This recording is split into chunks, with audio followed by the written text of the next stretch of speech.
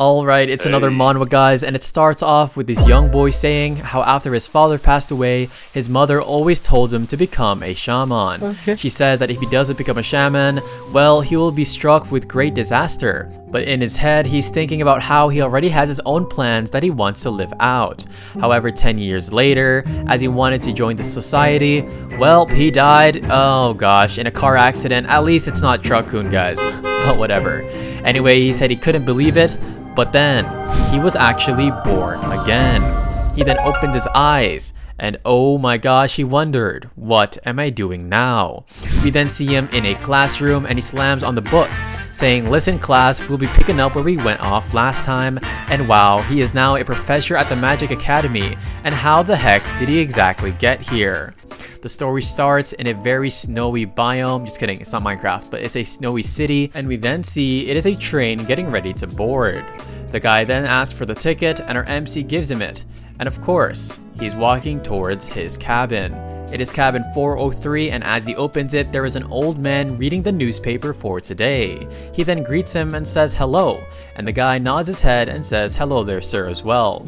The train begins to move, and well, we then see them across from each other, and it doesn't seem that awkward since, you know, they're doing their own thing. But anyway, he then looks at the newspaper the old man is reading, and it is about how the civil war in the kingdom of Utah came to an end. He then says, the old man, I see the civil war is finally over. And the old man says, yes, it really is. He says, it's a good thing that it really ended early, don't you think? But then he introduces himself and says, my name is Ludger Cherish. And the old man says, I don't have a surname, so you can just call me Gerard.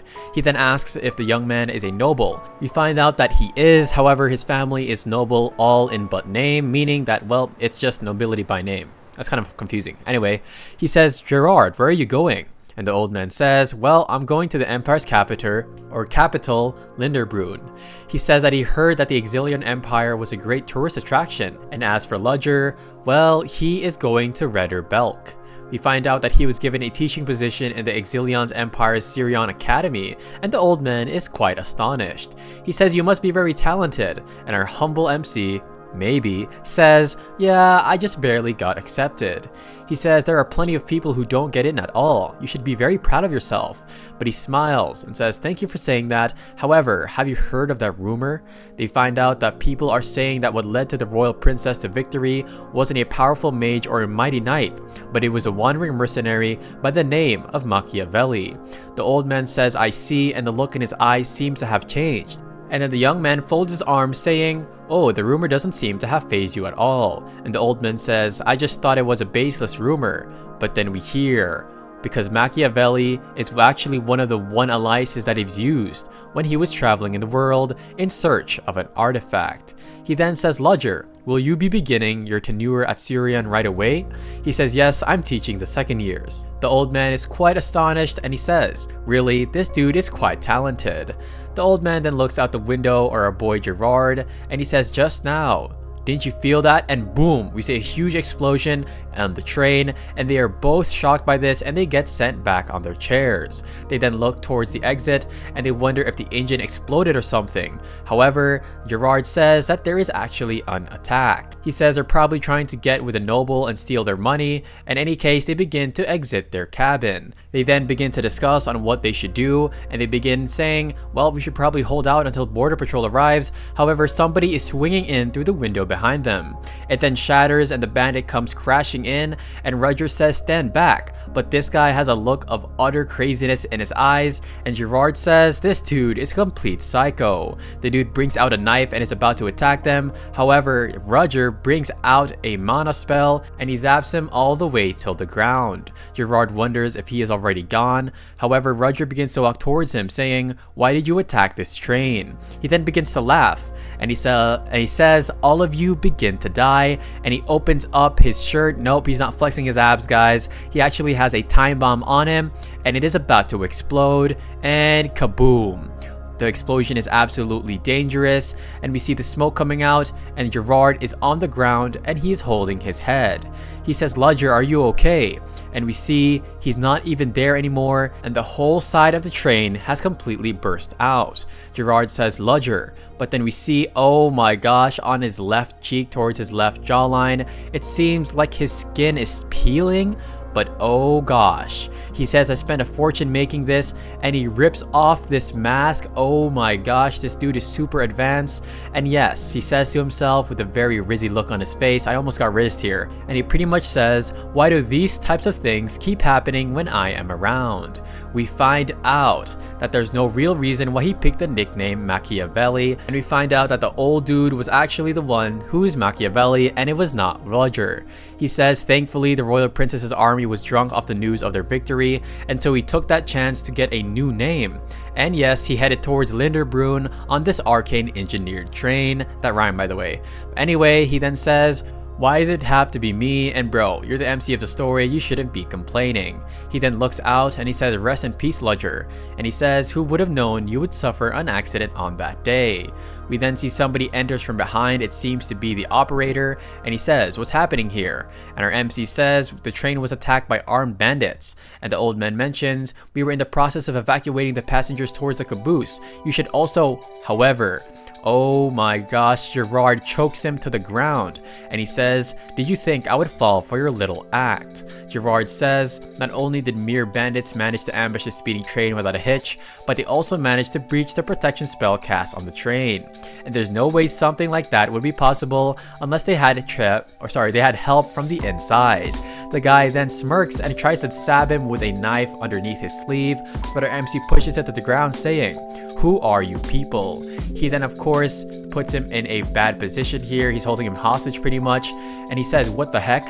What is that sound? He then pushes this dude away from him, and wow, bullets get sent flying through this dude. Our MC says that they really have a backup plan in case something like this happened. The guy is dead on the floor, and the bandits are very surprised how there's somebody alive.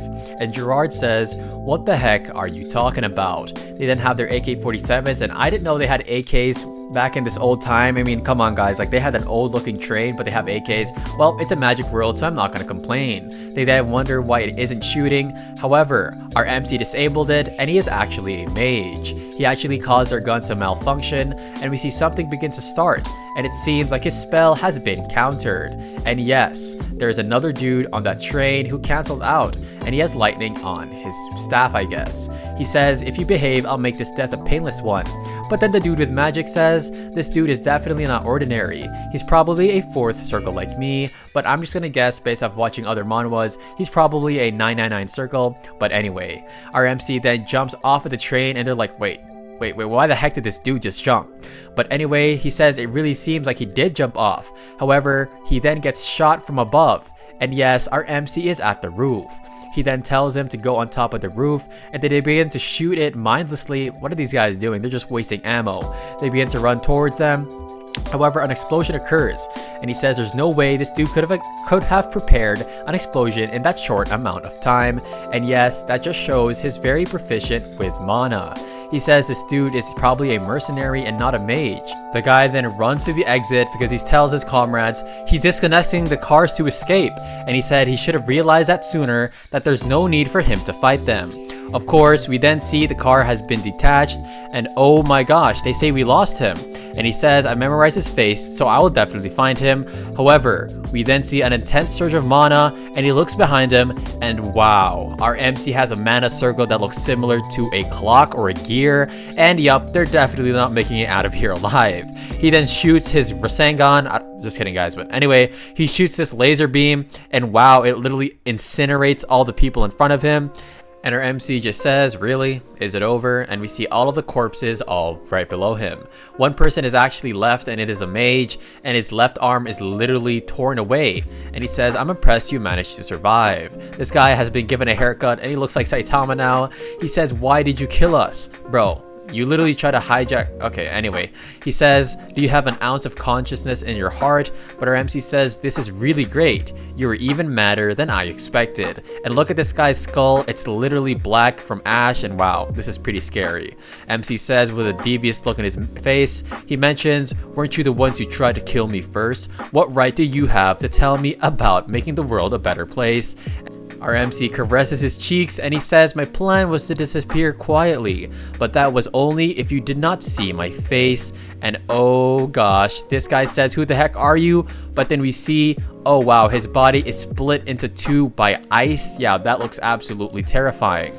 And we see somebody walk up right behind him, and it seems to be a soldier. She then asks if he is alright, and she mentions, you should be startled, and oh my gosh, the body is literally, oh wow, that's just crazy. Anyway, she mentions, the Knights of Cold Steel have arrived, and I'm guessing that this is the name of her army. And I am not going to lie guys, that ability of ice is pretty cold. Get it? Anyway, no pun intended. The bandits begin to let out their bullets, which is pretty much shooting it at this other dude, but he blocks it all, and he punches them all and disintegrates them, and he says cabin 2 is clear. This other one mentions cabin 1 is clear as he has secured the passengers outside, and they are reporting to the captain. She says great job lads, and escort the passengers all to the next stop. We are now at the Redder Belk station, and our MC is just literally sitting down at... Wow, this guy's just so chill. But anyway, we then see the captain come in, and she asks if he is okay. And he says, thank you, I'm fine because of your knights, but I'm just lost in thought. She then introduces herself, and her name is Veronica Deville, and her MC says, I am... But then, somebody then interrupts him, and of course, he asks the lady if she is in charge of the knights here. She says yes, she is the Vice Captain Veronica Deville, and he introduces himself as a Metropolitan Police Agency, and his name is Lemless. He says that he heard about the attack, and Veronica says, yes, we took out all the attackers. And then the guy then looks at her MC, and the MC looks back saying, oh gosh, this isn't gonna be well. He then says something suspicious happened. The train was infiltrated by the gunmen too quickly, and even if there was a wizard among them, that means that somebody on board the train was colluding with them. Veronica then begins to ponder, saying, that does make sense. But the guy mentions it really is just a possibility. Veronica looks back at her MC, and she says, did you hear that, sir? There won't be any problems as long as you're honest. And our MC is, well, he says, yep, I'm definitely in trouble. He says that there are no issues with Gerard's identity because the ticket was purchased under normal circumstances, but now he is not Gerard, and in no way does he look like a man in his 40s. He says, of course, if he gets investigated, well, he will be hanged and tortured if it comes to that, and so running away will be impossible. And well, he definitely needs to find a way out of here. He says if the moment that Lady Veronica finds out, she might do that attack that she used on the bandit, and we all know that it's very dangerous. Anyway, the detective says, you don't need to feel that nervous, I only come to check your ID. He says, if you still have your ticket, will you show it to me please? And of course, we then see the ledger from the person beside him saying, room 43, nothing's out of the ordinary. There is a man in his 20s by the name of Ludger Cherish, and a man in his 40s by the name of Gerard. He says, where is the other guest? And our MC mentions he was swept away by the bomb after the attack, and he fell off the cliff after the train reached the mountains. He then says, just a moment. And of course, this is Veronica speaking, the man wasn't a suspect to begin with. She mentions that he was fighting the terrorists before we got here, and he says, what? He was fighting them? And of course, the detective nods saying, ah, so that's what happened. Ludger, and oh, this is the biggest misunderstanding.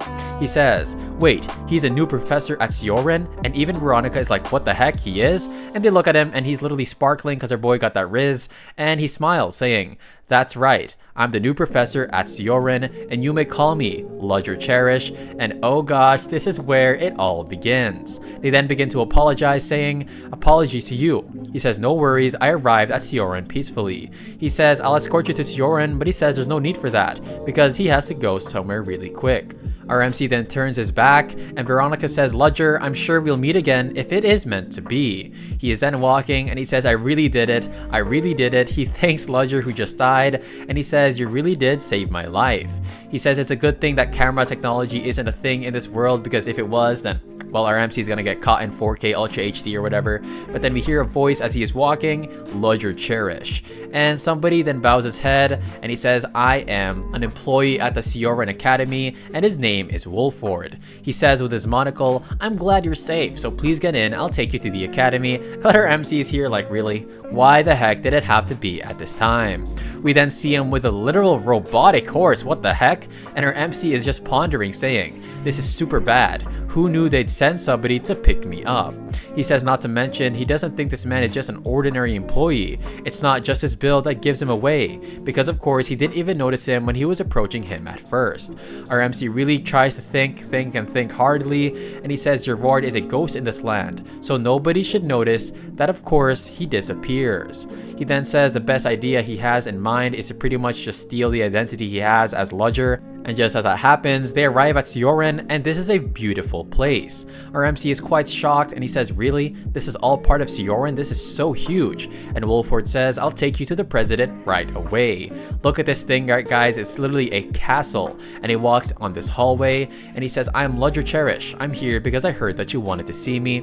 And wow, the head is actually a very cute lady. I mean, she's giving off a menacing look, but I promise you, she's probably cuter when we progress with the manhwa. She says, I'm the president of Sioren, Alyssa Willow. It's a pleasure to meet you. She asks how he is because he got involved with the terrorist incident, but our MC says it was nothing. Just as things were about to get dangerous, the knights showed up. She smiles, saying, that's great to hear, and as one of Sioren's newest professors, it would be terrible if, of course, he got hurt in that attack.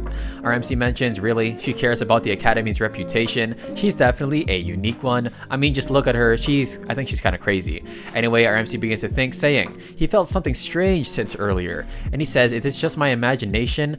Or has the president met Ludger before? Because if she did, then our MC's identity is totally screwed up. Anyway, she says, well, she just answered our question. She says, this is my first time meeting in person, and you really are cool. And he says, thank you, even though you're lying. She then hands him a piece of paper, and pretty much it is about the academy, and he looks at it, and he says, this is the contract. I'm going to quit and leave as soon as possible.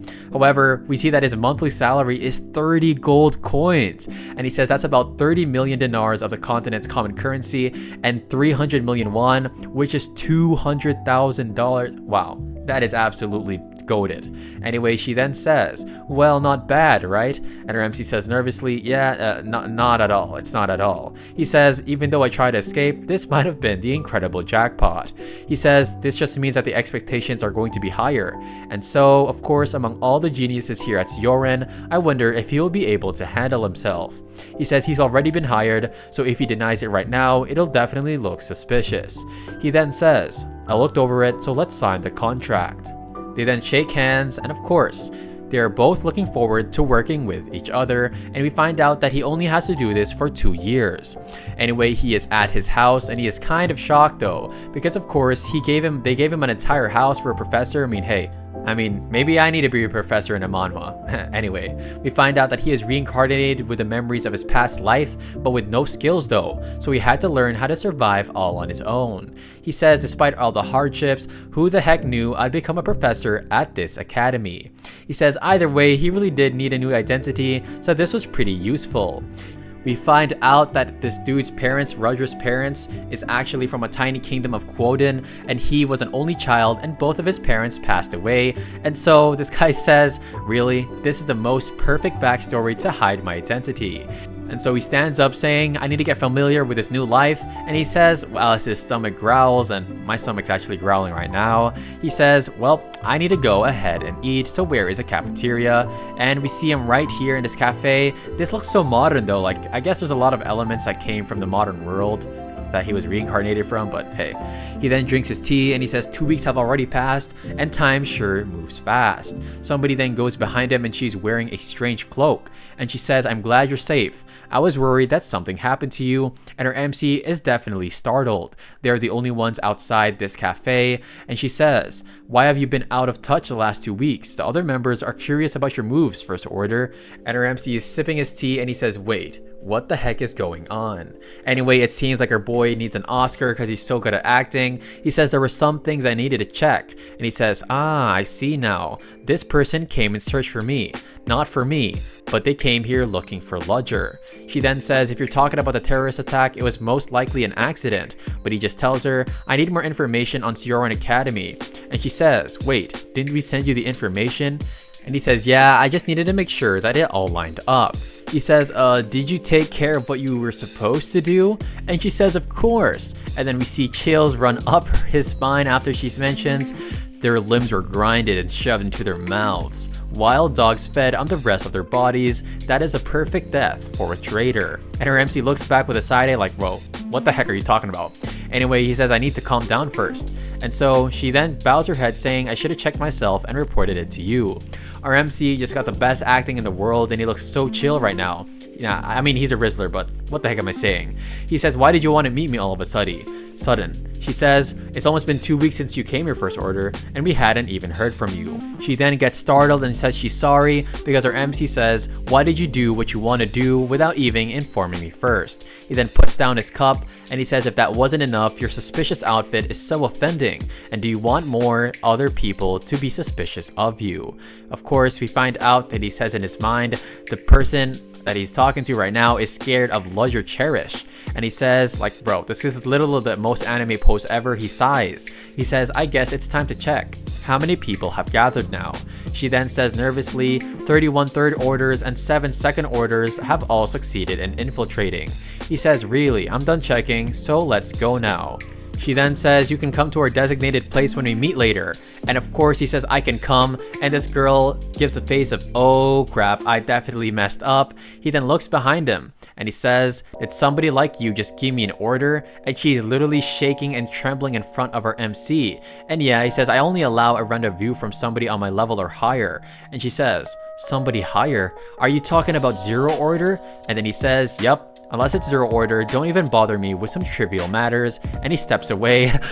But our MC is like, oh my gosh, crap, this person is more dangerous than I thought. Assassinating targets at the academy? What were they talking about with the traitor? This is straight out of a manhwa. He then stops as a lady behind him says, wait a second. She says, by chance, what are you going to do when you call us? Our MC says, oh, I didn't actually think that through. He says, do we have to say that myself? And of course he just leaves, and how the heck did he make it out of there? But I think I know the answer, guys. We all do. It's plot armor. So anyway, our MC is back in his bed and he says the youngest 4th circle mage is a professor at Sioran Academy, and he's talking about Ludger Cherish. He says, I should have been suspicious from the start because his conditions were so ideal. So pretty much the organization he was a part of made his backstory utterly insane, but obviously not fake. But if you were smart enough, you'd realize it was fake. But pretty much that's how he was able to sneak into his true identity, and all the letters that were exchanged back and forth were most likely a means of sending an encrypted message. Our MC says crap, and he's literally lying down on his bed mentioning, why did I have to pick such a hard thing for a new identity?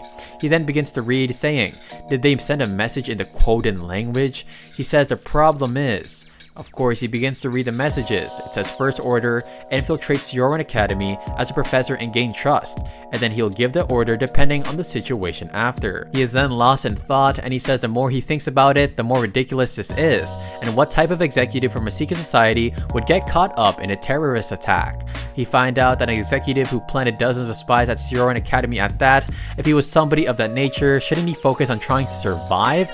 Anyway, he's literally scratching his hair because he's so confused at the situation. He says there's no point in trying to argue with somebody who's dead. He says that just means there's one more target that cannot discover my true identity, Sioran Academy and the secret society. He says maybe it is a good thing I came into contact with them, because if what they said earlier was true, then of course he has absolutely no leads on Zero Order, but just knowing of their existence is actually a huge bonus. He then says the most important thing now is to find out who the other First Orders are in the school. And he says for now, what's really important is that he doesn't get caught, and the most ideal scenario is to have Sioran wipe them out for him, and he's talking about the president of it. He then says, I need a leak for information going both sides without getting caught, and this is really going to be a pain. But he lets out a sigh of relief because he says 2 years, I'm pretty sure that I can do it, but come on bro, you're the MC, you have to do it. We then see the students all roaming around, and they are now gathered in the lecture room, and this guy says, did you hear? The class on materialization and element manipulation has a new professor, and that professor is teaching second years. They also talk about how a professor was outskilled by a student, and this blonde-haired girl says, Flora, I think they're talking about you. She then says, Flora, oh stop, I was just doing my job. As a teacher, you should definitely know more than a student. They then begin to gossip because they find out that he was a former military officer and he'd published a lot of dissertations. And a dissertation is pretty much some research that you are conducting. That means that this dude is literally markable. But then one of the guys says, "But did you know the professor is from a ruined family?" Anyway, amidst their chatter, our boy then walks in and he says, "It's very nice to meet you all. I'm your new professor, Ludger Cherish." Everybody is looking and they seem kind of intimidated. He then puts his hand behind his back and he says, "Don't worry, I would like to make an announcement." He says, "My subject is materialization, but that's not the only one I will be teaching. I will be going beyond theories and will focus on practical application as well. And I will also allow first year students to sign up and everybody begins to gossip because this isn't a common thing." Somebody raises her hand and this lady seems like royalty. He says, "I really have seen her before." He says, "As an educator, I believe that everybody should be taught equally no matter what grade they are in."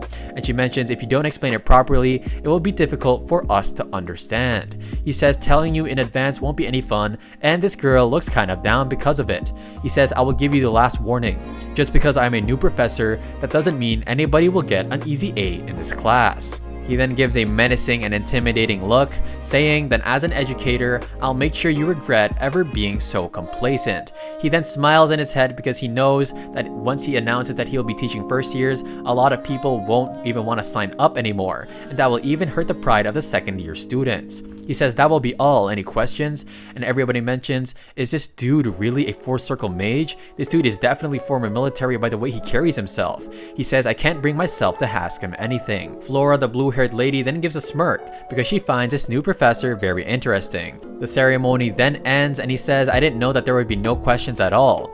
But that sadly, well, all the answers he prepared was utterly useless. He then thinks in his head, it's just a second thought, are they looking down on me on purpose? He then ponders saying, well, that may be a possibility because he should have acted a little bit more friendly.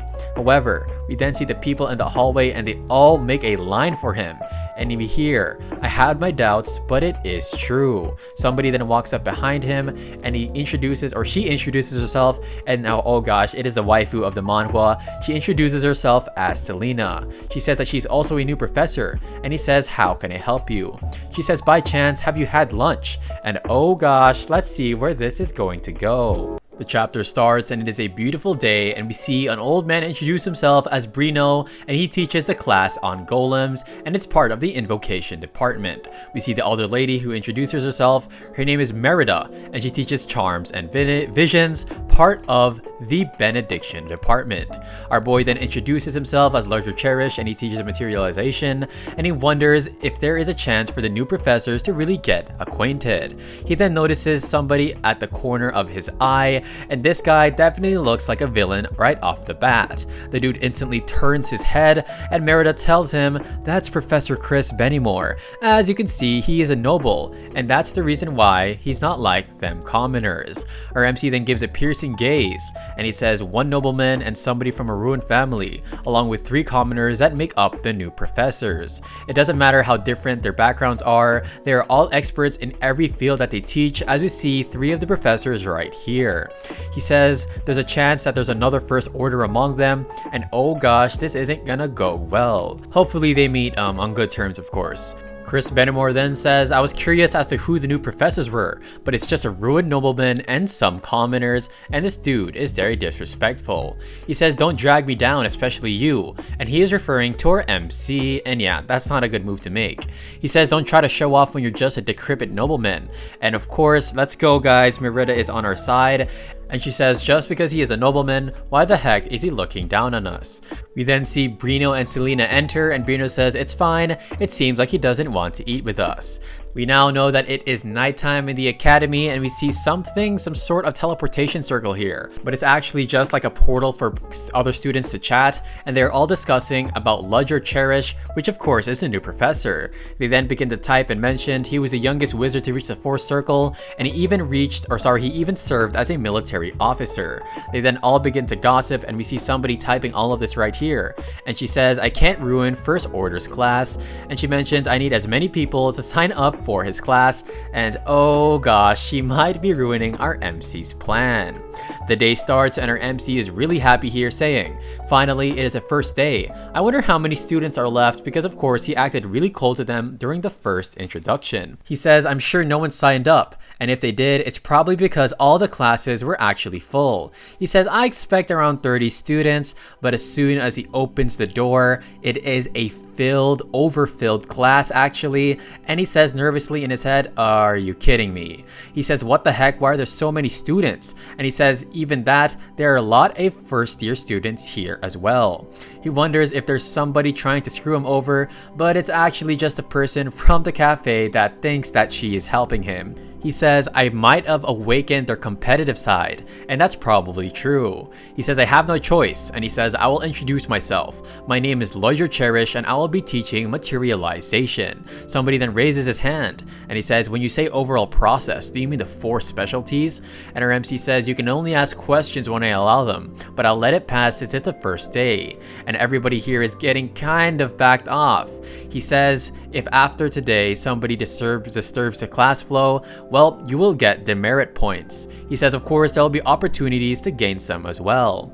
He says, "Let me tell you guys, I will be teaching the overall process of the 4 specialties: materialization, elemental manipulation, telekinesis, and fortification. These are what makes conjuration." We then see Flora, and she says, "Normally 2 specialties are hard enough, but all 4, this new professor, this dude has got to be lying." He then points to the chalkboard and he says, "Since it's our first class, I want to show you guys something very interesting." We then see fire begin to circle, and he mentions this is a 3rd elemental fire magic rolling flame. He says pretty much basis, heat, combustion, compression, acceleration, expansion, and diffusion are combined to complement each other and make this formula. And let me know guys, this looks absolutely sick and I really like the art. He says, "What I'm about to show you will allow you to do this up to 3 times faster," and everybody is murmuring, but it seems Flora doesn't have a care in the world. Flora's friend says, "Do you think he's telling the truth?" But she mentions, well, that's pretty much impossible unless he uses a magical medium that of course has magic stored within them. She says, "Let me think what you're thinking of doing, then I'll be very disappointed if it's not up to my liking, and somebody really needs to teach this kid a lesson." He then says, "You guys look very curious," as you see the flaming thing right across to his right. He says, "I'll allow a few questions," and everybody raises their hands like, "Me, I have a question." And he pretty much explains, it's the same thing as changing it into a different formula. And then Flora raises her hand and she says, "That is impossible." And her MC gives a look that I know he's about to school this little girl. She introduces herself as Flora Lumos, who is a 2nd year student, and she says it's impossible. And everybody looks back and they say, "It's Flora, she's finally speaking up. This dude is dead meat right now." He says, "I don't recall opening the floor for comments, but go on. Why do you think it's possible?" She says, "Pretty much nobody has been able to do this." And she says, "I don't believe that you can." He says, "I'm not talking about advancing magic, but I'm attempting something that has never been tried before." And our boy, pretty much, that's even worse, but whatever, our boy's MC. He says, "In the meantime, science has continued to advance. It threatens the existence of magic." He says, "I'm just saying that there's room for improvement and advancement in magic as well. Therefore, you are wrong, and no one has ever tried to improvement, and so I will be the first," and that's typical of an awesome MC. Flora says, "Are you really serious right now?" She really thinks that our boy is cocky, but he's telling the truth. He says, "I'm sure it'll be difficult for you to understand, so why don't I show you?" And then he asks the girl how long it takes to create a rolling flame. She says, "Well, around 10 seconds for a 3rd circle mage, and it can even be reduced to 5 seconds. He mentions, "I'm not interested in methods used by higher circle mages." He says, "I want to hear an average standard from the students in the room." She says 5 seconds at best, and she says cockily, "I can do it much faster, of course, but like, who asked? Nobody asked you, Flora." She then comes down to show the spell because her MC asks her to do it, and she brings it up, and everybody says, "Oh my gosh, that was super fast," and they're very complimentive of how she is from the Lumos family. He says 4.78 seconds. That's the amount of time it took. He said that's really fast for a 2nd year, executed flawlessly. But then he says 4.78 seconds is way too slow. He said that the 3rd circle mage's fastest record was 4.41, and that was much too slow. And then she says, "Wait, I can do that way faster though." But then he says, "No, I'm talking about the record." Oh my gosh. He said it is way too slow, and others begin to look at each other like, bro, is this guy serious right now? But of course, I mean, you guys watching, we already know what's about to happen. Our MC then brings his wand up and he says kaboom. He then lights out a fire from his wand and the rolling flame instantly appears, and everybody mentions, what the heck, it didn't even take him a second. And yeah, Flora is absolutely bewildered, and that's why you never speak up against the professor or the MC of a manhwa. Anyway, I'll do it again, and he does it once more, and oh wow, everybody is so shocked. He said the rolling flame took 0.24 seconds to make. At the time, I bet it looked a little strange. The first technique I used wasn't actually the rolling flame, but that's the way that he was able to do so. It was sort of a technique for a technique, and they're all muttering to each other saying, what the heck is that supposed to mean? He explains that it is sort of like a blueprint. It utilizes biological hardware of the mage, consuming data, and otherwise, it is of course mana. He says the technique is a program that it runs. And of course, a manifestation is like a software, and that is what is magic. He says, I call this a source code. And of course, Flora says, what the heck? I've never heard of that type of magic. Just who is this man? Our MC says, did I answer your question, Flora Lumos? And he says, you interrupted my message or my lesson, and so of course, you cannot bear to be confronted with knowledge you did not understand. She then agrees because he says, do you agree? And it seems like she has she has been given 10 penalty points, and she gets pretty angry. She then goes back to her seat, but her MC says your technique for the rolling flame was perfect, so I'll give you 10 points. And he says, well done, Flora. And of course she says thank you, and the rest of her classmates are like, what a relief, because that would be very embarrassing for Flora herself. Of course, her friend checks in like saying, are you good? But Flora is definitely angry in the inside. Anyway, our MC takes off his coat and he mentions, let's begin the lecture, shall we? He says the source code will be taught to a handful of students that I pick based on how well they keep up. So if you want to do well, make sure to do your best. We then see the discussion continues to go on, and some dude with glasses says, everybody kept saying how odd this professor was, yet even he had doubts about the class, but he is amazing. And this dude definitely looks like an innocent anime character, and oh gosh, like a lot of these characters look like protagonists, and I really like that about this series. Of course, the class then ends and our MC says, review what you learned today, and everybody mentions that was so incredible. However, the kid with glasses then looks over his shoulder, and oh gosh, we hear somebody say, really, you're surprised just by that? This is why you are a commoner, and we already found the first bully of the series. And sadly, it's not the MC's bully because he is a professor, but if the MC was a student, this dude would definitely get punched in like 0.1 nanoseconds.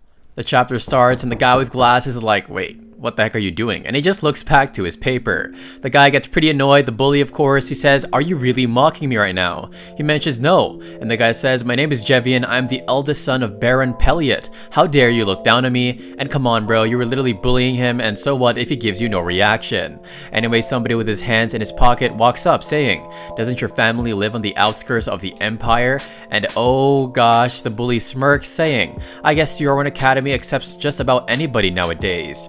He mentions, looks like they have no problem accepting idiot sons of barons, and yet this guy gets so pissed and he begins to use magic in his wand.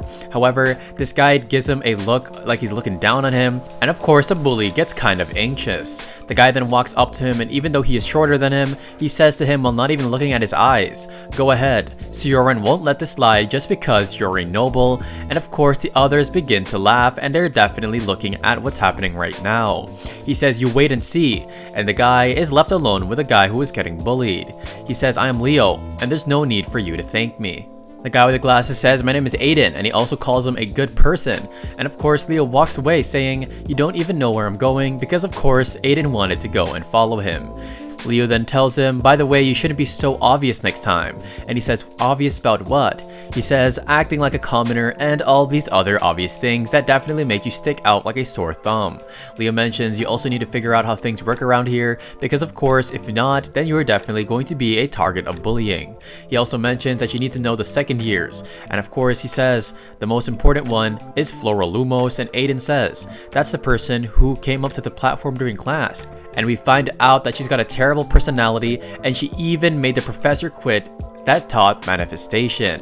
Anyway, there's also the Erendir von Exilion, who's actually the third princess, and she is literally a direct descendant of the noble lineage, and she's also somebody who asked our boy Ludger a question. He says, lastly, it is Fruden Wahlberg. Oh my gosh, we find out that he runs the most powerful clique here at Siorin, and so it is very dangerous. They then begin to walk downstairs, and of course Aiden says, is there anyone else? But Leo says, there are a few more and I'll explain on the way. And right behind them is a lady with white hair, and oh gosh, she gives an obvious smirk, and don't worry guys, she definitely is just a wannabe Gojo female version. Our MC says, I really didn't expect things to go for this, because we find out that the basic of the framework of this world is based around the 19th century, and it doesn't even compare to the scientific advancements of the 21st century, and by the way, that's the century we're living in right now. He says that's why he tried to combine the source code with magic, and he had no idea that they would really be that excited. He says that when his master first saw what he had created, his master didn't even criticize the work, and that was all the affirmation that he needed. He then says though, as he glances away, he can't just keep relying on the source code, and he has to be more discreet so that nobody gets suspicious about his true identity. He then walks up into this private office, and of course we then see somebody waiting for him. It is a chairwoman Elisa, and she says, how do you like the interior? He says, yeah, it's pretty good. But then he asks her, what the heck brings you here? Of course she says, why, am I not allowed here? But her MC says, well, I'm just curious to ask why you're here. And she mentions there's no need to be nervous, you're a wonderful professor. However, of course, it's also my responsibility to take care of you. She then glances at him, and her MC looks kind of nervous now. And of course he says, why do I feel funny every time you lock eyes? And come on bro, assert your dominance and use your Riz. Anyway, she mentions, I was hoping you'd be more surprised, but her MC says in his head, why the heck would you be standing there as soon as I open the door? You're like the same thing as a ghost. He wonders if she went to go see all the other professors, and why does he have to be the last? He says, wait a second, does she really know? And he begins to ponder if somebody like the president of the academy would know something about his organization, and obviously that makes the most sense. He says this is so unfair because even though he's an executive of a secret society, he's actually not affiliated with them. Of course, the chairwoman seems like she agrees with this method of combining first years and second years, and she mentions there are a few students who use irregular magic as well. She then gives him the list, and she mentions don't give anybody special treatment as she smiles saying, we expect great things from you, as she stands up to go away. And wow, this girl really is a hard one to break, and yeah, I wonder if he's ever going to figure her out.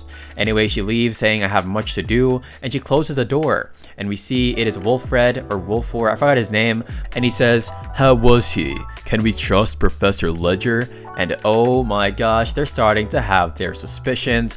However, she mentions, I don't know to be honest. She mentions she hasn't dug up any significance of anybody of the professors, and of course Wilfred smiles saying, I thought getting you involved would speed things along. She says I've used my magic eye on bewitching him twice now, however he was completely unfazed, and yeah, don't ever think you can Riz up the Master Rizzler. She says he shouldn't have been able to resist it as a 4th circle mage, but that means he's definitely stronger than the average person, and he has an immense willpower. She says what a fascinating young man, and I really wonder just how old this head is. She says what if the incident on the train was actually a cover-up, the perfect opportunity to switch one person out with another. She then looks at Wolford and asks what he thinks, but he mentions I do know that he is really something else. And of course, hopefully our boy just catches a break now.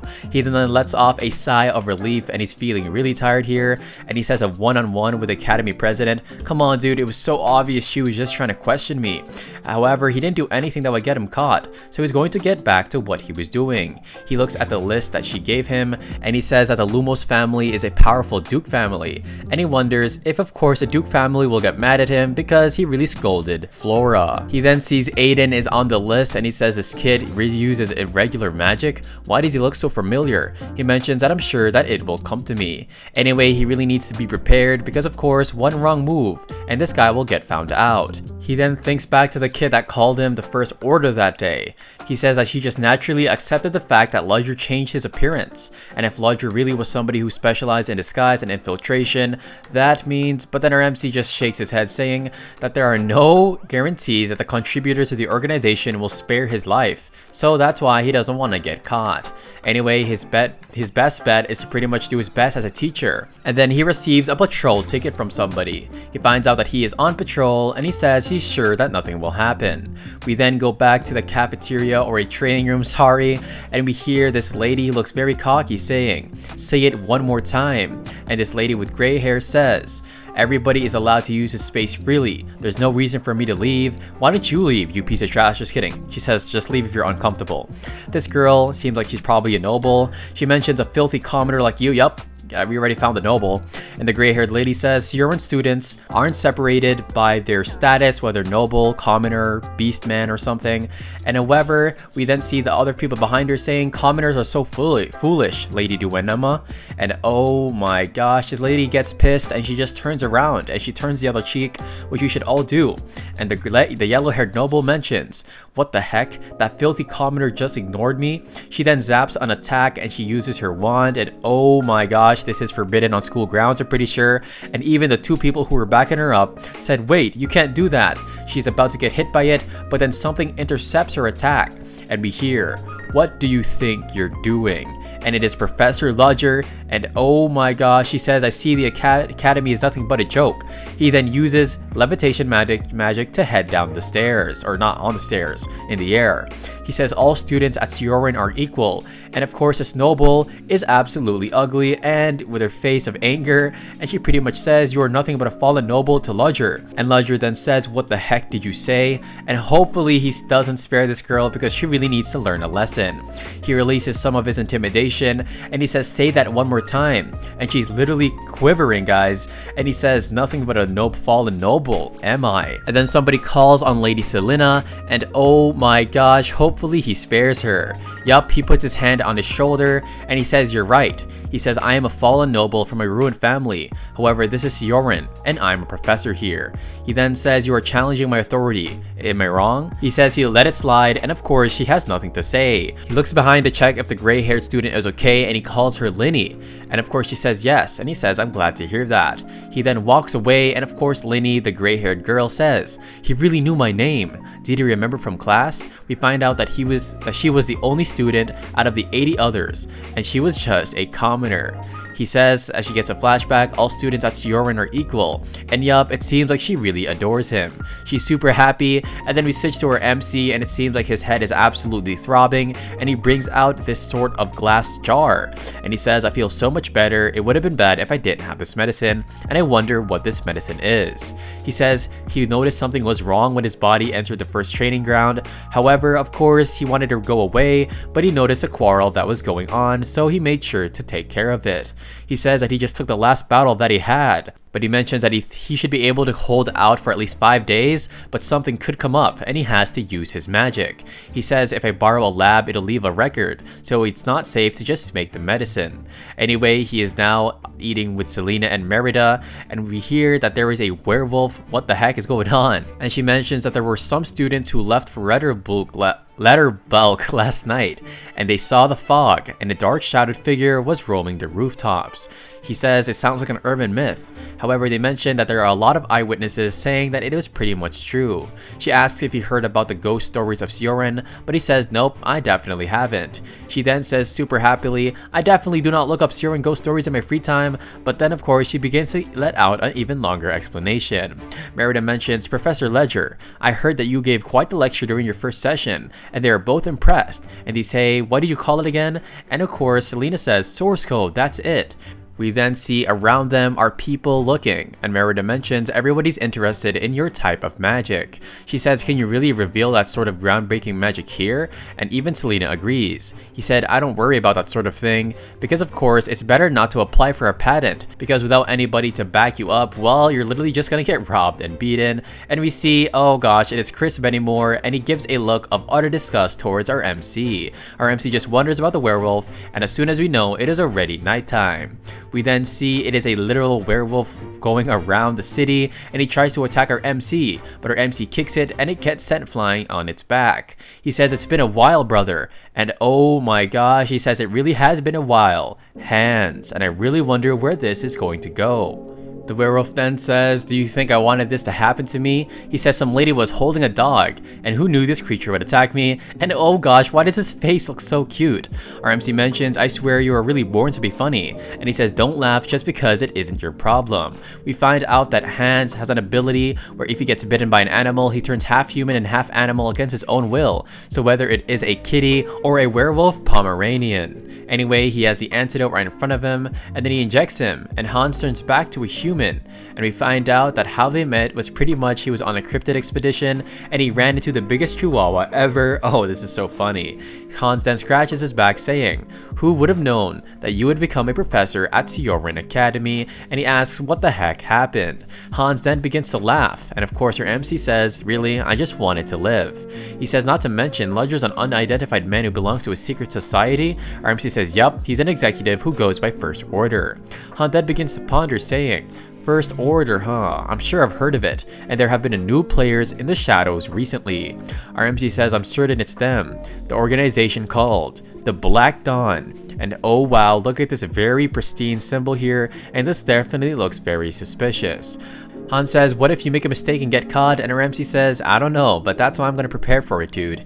Anyway, he then gives our MC this suitcase, and we see that it is the medicine right there. And then of course he tells Han, "Why did you ask me to wait in the letter?" And Han mentions, "What are you talking about?" Because of course, our MC says, "I heard rumors about a werewolf showing up around the capital just yesterday, but then there was an awkward silence, and then they suddenly hear the howl of a werewolf." Oh my gosh, there is a real werewolf, and it is right on top of this pillar building right here, and it has it has saliva salivating out of its mouth.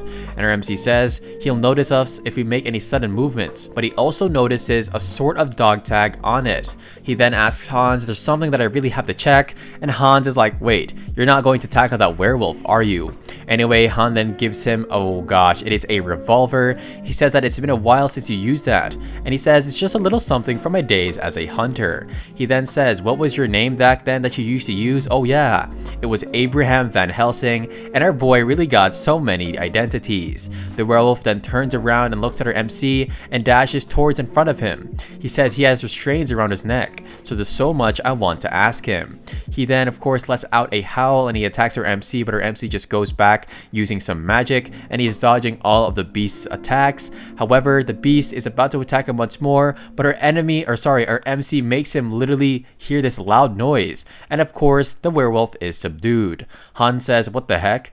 Did he eat something bad or something?" But our MC mentions that he pretty much just set off ultrasonic waves in the area that can't be heard by human ears, and so there's no need to waste expensive silver bullets, and he then raises a syringe. He says, "Let's find out who created this beast." However, we then hear it is the police, and he says this is terrible timing.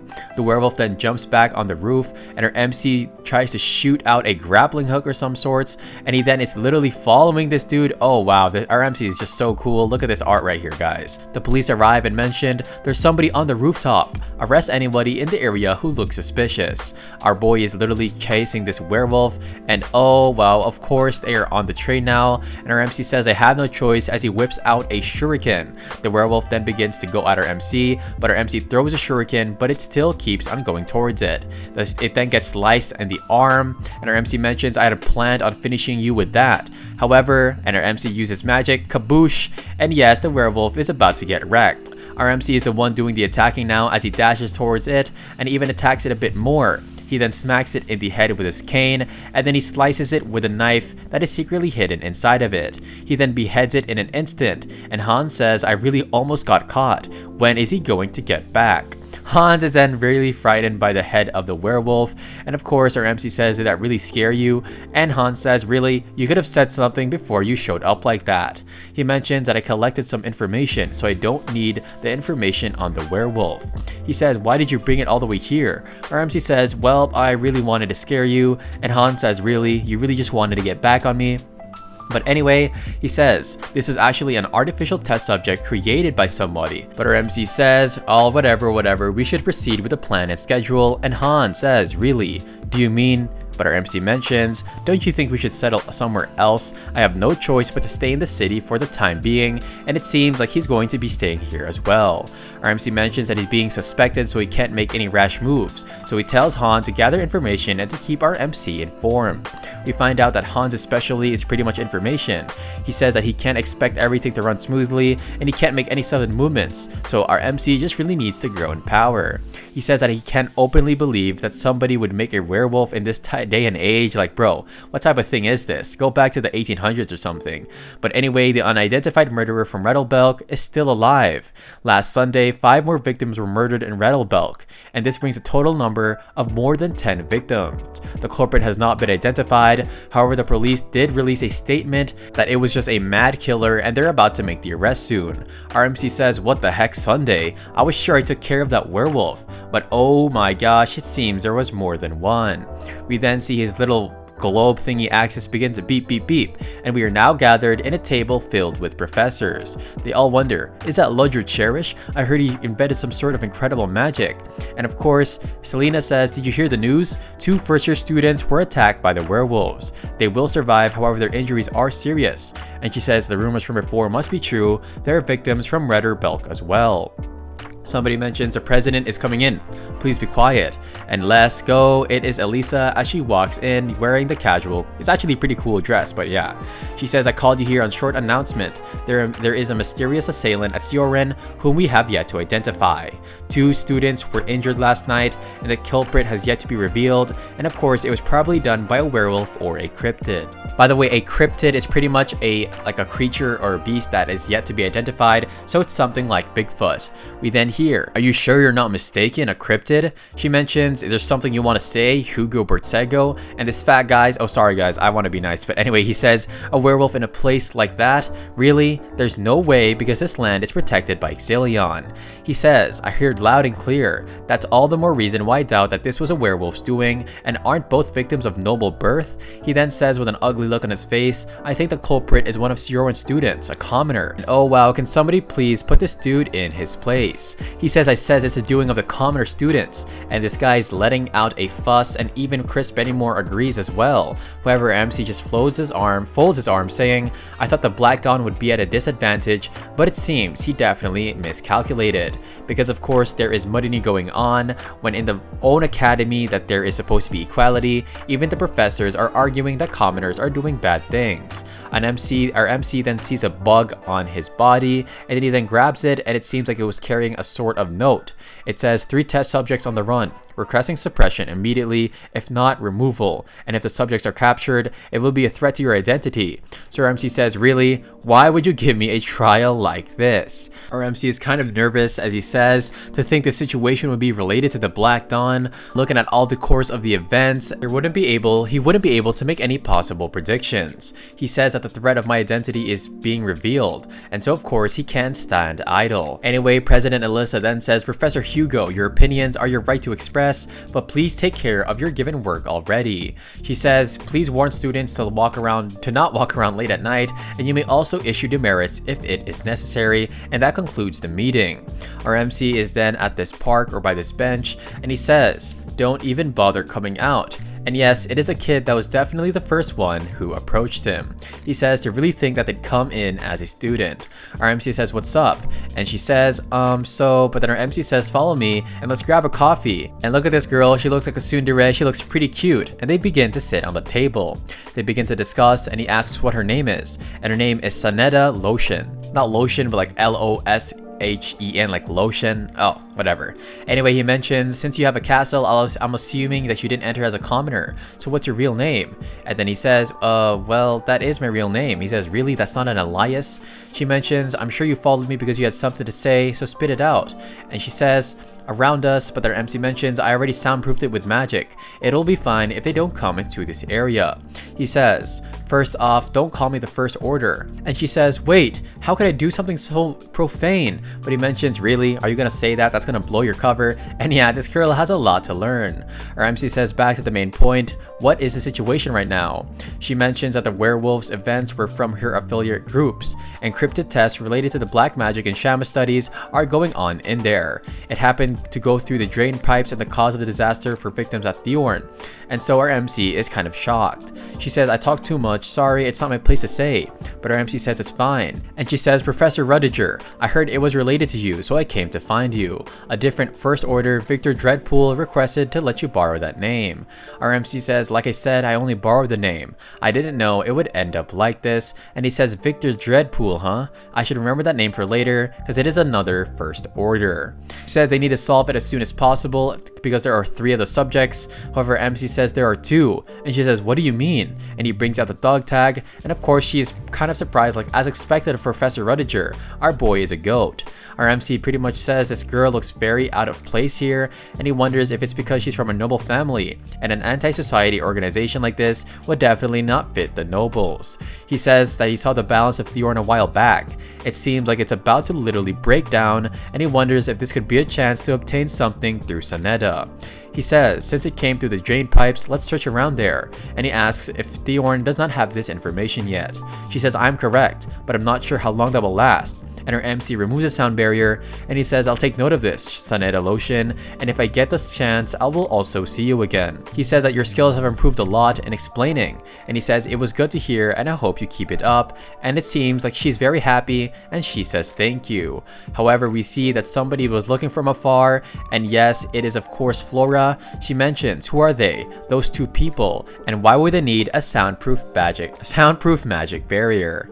Anyway, she says that magic I saw across the cafe window. Just from its color, I can tell that it's a spell that blocks sound. She says normal people wouldn't be able to notice a color or set of magic, but why? She says, what the heck did they talk about? One of the teachers says this is all for today, and she also says not to believe the weird rumors of werewolves going around, and it seems she's trying to keep them calm. We then see Leo, and he folds his arm asking Aiden, what do you think? And he says about the werewolf rumor, well, getting caught would mean demerits, so we should probably stay away. He then asks Leo what he should do, and he says the same. Somebody then walks up, and of course it is Tacy, and she slams it and says, what do you mean good morning? And she is of course talking to Leo saying, hey, if you lost that time, isn't it time to stop by now? And they begin to clash, saying that was a tie, and it seems like they fought before.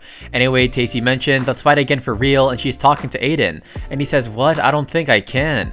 She says why, and he mentions, and at night, of course, there is a werewolf, and in the day, he has classes in the morning. She then says, are you really scared of a werewolf, or are you scared of me? And of course, Leo and Tacy are both looking at our boy. He says, yeah, let's put it like that then. But then Tacy says, you know that werewolf, whoever captures it first wins. What about that? And Leo says, yeah, sure, and Aiden says, wait, what the heck are you talking about? Tacy then says, don't run away scared, okay? And of course, Aiden asks Leo, what are you talking about? And he explains he was just going with what she was saying because of course the professors will take care of the werewolf. He then says Tacy was being serious though. And then Leo looks at him like, what? Do you really think that Tacy is dumb enough to go after that werewolf alone? But then they both get up at the same time and they look at Tacy and oh gosh, they come to a shocking realization, and yes, she's definitely going to do so. We then see it is nighttime as we see Professor Rudiger, and he says a lot of people are looking at him today, and he even runs into the fat Hugo guy and he says, so on the condition that you'll help restore my family name, you're asking me to look after the noble students? He says yeah, and of course he says to think that he'd come to a fallen noble, he must have been pretty nervous. And of course our MC responds, in Thorn Academy, there are no royals nor nobles, and they have no intention of bending this meaning, and he walks away, and let's go. Our MC is then thinking in his mind, however he notices something. Oh my gosh, behind the bushes are 3 students. He says, weren't you instructed to go back to your dorms immediately? They say, Professor, that's not what it is. But they get 5 demerit points, and yep, they have to go back now. Our MC mentions that the situation might get even worse, and so he must take care of this before it happens. He then enters the sewers, and he says Saneda said the werewolf came through the sewers, so of course this is the only sewage pipe big enough to contain a werewolf. He begins to use light magic to light it up, and he sees the footsteps or the paws of the werewolf that it left behind, and he finds out that there are 2 of them. We find out that they sort of split up, and the big footprints are headed towards the academy, and it's likely to head this way to hunt. He says that the most dangerous one at the moment is the one headed towards the academy, and at that second, we suddenly hear screaming, and our MC dashes towards the sound, and we see the werewolf trying to attack the princess and the gray-haired girl named Linny. He says he won't make it in time, so he lets out an attack towards the werewolf, and he protects them as they fall to the ground, and they are very happy to of course see the professor. He says Rennie and Erinder von Exelion, both of you get 5 demerits, and oh wow, this is so unfortunate. She then says you should have asked if we were okay first, but our MC says without even turning around, what good have you done by yelling like this? He says that your mouth is still alive after failing to take care of your own body, and so at least save this child from demerits, the princess says. She mentions that she accidentally fell asleep while studying, and so our MC looks back saying, Renee, I applaud your spirit, but you should understand the situation.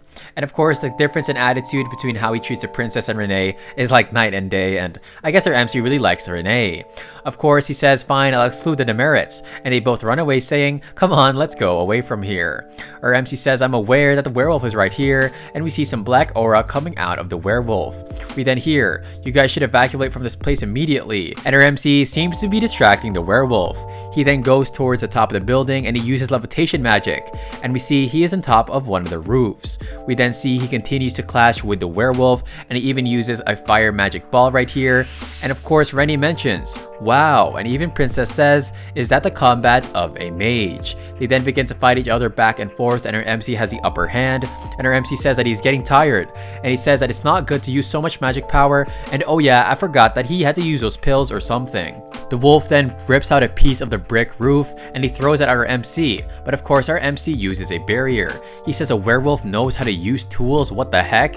And of course the werewolf crashes the roof and goes down into the building. He mentions that since the guy was made with the basis of a wolf, it shouldn't have any other intellect, and he says, are these guys really werewolves? We then see Aiden yelling out for Tacy, and Leo says, give up, we can't find her anywhere, and she probably went back on her own. He says, I doubt that Tacy would. However, just at that moment, they seem to have heard something. Leo says, did you hear that? That was Tacy's voice, come here, come this way, and they begin to run towards her. Tacy is now on the ground, and he says, we heard screaming, and she said, screaming that never happened, and oh gosh, it is a tsundere. She says, follow me, and we see a werewolf on the ground, and it is inside of a bush. It is a little cute one, baby one actually. And of course Tacy says, how is it? I won the bet, huh? And wait, wasn't Tacy yelling about a baby werewolf?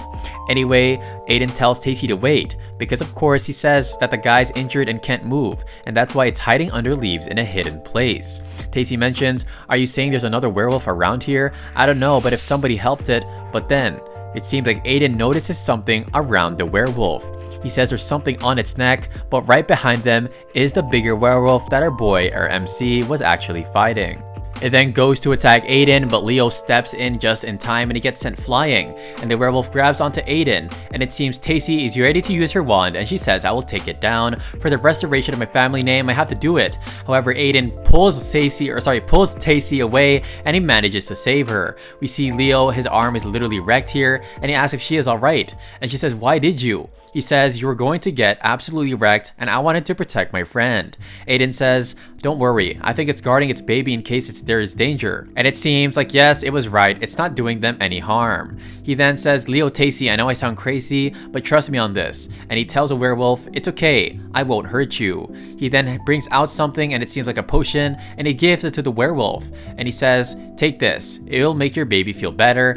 But then suddenly it gets pierced right through its abdomen, and oh my gosh, it is our MC, and he says, what are you three doing here? Of course, Tacy and Leo are like, what the heck? Professor Rudiger, no! He says, I'll ask later, but for now, please back off. Aiden says, hold on a minute. He says, I think that werewolf can understand what humans say. But then of course, Professor Rudiger, our MC, mentions, what kind of nonsense are you spewing? He then says that werewolf might, and then our MC notices something, it seems like, and he pushes him away. And Aiden says Professor Rudiger's expression suddenly changed, and he burns the both of them alive. He says, I'll ask about your deviation tomorrow, but for now, please return to the dorms. We then see them three in a detention room of some sort, and they begin to wonder how it is literally over, and of course there was no way that Professor Rudiger would be the one to catch us. But oh my gosh guys, it seems even worse because the chairwoman Alyssa walks in, and they say, what, Chairwoman Chancellor, there's no no way. And they say, if the Chancellor herself came, this means that it won't end in a regular punishment. He says, do you know why I called you fellows? And of course, Leo says, I don't think it's just for demerits. Our boy says, yes, you are correct. You three need to know how careless your actions were last night. He says somebody might have gotten hurt. And the Chancellor says it all turned out well enough. And you also explain the situation in great detail. He says that Aiden, I heard you threw your whole body to save Tasty. And he says, yes, that's true. And Chairwoman mentions, I decided to give all of you 10 demerits for now.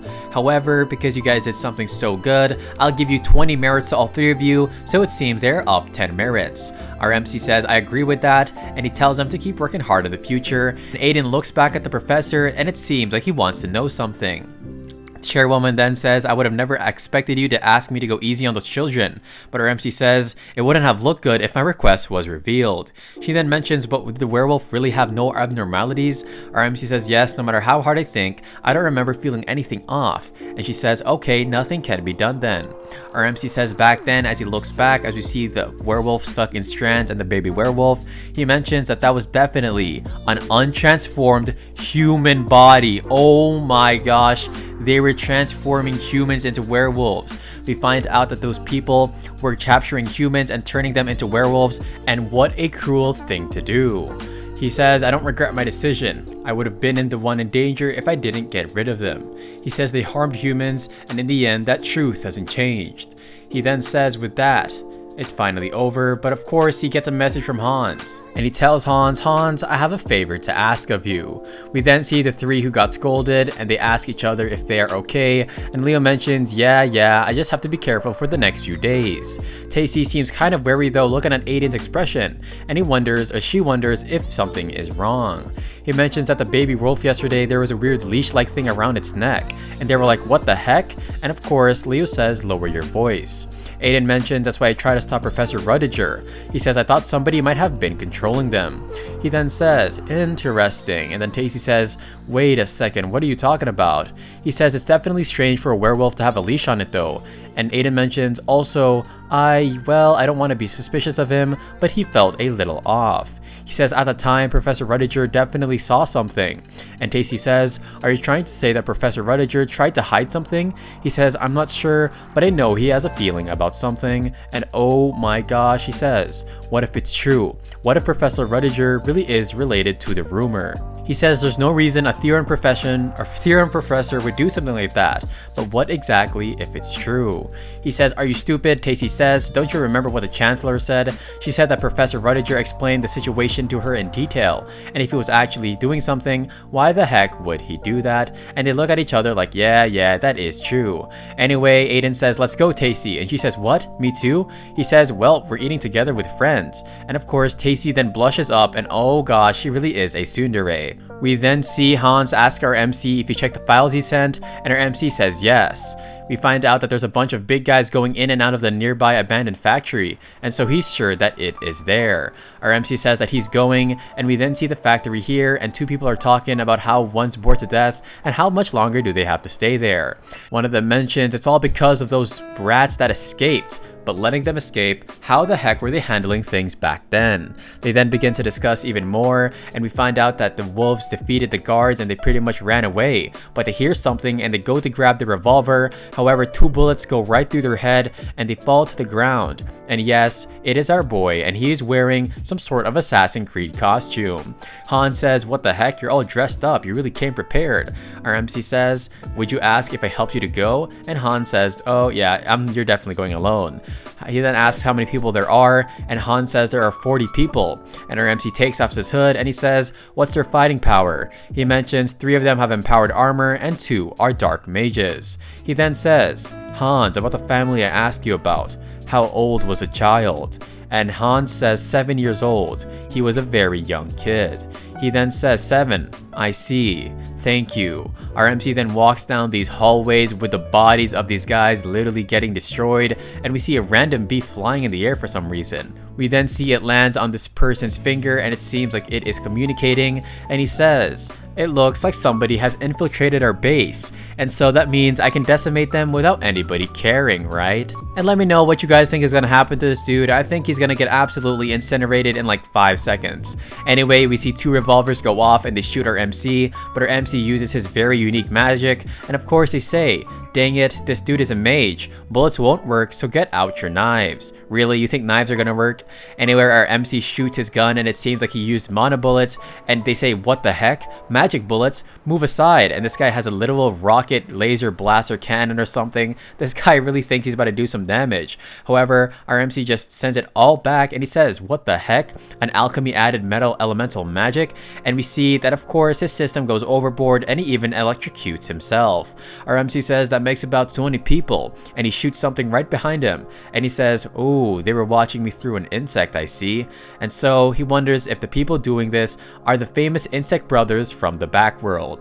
He is then stepping on the ground and we see all of the flies die to this attack, and the guy stands up saying, "All the signals from the insects have been cut," and he mentions a sound magic derived from wind elemental magic. He then says with an ugly look, "This might be bad if he uses wind and metal, because small insects are bad against that." He tells Baron to prepare, and it's that big buff bald guy, and we see them all guarding the door, ready for our MC to break right through. They all get startled, and the guy with yellow hair looks at his bigger brother, and wow, his head is completely gone. And he says, "What the heck? No way." He said he's already in here. He then releases his centipedes, but right behind him is our MC. Our MC then slashes at him, but he barely manages to dodge, and our MC loads up Flame Bolt, and he then see all of the fire bursts coming out towards this guy, and he's getting burned alive. The guy says while he is burning, "Who are you?" But kaboom, there is no way these guys are making it out of here.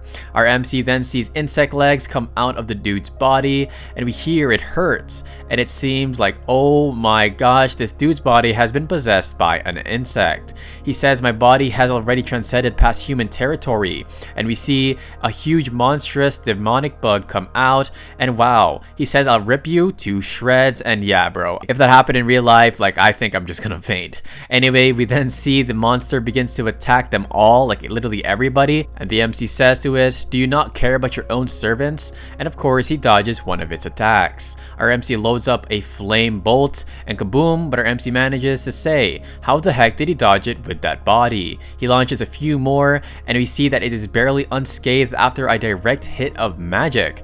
And the monster says, "If you want to burn me alive, you need to use magic of the 4th rank." We then see our MC disappears, and the bug thought that he hit him. He says where, but right above him. But of course our MC jumps down and he is right behind him.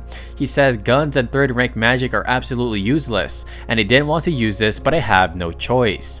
We then hear Han say, "It's cold and he should have brought warmer clothes," and he looks at the building that our MC is in, and we see a lot of fire come out, and Han says, "So he used it after all. Real magic," and I'm assuming that our MC has a very forbidden type of magic. He then says, "Well, magic is magic, but what the heck is real magic anyway? Don't worry, our MC will probably reveal it in the future." Our MC walks towards him and he says, "Hey, I already found out who it was." And Han says, "Wait, who was it?" He says, "Never mind, it's not something I can stop anyway, and I'll go on ahead." And our MC is right here as we see the burning building right behind him. We are now at the dining table and we see somebody have food thrown right in her face. It is this old guy, and he says, "You're all scumbags who aren't even worth any of my money." He then walks towards his room and he mentions, "Progress is coming. A real result will come into my hands soon." We find out that the completion of the medicine that will return his aged body back to its prime is not far away, and this guy's name is Belbort Rickson, as right behind him on his balcony is our MC with his arms crossed. He says, "Who are you?" but our MC tackles him right into the ground, and he calls for security, but our MC already soundproofed this room completely, and he says, "Belbort Rickson, I have one thing to ask you. In this horrifying reality where his own parents returned into monsters, there was a 7-year-old boy," and he says, "There was a child who smiled at the ones who were literally disintegrating him." He says that child was saying thank you to our MC. And wow, our MC says with a look of his eyes of complete terror, "How do you think that person who had to burn him to death felt at the moment?" The guy then says, "It seems like we have a misunderstanding. Put me down and I'll talk." He says, "Peasants like him? Who care?" And he says, "It's just a great sacrifice." Our MC then, oh my gosh, he then injects him with something, and yes, Oh wow, it might be the thing that turns him into a werewolf. The old man bellboard says, "What have you done to me?" Our MC says, "Well, it's just a drug that can turn a human into a werewolf even with a small dose." But he's curious, what if it was all given at once into a person, and we see he turns into a literal, I don't know, a mythical creature with like 12 arms, and wow, what type of werewolf is this? Our MC says, "Feel the same pain instead." And oh my gosh, we then see the other people rush into the room and they see the monster and they say, "Where the heck did a monster come from?" They then use their magic to burn this person and they keep on using it and they raise their firepower. And we then see Hans and he says, "What is this?" And it seems like our MC brought a safe. He says, "I barely managed to get this place, why don't you check it out?" Our MC says he has to go back, but he'll come back another time. He then looks away at the mansion and he clenches his fist. And we then see it is the next morning and we hear, "Really? The great Rickson consumed by a monster?" We are then finding out that they said that when security arrived, no trace of Rickson was left and just a monster. And we find out that it took an hour of continuous burning to kill this monster, so that old man must have been burned for so long. We then see it is a vice president, the Nightcrawler Knights, walks in, and yes, it is Tarina Lionhowl. And she says, "Open the door," and the guard says nobody can enter, but she says, "Open the door," and yes, they are forced to do so. We then see a senior inspector, Tiburon, then greets the Grand Master, and of course she says, "Starting now, the right to investigate will be taken over by my guard. Submit all evidence and clues you found," and of course, he agrees as all three of them walk in. One of them says, "It was so hard getting into that mood," and then he says, "Hey Enya, don't be dumb." She says, "No Lloyd, well, we don't need to be composed when nobody's looking." But then Tarina the headmaster says, "Don't forget our purpose for coming here," and they then spot the monster. She says how miserable. Belbart was rumored to not only be a part of black magic, but a cryptid as well, so him being killed by a monster can't be a simple coincidence. One of them is then reading, "The witnesses' statements are consistent. A monster appeared, Rickson was killed." And then the lady says, "Let's search the inside some more." Tarina looks at this painting or this portrait. She says, "A tilted frame but a spotless wall." And of course, something is suspicious. She says based on the width and the location, because there was a hidden space, she says it seems like the best place for a safe. And of course they say a safe, Belbart Rickson was infamous for being an evil businessman, so of course he might have had black money to hide. She says that the dustless ground shows that a sudden death, a monster, a missing safe, it's way too much of a coincidence. She says somebody took part in Belbart's death. But how did they leave no traces like this? She says that the only person with the skills to do this is Arsene Lupin, and oh gosh, it is another identity of our MC.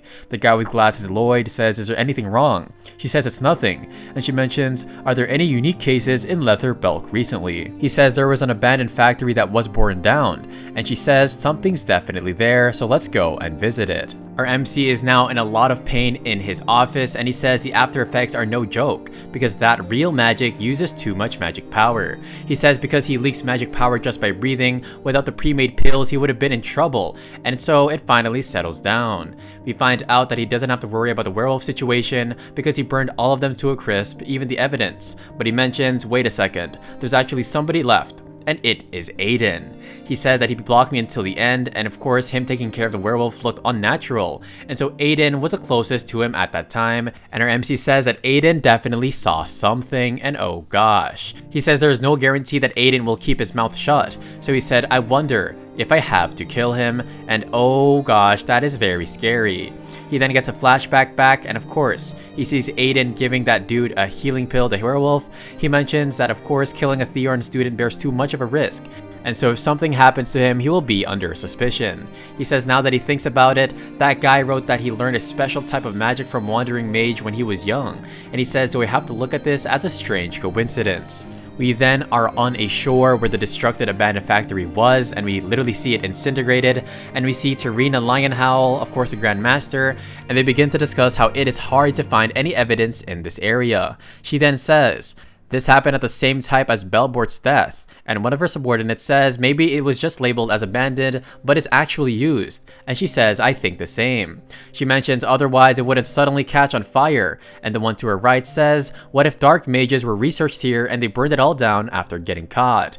She says, no, I was aware but I had no plan to investigate this place, yet of course. Does this mean that they hid the evidence to this extent to hide from somebody, and is this just a coincidence? And yes, it is definitely not not a coincidence. She then asks Lloyd if there are any special cases, and he says there are none. However, there was a werewolf that caused a fuss a few days ago, and it appeared at the Thorn Academy. She says the security there is kind of weak, so are the students safe? She says the students are safe, but a professor took it down.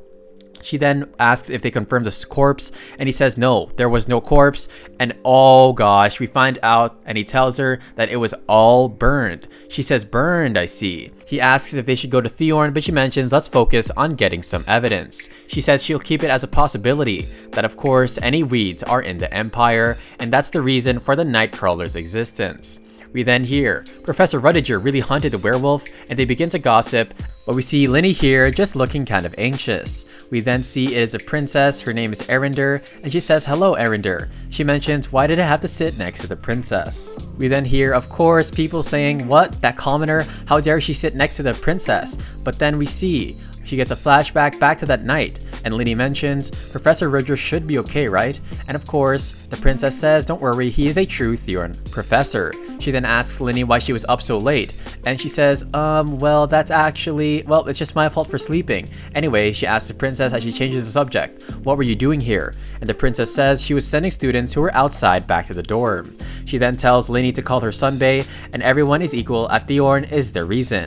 Of course, she says that she feels very uncomfortable next to the princess, and just at that moment, of course, our MC walks in. He says the class will start, and today I'll talk about a trait of manifestation. He then distributes the paper with magic, and he says I'm here to teach you a new method, and Flora says what will he show this time?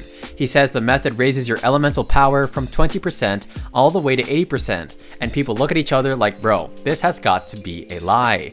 He then asks a student to of course use his water or ice elements, and he then brings it out, and he says it is average, and well, this dude is really sad. He says watch what I do carefully, and he brings out a snowflake, oh my gosh, and they mention that this dude's efficiency is on another level. He says now that you all seem interested, I'll explain this theory first, and Flora looks very optimistic, and she's definitely looking forward to how our MC just did this. He explained that there are 4 big elements, which is fire, water, earth, and wind.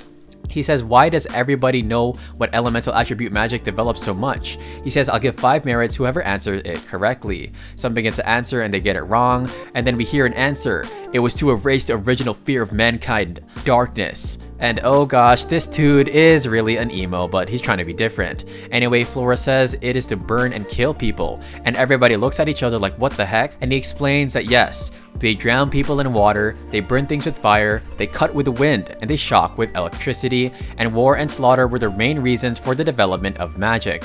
However, in the midst of the cold, fire was a symbol of survival, wind did windmills, and water for water wheels, and electricity for the darkness, and so it is always based upon humans' actions. He says fight for the better world. That is a mindset you guys need to have in order to learn these elemental attributes, and I totally agree.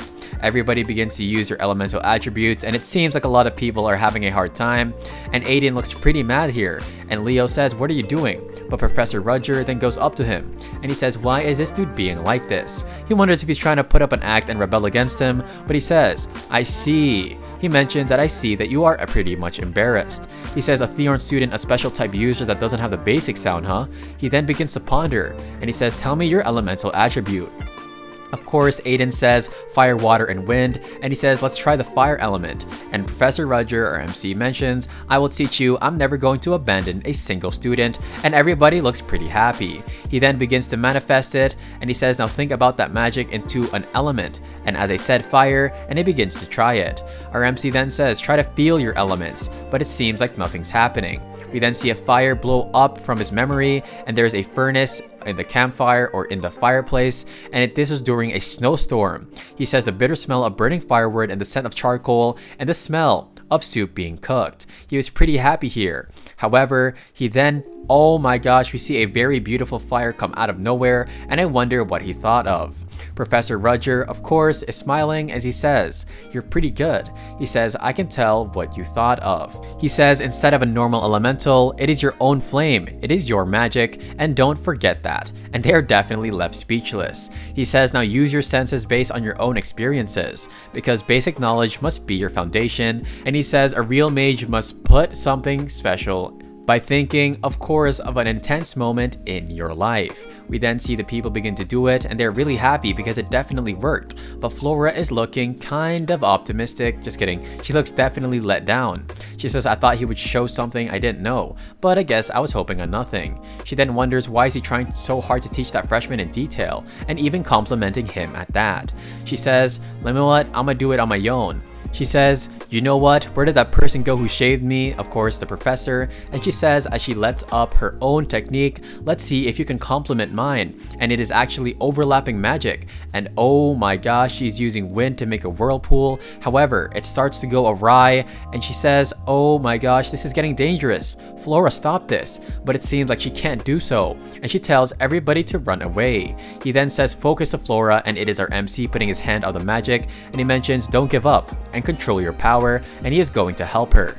We then see it becoming stable, and he says to keep concentrating because it isn't over, and if you stop here, all that magic will disappear without doing anything. She then says, you know what, since I'm this far in, let me do it. And yeah, this girl really doesn't know when to stop, and she definitely could have got people in danger. And oh my gosh guys, here comes the backstory. She says there are two main people, or two ways that people tend to look at her, envy and second is jealousy.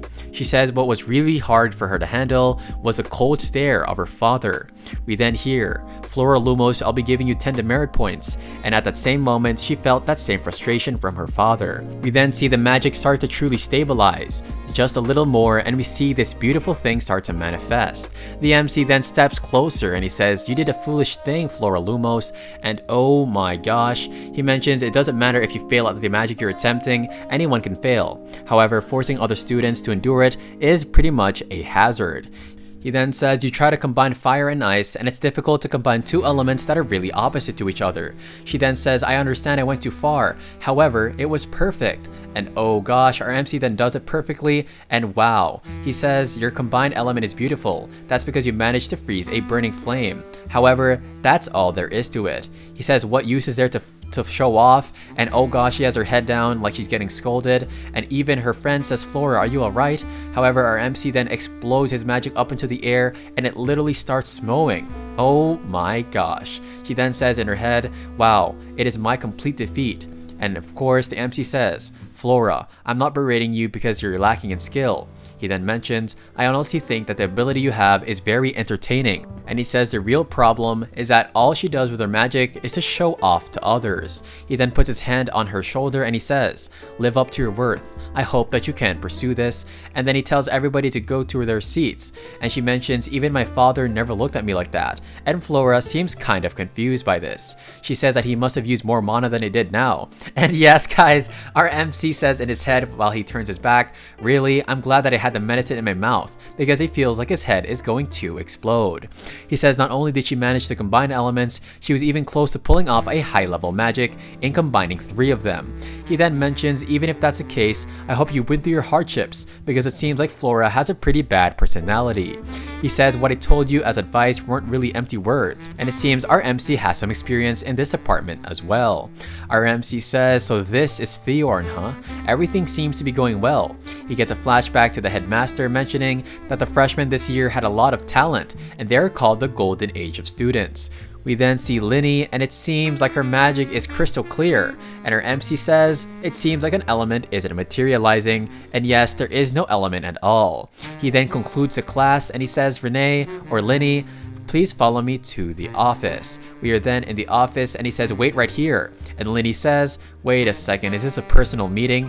Don't try to kick me out of his class. But then he brings out a book and she says, oh no, is that the class change form? And no, Linny, you don't have to overthink it.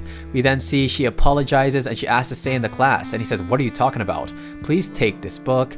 And oh my gosh, she really just embarrassed herself. She says, Professor, what is this? He says to review and study it. And honestly, if I was in her position, I'm not reviewing at all because honestly, if there's one thing I hate, or not hate but I don't like, it's definitely reading a book on math or something.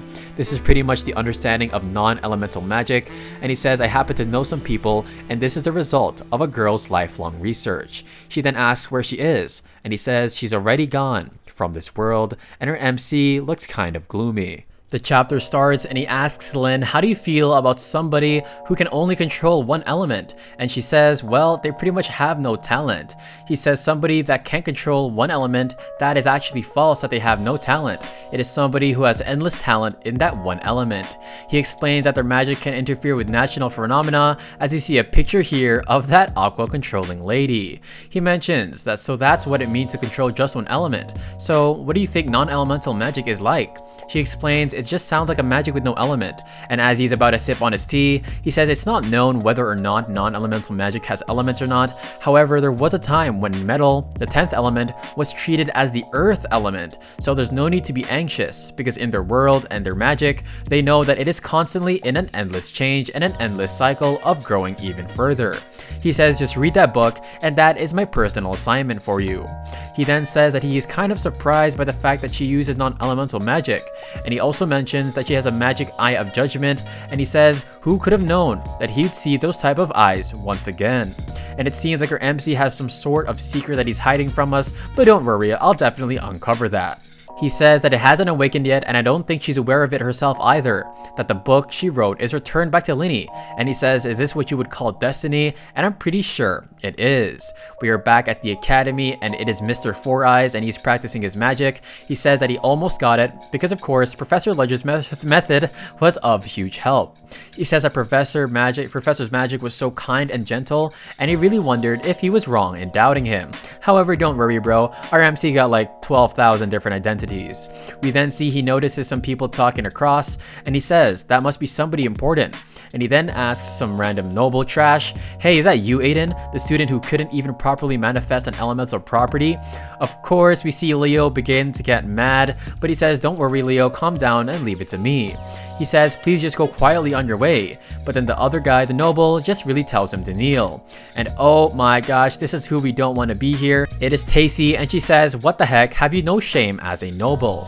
Of course, she says, I'm going to eliminate you, but we hear, Jevin Pelliot. I don't care if you humiliate me, but I can't forgive anybody who tries to humiliate my friends. And oh my gosh. It seems like Aiden is finally trying to stand up to his bullies, and then they're about to fight, but then he throws his glove and he says, I challenge you to a magic duel, and Aiden accepts, and oh my gosh. We hear, you have to apologize to Leo and Tessie if I win, and the guy says only if you can win. Professor Ludger is of course right behind him, and he says, what are you doing right now? And of course Professor Ludger has a straight face on, but in his thoughts he says, really Aiden again? Why were you given the damsel in distress character? He says that anyway this is a fair duel, and so he mentions this is not the best look, but it seems like our MC is kind of nervous because this guy really is just sticking up. He then looks behind him and he says, ah, so that dude is trying to impress this guy right here, and this dude kind of looks like Levi. Anyway, we hear, just leave them Professor Ludger, and it is the other professor who our boy doesn't even acknowledge, a side character. He says, don't you think you're abusing your authority? And all of the students agree as well because they really want the fight. He then says, what do you two think? And they mentioned it really doesn't matter. And then, oh my gosh, this guy wants to make a bet with Professor Ludger, and he says, I won't first you, but then our professor, our boy, our MC just says, I'll take your bet without even hearing. And so we then see, let's change the bet to see how Javon will win in the duel instead. And our boy says, there's no need. I planned on betting on Aiden from the very start, and let's go, our boy definitely has the best vision of potential.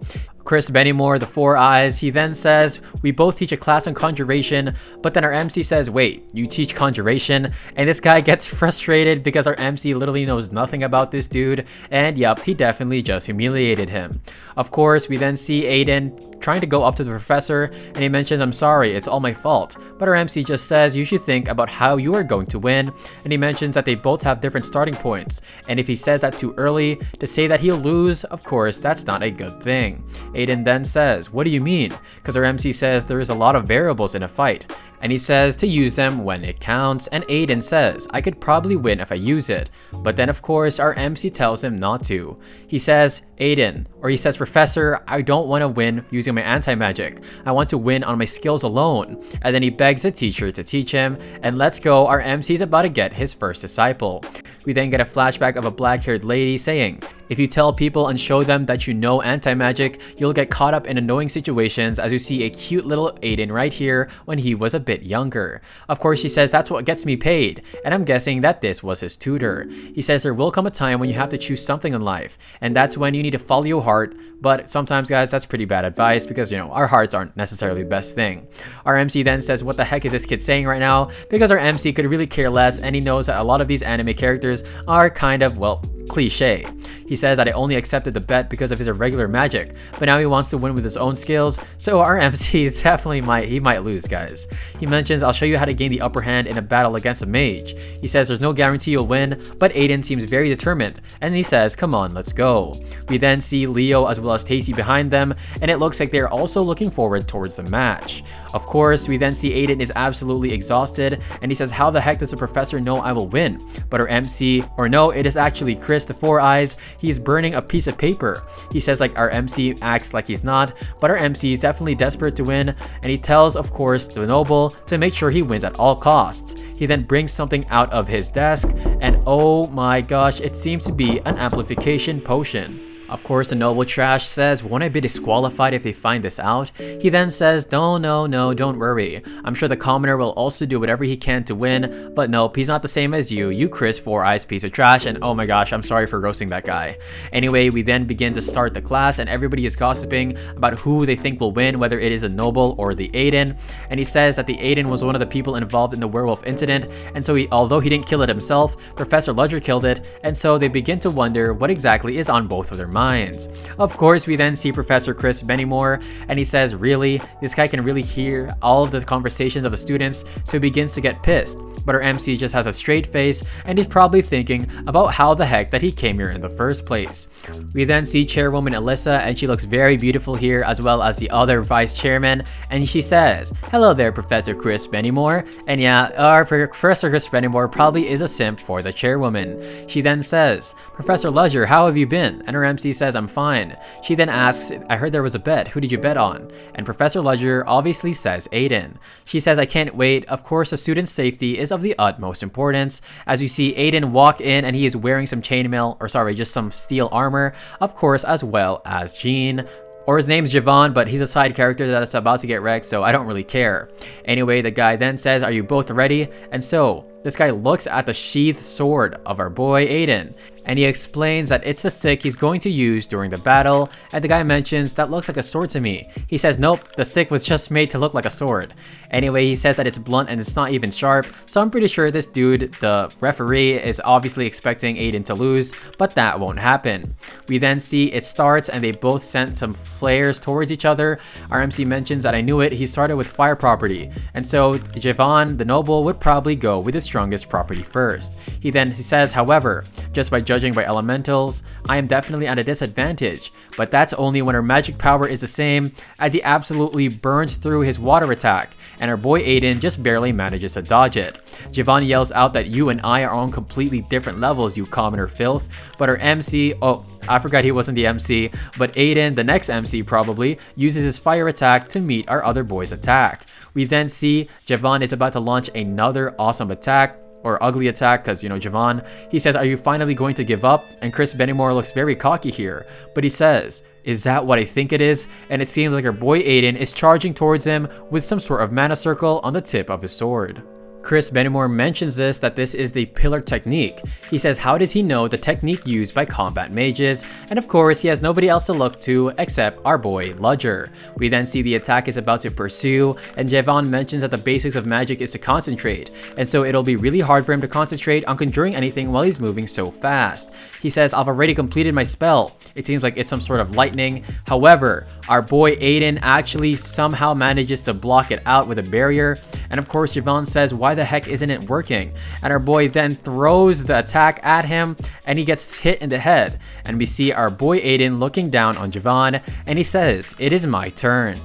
Everybody begins to cheer because Aiden has actually won as his hand is lifted up in the air, and some of the people say, "Really, Javon? You just disgraced the nobles? But hey, come on guys, our boy Aiden is just too OP."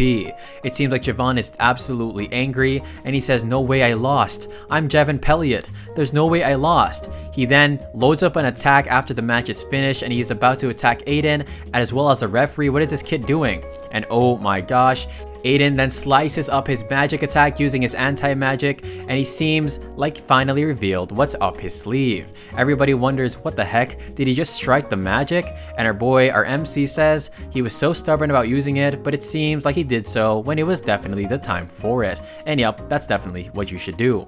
Professor Chris Bennymore mentions that that's an irregular magic that erases magic. How the heck does he know about the pillar technique as well as that? And Javon is absolutely flustered, and yep, he gets slapped in the face by our boy Aiden, and he mentions, "At the very least, I thought that you'd accept a clean defeat," but he says, "I don't know, or I didn't know that you were this type of a scumbag." And W Aiden, this guy really is standing on business. We then see Fruderin, and this is the guy that Javon was trying to impress. He is a second year at Sioren, and the guy beside him says, "Fiorin, who knew that he could lose in such an unsightly way?" Fruderin then says, "I don't know. I was never interested in the Baron's son." But he looks at Aiden and he says, "This dude really is better than any of the other mediocre nobles in this place." He then stands up, and of course, he looks at our MC, and our MC notices this, and he turns away. And Chris Bennymore mentions, "By chance, did you know that the student could use anti-magic?" And our MC says, "Yeah, is there a problem?" He then says, "Are you kidding?" Our MC says, "If you're in charge of the first year students, did you not check?" And yup, our MC just humiliates this guy once again, and he is literally left alone on the stands, and he says, "I'm Chris Bennymore. Ludger Cherish, you shall pay for this." The chapter starts, and Sanetta then says, "Congratulations on winning the bet." She then asks though, "Are you going to draw internal attention over this? Is that really fine?" He says, "The president is suspicious of me." And Sanetta says, "What?" She says that the president already knows about our existence, and even if he is a professor, it doesn't exclude me from the list of suspects. He then says, "Well, the things will be different if I gain positive feedback from this, so he's sure it won't be easy to change her mind at once." And he says, "Sanetta, I really need you to help me out on this." He says that it's easy to suspect me often when I often meet with students I have no business with, and so he says, "Try your best to be a model student." And she says, "This is a mission. I will do this even though it kills me." And she says, "Even if I die," she says, "I won't die even if it kills me." And her MC just says, "Really? Yeah, go do what you want." And what the heck's going on here? Anyway, we find out that our MC mentions in his head that he showed Black Dawn that they couldn't make any sudden moves, but how much longer can he last by hiding his identity? He says that he needs to create his own organization of sorts, and if he wants to do that, well, just at that moment, we then see his shiny globe thing begin to start and twinkle and shine, and he says, "What is it, Hans?" He says that I checked the surrounding area, and I figured out what we need to do in order to settle here. He then says, "I guess you need my strength now," and Hans says yes, and our MC says, "I'll be right there," and let's go, our boy's about to have his own organization. We are then in a pub and some dude is drinking, and he says, "Do I look okay to you?" Because somebody asked about his well-being. He says that Bellabot, that dude, he could have returned the investment before getting himself killed, and all the money he invested in him was pretty much thrown into waste. Somebody then walks in and he says, "Who is that man?" And he seems to have a cane, and this guy with red hair says, "Who are you? Didn't you hear we're closed?" But the guy who walked in mentions, "Crimson Society leader Daughtry, is that you?" He says, "Have we met before?" And the guy says, "This is our first meeting, but I've heard a lot." And oh my gosh, it is our MC's other identity, James Moriarty, and he says, "Let me introduce myself," and let's go, I'm pretty much hyped for this. He says, "James Moriarty, the criminal consultant that once dominated the backworld of the King of Delica," he says he hid his trail for years, so why is he here? He says, "Should I really check and see if this is true?" He then smiles saying, "Professor Moriarty, I don't know if you're telling me the truth or not." And he says, "Do you think I'm an impersonator?" And this guy says, "No, it's just strange," as he looks back, and it seems like he's telling his colleagues to get ready to attack. They then pull out their AKs and they all point towards him. He says, "Well, you do have a reason to doubt me. However, I would advise against using any firearms." And he says, "That's so loud." And oh my gosh, he tells them to shoot him in the shoulder, but it seems like they can't shoot at all because our MC brings out that magic gear circle again, and the guy says, "What the heck? fire silence? When did he conjure that? And our MC then whistles and boom, something then comes inside and it is an absolute werewolf. And yeah guys, Hans just has a pretty scary ability. They then say, did this guy really train a werewolf? He was behind the werewolf situation. And we get a flashback to Hans and he says, our hideout in the back alleys has a strong criminal influence and they're divided into 4 organizations. The strongest and biggest of the 4 are the Crimson Society. They do the dirty work. He says, well, I guess the Crimson Society is our first target. However, he mentions we need to get them if we want to make it easier to settle down. The problem is they are far too big of an organization to take on right away. But our MC says, don't worry, let's get them head on. They then begin to further discuss and our MC says that these dudes are not knights, but that doesn't mean that they're not cowards or something. But it seems like we go back into the present and Hans says while he is in his werewolf form, he can't intimidate them, so he needs him to of course turn into a huge monster to go and scare them. Hans then says, just so you know, I'm out of here as soon as a fight breaks out. And our MC says, yep, I'm just here to look intimidating. Of course, the leader of the Crimson Society says, oh, you must be Variety, I didn't even recognize you. He says, I guess that proof was enough. He says, I'll get straight to the point. I'm starting to make a new business. And the guy says, what do you have in mind? I'm happier to help out. He mentions, well, there is something I want to tell you all. I don't like anything dirty and vulgar. And he gives them an absolutely menacing look, saying that the Crimson Society will disappear as of today. The guy then yells out, go and get him. However, he gets sucker punched right in the belly. And he mentions, oh my gosh, you pieces of trash, what did you do to our leader? And then the wolf guy, our boy Hans, says to the MC, what are you going to do now? But our MC says, you should get out of here. And it seems our MC is about to take care of everyone. He then unleashes his shadow and everybody says, I can't see anything, turn on the lights. And our MC brings out his sword and oh, this isn't going to end well. This is a third circle dark magic fool's dream as we see blood on his sword and it seems like everybody is slicing up each other and we hear stop it, help me. And the guy with the red hair is absolutely powerless and he says, I don't believe it. Is this the true James Variety? We then see that others have broken free from his spell and they go to attack our MC. However, it doesn't even matter. He says, I don't think I'll lose to them anyway. However, something dropped to the ground and everybody is shocked. Yep, because it is poison. We then see arrows begin to come towards them and oh my gosh, it seems like it was arrow filled poisons and his hand begins to wither away. And yes, I don't know what they're going to do from now. And James, or sorry, our boy Ludger, just stabs him in the head and it seems like it is over. The other guy mentions, are you really Professor Variety? I never heard that Professor Variety was ever good at fighting. He says, you're going to die soon anyway, so this doesn't even matter. The guy then charges at him, but our MC throws another vial full of the poison and he then dodges it or parries it away. He says that my sword, wait a second. Yup, his sword got stuck to the ground because he sliced away that bottle and our MC brings out a double pump shotgun from Fortnite and kaboom, well, he didn't even shoot his gun. We then see a shadow thing stab him from the back. He says, really? It seems like the magic should be conjured from the host. I've never heard or seen something like this before as he kneels to the ground and falls. And yup, only the red hair guy is left. He then says, shall we finish where we left off? And oh my gosh, we are still in the pub or in the bar and our MC is sipping on a glass of Hennessy and he says, I'm sure you'll take care of it, but what about drinking? He says, 38-year-old Gorgonuzan. He says, what the heck, you're drinking something that expensive? And they both begin to drink. Hans then asks, what are you going to do with the rest of the small fry from the Crimson Society? He says, I'm thinking of picking a few and, well, make sure to pick the right men. Of course, we hear, don't you know? I know several people. Because of course he said that he was going to form a team. He says, what do you mean by that? He mentioned there's no one else who's perfect for the job, and they're also stubborn. Do you really think they'll come if you call them? And Hans says, it'll also be uncomfortable, there's no one normal in the bunch. And he lets out, well, his soul just leaves his body, because he says, is it really okay for you to be out like this? And we see an image here, of course, as he mentions, not to mention, the president is busy checking out the opposing faction. And I just had mentioned twice. Anyway, she won't do something that could cause her any backlash. And so Hans says, so what are you going to call this new organization? Our MC then begins to ponder and he says, once we gather everybody, how about let's decide it then? But he says, you know what, I've got an idea. Let's call it UNON. And that kind of sounds like unknown, like unknown. Anyway, he says unknown, UNON. And yeah, Hans is absolutely thinking the same thing as me. He says, you and Owen, huh? Let's go ahead and have our last drink. And he says, this is a toast to the birth of our new organization. The chapter starts, and of course, we see the pink-haired professor ask, hey, Mr. Ludger, why don't you have an assistant? And it seems like he comes to a pause. He says he hasn't felt the need for one yet, and she mentions you have 80 students, isn't it difficult? He says no, not really, and then of course he gets an image in his head saying, wait, I'm allowed to have an assistant? I've been doing all this hard work this entire time, and well, I guess our boy is just way too used to it. He then asks Professor Selena, the pink-haired lady, if she does have an assistant, and she says, well, I only have 3 students for now. And he mentions, wait, what the heck? She said she didn't need that much help, but she has 3.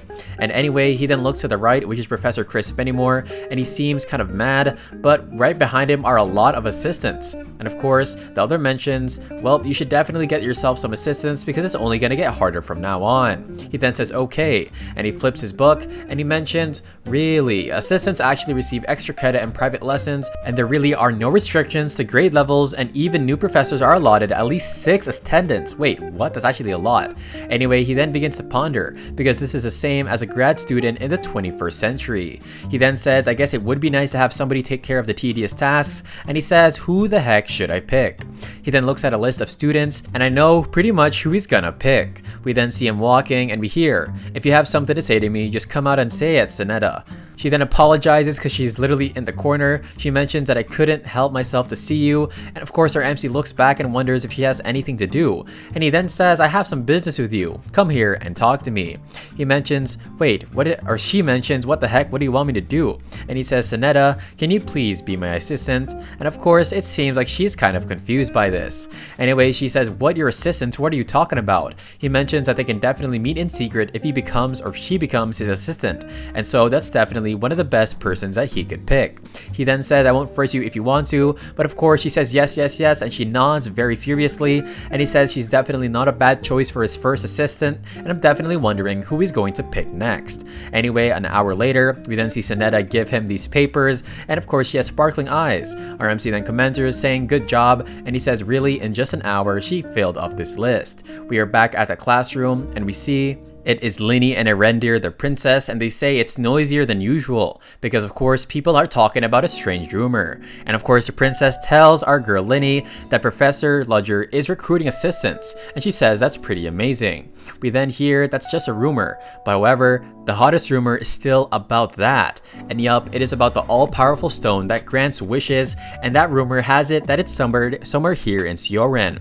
She then asks if she's really serious about this, and then she then points her finger saying, of course, not to mention, Sioren is a center of magic, and it might be an exaggeration, but I'm sure that artifact still exists. We then see it is Flora looking at the two, and she mentions an all-powerful stone. Yeah, you must be joking, because if something did exist, then the higher-ups would have definitely found it. And she then looks to the side, and of course she's taken up a Professor Ludger, saying the teaching assistants will be a representation of the professor, and so she definitely wants to be one, and she laughs in her head and she really thinks she's an MC, and she mentions, I guess I could think about it if he personally asks me. And well, Flora is definitely full of herself. We then hear the professor will be here soon, and it seems like her own facade has ended, and oh my gosh, it is Sonetta, and yep, this is the teacher's assistant. We then hear what's going on, and Flora wonders if he already picked one, and he says, good job Sonetta, you may go now, and she leaves the class. Everybody is shocked to see this, and our boy says it's time to start the lesson. The lesson then comes to a conclusion. Wow, that was the fastest lesson, like 0.1 seconds. Anyway, we hear a notification, oh, not a notification, but we hear somebody ask, Professor Ludger, I have a question. It seems to be the white-haired girl, and our boy says, Julia Plumhart, and she says, wow, you really remembered my name. Our MC mentions that he heard that the magic tower was supporting her, and he says, so what is your question? She says, how did you pick your assistant? And of course, our MC knows that this girl is definitely witty. He says that I picked the assistant myself, and are there conditions, for example? Do they need exceptional skills in magic? And she says, or do they need to come from a well-known and prestigious family? Our MC says, I only consider one thing when I pick an assistant, and he says character, and Julia obviously is kind of shooken because yep, this girl definitely is a narcissist. He then gives her a look like he's Aaron, and he says, as for you, there was no need for an interview the moment you asked the question. It doesn't seem like you could be my assistant, and oh my gosh, Sonetta just looks at her like dang, she really messed up, and well, that's why you never be cocky. Our MC then opens and leaves the classroom, and Sonetta is waiting, and he says, were you waiting for me? She says, says, well, it just kind of happened. And he says, from now on, the assistant's room instead of the waiting room is where you need to go. We then hear, also, well, she's stuttering, and our guy says, what the heck do you want to say? Just say it. She says it's nothing, and oh my gosh, really, it's another one of these scenes. He then gives her a pieces of paper, and he says that these are the assignments, so go ahead and grade it. And then we hear somebody call out for our professor, and it is no one else than Flora. And it seems I'm definitely thinking that she's definitely going to want to become his assistant. She says, I heard you were picking assistants. And he asks if she wants to be one, and she says, no, why would I? And oh my gosh, this is just another tsundere. She then says, I just wanted to thank you. I was able to stay safe to you during the last class, and I don't think the advice you gave me was wrong either. Our MC says, I'm glad I could help, and it seems like this girl really is the ultimate tsundere of all time. We then hear, Flora asks the professor, how many properties can you control? She says it's definitely at least 5, and our MC says that's the only 5, because if he can actually use all 10, it's not really a good thing, and it's opposite from a mage who can only control one element. This dude is just a side character who can't even master any element past a certain level, and our MC might have an inferiority complex. Just kidding guys, this guy is OP. He says, well, I just gotta save 5, and she says that's definitely a lot. And of course he goes to leave, but she says one more thing, and he says, you can turn in an application to become my assistant if you change your mind. And it seems like her whole world just lit up. She then says he's so annoying, and yep, this girl is definitely going to be one of the strongest in the class, although her character could use some work guys. Let me know what you think. Anyway, we then see he asks somebody, did you want to see me? And of course it is a chairwoman, Elisa, and she says, by chance, did you hear the rumors that have been going around lately? She says it's rumors about an all-powerful stone hidden away somewhere at Sioren. He says I did. However, he also mentions that it was just a groundless rumor made up by the students, but she says that all-powerful stone actually exists as she brings it out, or maybe this is just a hologram, and she says it is a strange object with mysterious powers. He then asks if it is a relic, and she says yep, it is. It has an unknown origin and is said that it has a power 100 times greater than any artifact a great mage could make. He then says, wait, it's not actually somewhere here in Sioren. She mentions that they've been keeping it for a very long time. It was closely guarded, however the rumors have spread, and that means that somebody from the inside must have leaked the information. She mentions that because it is so important, they have a periodic management at the storage area, and so the information could have been leaked when it was being transferred. She then explains that the rumors are strangely detailed, however, so she was wondering if he could go and look into it. Our MC says on the surface it may look like she trusts me, so that's why she's asking me to do this, but the president isn't just somebody to trust me just because he is part of her newfound faction. He says this is an opportunity for her to dig into his past. She tells him to let her know if he finds anybody suspicious, and he asks if there are any other professors who will be involved in this. She says yes, however they will perform another duty so you won't bump into them, and he definitely just accepts it. Anyway, our MC is pondering this dude must have a lot on his head. He says that information was leaked internally by somebody in the school, and he wonders if Black Dawn has started to move, but Sonetta hasn't even said anything. He then puts on his glasses, and oh my gosh, our boy looks good. And he takes out something, and he says, oh my gosh, a relic. He says, who would have thought I would find one here, as he brings out his own piece. He says that he traveled across continents and changed his identity several times. Sometimes he was a mercenary, other times a criminal consultant, and occasionally he was a rich merchant. And there was only one reason why he did this, and it was to find the missing pieces to this relic that he has. He says that he came over here when he found out that there was a relic in the Empire, but he had no idea there would be a piece here at the School of Sioren. He says that although, of course, it's not the same relic that he is searching for, he wonders if he could use that stone to go ahead and find the other pieces of the relic that he has. His globe then begins to flash and ring, and we hear it is Hans. He explains that taking care of the Crimson Society must have helped because the other organizations were pretty easy to deal with. However, there are some piranhas who are trying to fill the vacuum that the Crimson Society left. He then asks the MC for help, and he says I can go in a week, because of course he tells Hans that there's a relic here at Sioren, and Hans says, how do you get caught up in more situations now than you did before? And yep, that's just what happens when you are an MC. He then says, what kind of school keeps a relic? And he explains, Hans, that's enough, don't dig too deep into my own business. Anyway, our MC says that if he could go right now, he definitely would, but he has orders from the president, so he needs to stay here for a while, and I wonder if the president is good or she might be bad. Anyway, he says that an all-powerful stone that grants wishes, this could definitely be an opportunity, because a relic like that is something that definitely can't be easily found. And he says that judging by the shapes and pieces of the pieces, there are 4 left of the relic that our boy is looking for. He needs to find all 7 pieces to complete the relic, and I wonder just what this relic is. Could it be a secret relic that helps you in magic or something? I definitely want to find out. We then see the princess, and she says this is so exhausting, they won't leave me alone for a second. But of course, this is definitely what she has to go to as a princess of nobility. We then hear somebody is calling her, and she says, who is it? And it is the Knight Commander Terina, and she asks, why did you come here to talk to me? She explains that there was an incident with werewolves, is that correct? And she mentions that a professor at a school took care of it. She then asks what kind of incident it was, but she says, I'm planning on meeting with a professor soon. And she says, would you happen to know who they are? And oh my gosh, I hope our boy doesn't get exposed. She explains that it is Ludger Cherish, the new professor. And of course, Terina also mentions to the third princess that the first princess, her older sister, wants her to call. She says that she was upset that you hadn't called her recently, and she says, alright, but I wonder how good their relationship is. Of course, the princess seems kind of gloomy and she sweats nervously because she says, yeah, I guess I could call to say hello. However, his sister tried her best to be considerate by relaying the message to the Knight Commander, and she says it's so uncomfortable, and I definitely wonder if they're on bad terms or something. Anyway, we then see the Knight Commander, and she asks Enya about the investigation of the factory, and she says it's going well. They found pieces of paper that weren't completely burned, and they had it analyzed. They then ask if there's anything useful in that paper. She says nope, not really much. She then asks if there's anything else. She says that the Crimson Society, Red Rebel's underworld organization, has vanished overnight. And of course the Knight Commander is like, wait, what the heck?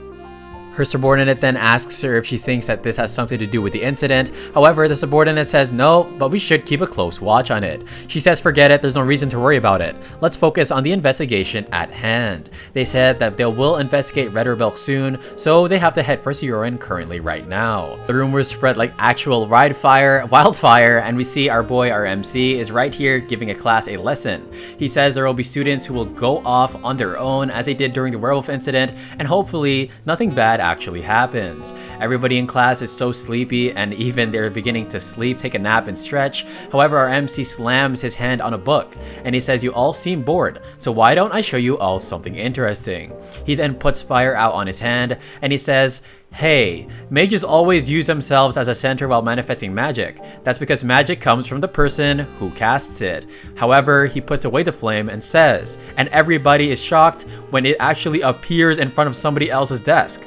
And he says that this is also possible with a little touch. He says that I just told you that magic is manifested around the person who casts it, but there is a space between the two to be more precise. He says normally it's within one limit. However, if you can accept the extreme consumption of mana, you can even do this, and this is called the designated coordinate technique, and this seems like something straight out of a manhwa.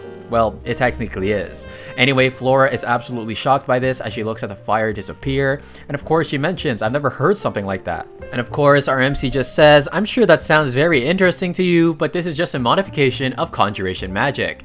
He says that this was inspired by a particular mage, but he's not going to show them, and they ask, wait, why not? If you're going to show us, why don't you teach us? And he explains that I want you to realize something. All magic is developed from a strong foundation, and complete creation only comes after that, and that is pretty important. He then mentions if you want to use magic properly, you must first learn the easy steps and eventually go on to the harder ones. He says that even if you think it's boring and it sounds like he's harping on the same old thing, you need to focus on your lessons because this is for a better future. And W bro, just remember guys, if you are in school, study hard even though it is annoying because it's going to help you out in the future. Anyway, he then concludes the lesson and he says you can come to my office anytime if you figure out how this magic is used, and you won't be disappointed by what you find, and this is definitely awesome. We then see Sinetta and she asks the professor, Professor. However, we then see his orb is shining, so he says to wait outside for a moment. He then sets up the soundproof barrier and he says, it was the time I got the call, and we hear, yes, President. He says, Professor Ludger, it's terrible. He says, excuse me. She mentions is actually the chairwoman of the Sioran Academy. The all-powerful stone has been stolen.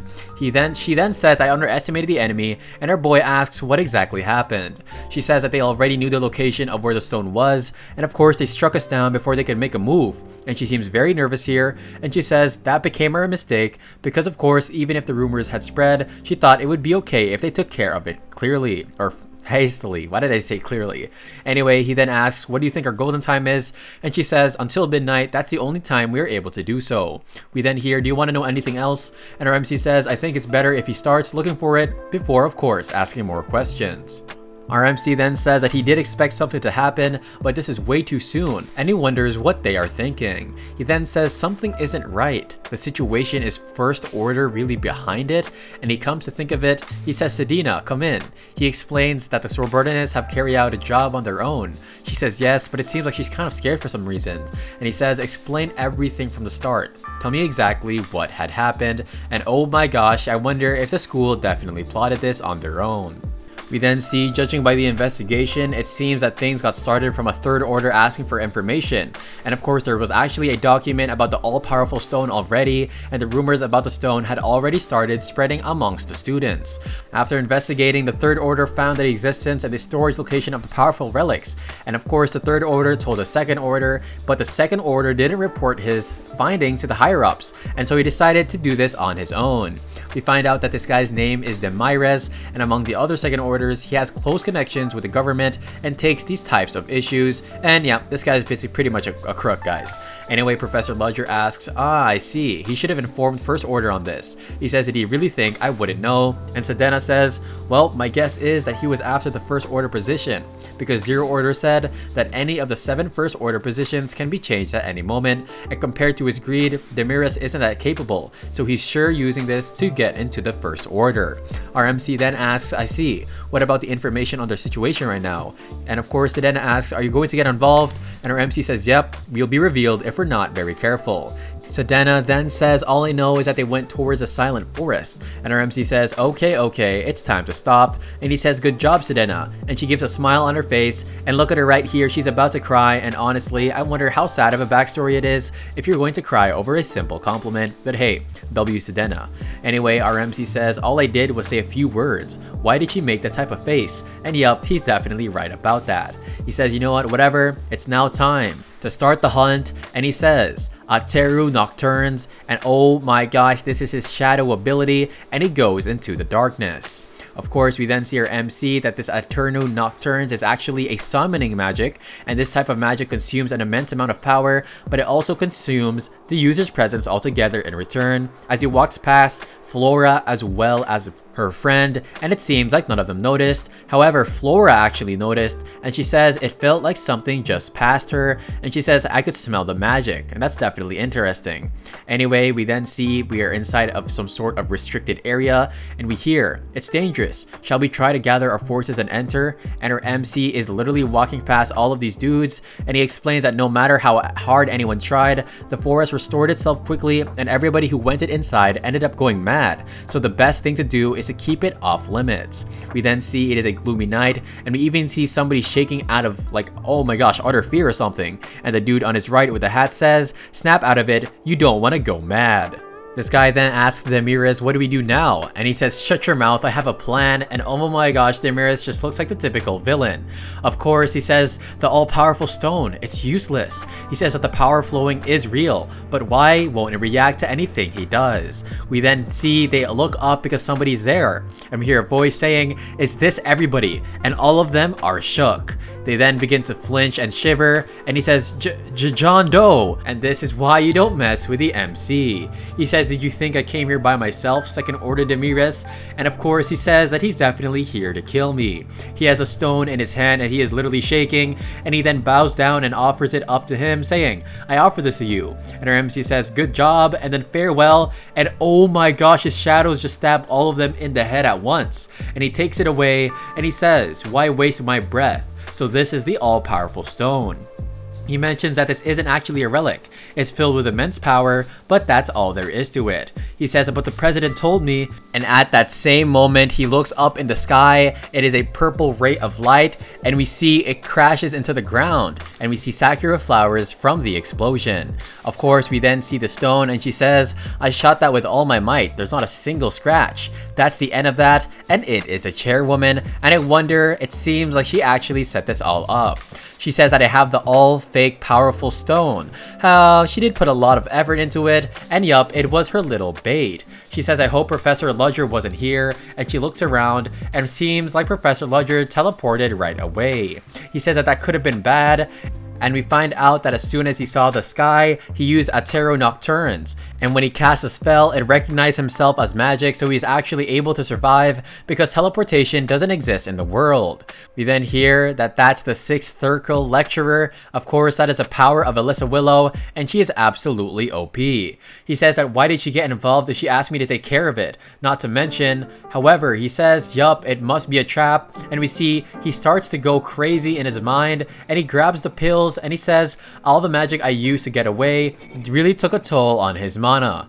He says that the president was going to keep this a secret from the start and take care of it on her own, but for the sake of her plan, she even hid the truth from her allies, and he definitely knew it. She was an extraordinary person. However, he then hits somebody, and it is Flora, and she says, Professor, because of course our boy was about to attack her. He says, what are you doing here? And she says, wait, well, what are you doing here, Professor? And she asks what that massive amount of magic was. He explains that it's none of her concern, and of course the forest is dangerous for students. He says that I don't think she saw anything suspicious, and he wonders if she came in through a different path to avoid the people guarding the front of the forest. Of course, she is kind of nervous in her head, and she says I followed a nice scent that I had never smelled before, and it seems like her boy is definitely using some good cologne. We then see her purple, or no, oh my, what is, I said purple, anyway, we then see her yellow-haired friend, and she says, why the heck did you go here, Flora? And her MC says, come on, I'll show your friend out of the forest.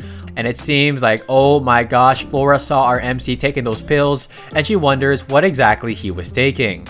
We then see the president, and she says, oh, Professor Ludger, why are there 2 students behind you? And he says that they were wandering around the silent forest, and he brought them out. She says the silent forest, huh? She wonders what the heck students were doing there. Flora said, it's because of me. And she says, what? She mentions that she took it upon herself to enter the forest, and Cheryl, the yellow-haired girl, just followed her in there. Our MC then asks, how should I handle this? And she says, well, students do make mistakes. And she mentions, anyway, the situation was so urgent that I went ahead and took care of it. Our MC nods, saying, I'm sure you took care of it well, so it's fine. And we then see, she's asking the butler, how was the Ludger Cherish? She explains that I think we can clear all doubts of him after this incident because she examined his reaction and she didn't find anything strange. Her butler obviously says that's good because there's nobody like him. And she asks, was it really necessary to spread the rumors ourselves? And oh my gosh. She says, don't you think the rats who took the bait will make the first move? And the guy says, yep, I'm sure they will. And I'm seriously getting some Alfred the Butler vibes like he is Batman's assistant.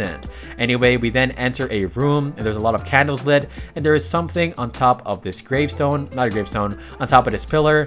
And this is the actual real relic, and she says that the stone is dangerous because it almost destroyed a kingdom on its own during the past. She says I don't want it here to stay too long, and she closes it, but oh my gosh, our MC manages to have his shadow inside and she didn't notice, and he says, I had my doubts, but he definitely hit the jackpot. It seems like he actually put the shadow inside the fake stone, and so the magic coming from the real stone is far more overwhelming.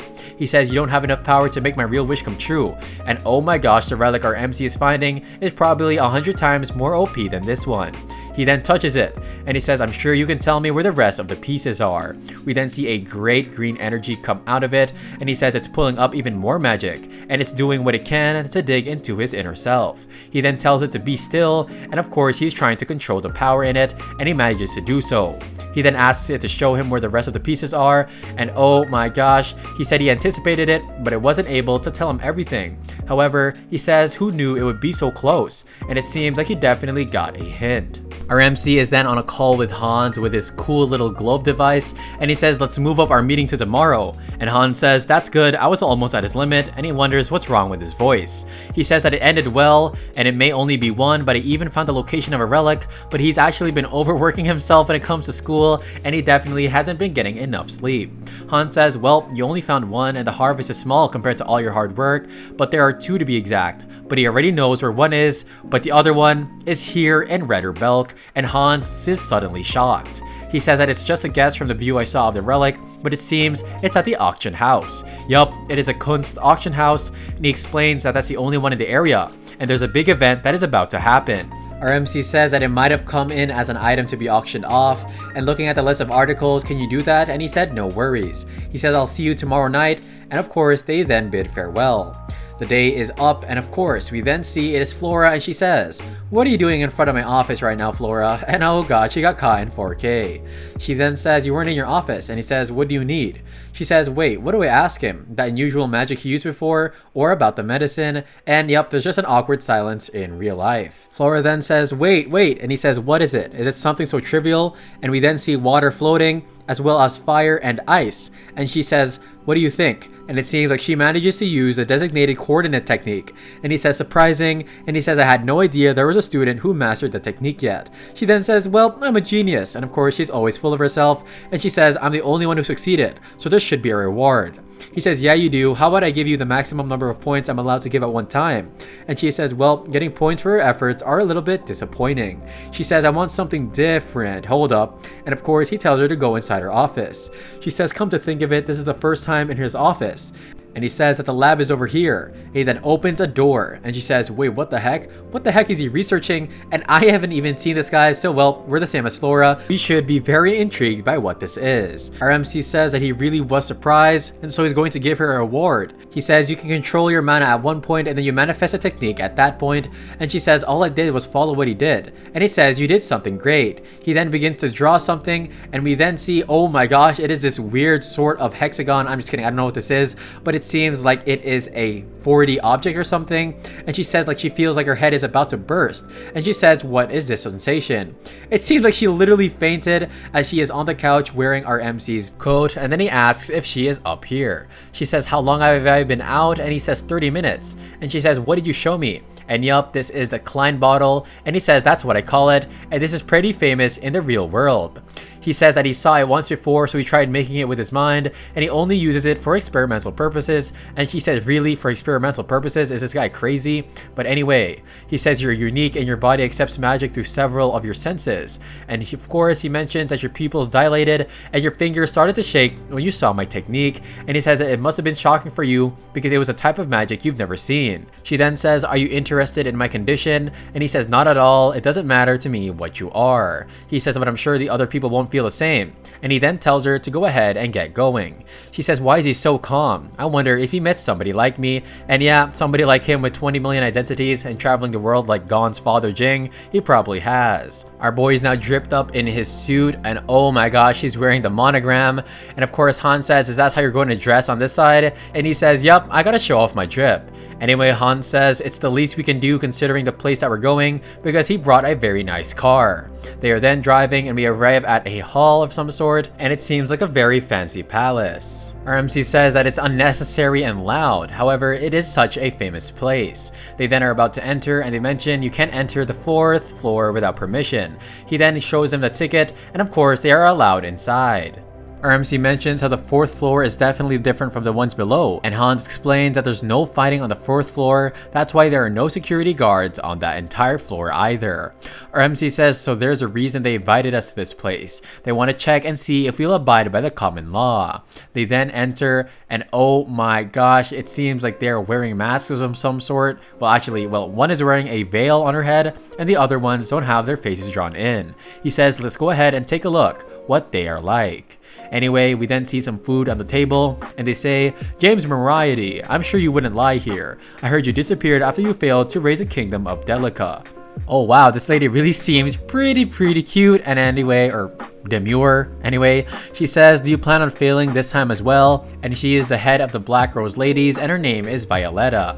Her MC says, "Of course not, that is absurd, and I've never thought of doing that." She then says, "You say that, but you got rid of the Crimson Society as soon as you got here, so I don't believe you." And he says, "Well, all I did was clean up the mess in front of me." We then see this dwarf dude, and he says, "Enough of your personal history, what do you want?" And this guy seems pretty chill, but he seems pretty mean. He says, "Seeing as you accepted our invitation, it seems like you want something in return." Of course, he says, "You're quick. I'm thinking of building my own empire with my own power here." And the dwarf says, "Really, your power? Are you going to make a Crimson Society Part 2? And wow, this guy is a comedian. We then see an old dude, and obviously this guy is definitely going to be OP. His name is Dayon, and he is part of the old kids. And our MC says, I know why the mood is terrible here, let's clear up the misunderstanding. Of course, the old man says, what misunderstanding are you talking about? He says, I'd like to talk to you in person. And we hear, wait, what are you? And we hear, forget it, Grandfather Daeon. And he is speaking to the old kids member, Mastella. She says, you figured it out, people look down on me and call me a child if I talk for myself. And our MC says, my life wasn't easy enough to look down on you for being a child. He says, I am thinking of starting a new business and I'd like to make you all an offer, and he will help keep them a lot of money and make them a lot of money, so he just wants them to go and work for him. And it seems like this might be a good deal, but Han says, really, this is a back alley meeting. Of course, the lady with the veil, Violetta, says, you're no different from the Crimson Society. He says, this is just an offer, and if that's what I had in mind, to force them, well, I would have just done it. He then says, even if you reject his offer, he will transfer the Crimson Society's business to them, and they're all taken aback by this. Mastella then says, you're really going to hand over the business even if you refuse? She says, what are you up to? He says that, as you know, it's difficult for me to do anything in the open right now, and there's nothing to gain from a useless dispute, so he definitely needs to use his own power after all. He then says, I'd like you all to hear me and answer right here, and it seems like there are 5 of them on the table because Hans isn't sitting down. He says, look here, shouldn't you tell us what type of business it is at the very least? And of course, Violetta says, why are you acting out of your own? And it seems like this wasn't part of the script. Finian says, what if it's dangerous? Because danger doesn't work for me. And he says, do you know what type of entertainment nobles enjoy? And he hands him a piece of paper, and this guy says, oh, well, anyways, I have a vision. And he says, I'm looking forward to working with you. Violetta then says, well, actually, this is quite unexpected. And what do you want from this place, Mr. Moriarty? He says, I want change. And he says, beside the industrial area and the forges, this is pretty much a piece of trash bum area. Well, actually, he just calls it abandoned. And he says it is a gray sky and a dismal future, which is pretty much a bad future, awaits them. He says that people should be looking up alive while looking at the sky, and the sky should be bright and blue. He says he wants to change this dark alley into a beautiful place where people can smile and live in. He says, would you like to make a decision after you read it? Because he's going to provide them with the business ideas, and it seems like they agree. They then walk out, and they are discussing about how the idea was so great that all of them agreed, and he says, well, it was just something that he saw from somebody else. And right behind him though, he greets saying, how can I help you? And somebody's waiting for them. Yup, it is Violetta. He then says, go ahead Hans, go and leave, and Hans tells him to take his time.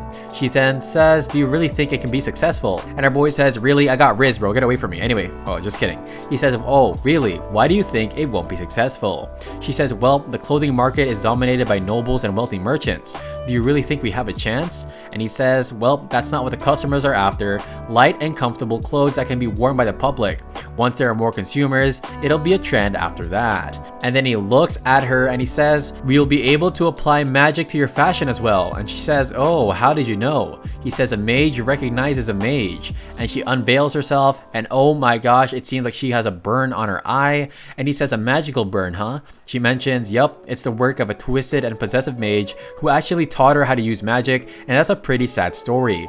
She then says, I showed you my ugly appearance, I should head back. But then he stops her, and then he looks at her in the eye, and he touches her face where the burn is. This guy got Riz. And he says, I want to show you something as well. And he literally heals it, and wow, this girl even looks way better. And she says, take a look at your face. She then looks at it from her pocket mirror, and she says, you really did this. And he says, yup, that's what real magic is, and that's all I'll tell you, and it'd be such a waste to hide your face over one scar.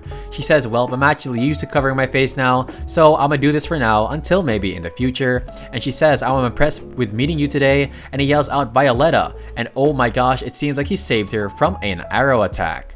He asks if she is alright, and of course she says yeah, and then he seems to bring out something from his coat, and it is his staff or his cane, and he says, I'm sure it's not just 1 or 2 people. And yup, they yell out, James Moriarty, a big shot like you would wander the streets without an escort. You just made things very easy for me, but I think you made things easier for a boy because he's definitely going to eliminate you guys like in an instant. He then says, so you are the remaining members of the Crimson Society, I see. He then mentions, well, I know very well, that's why I came prepared. And they then begin to smell something. It's diffusion. mission, and he tells Violetta not to use magic because it will be difficult for her to control mana.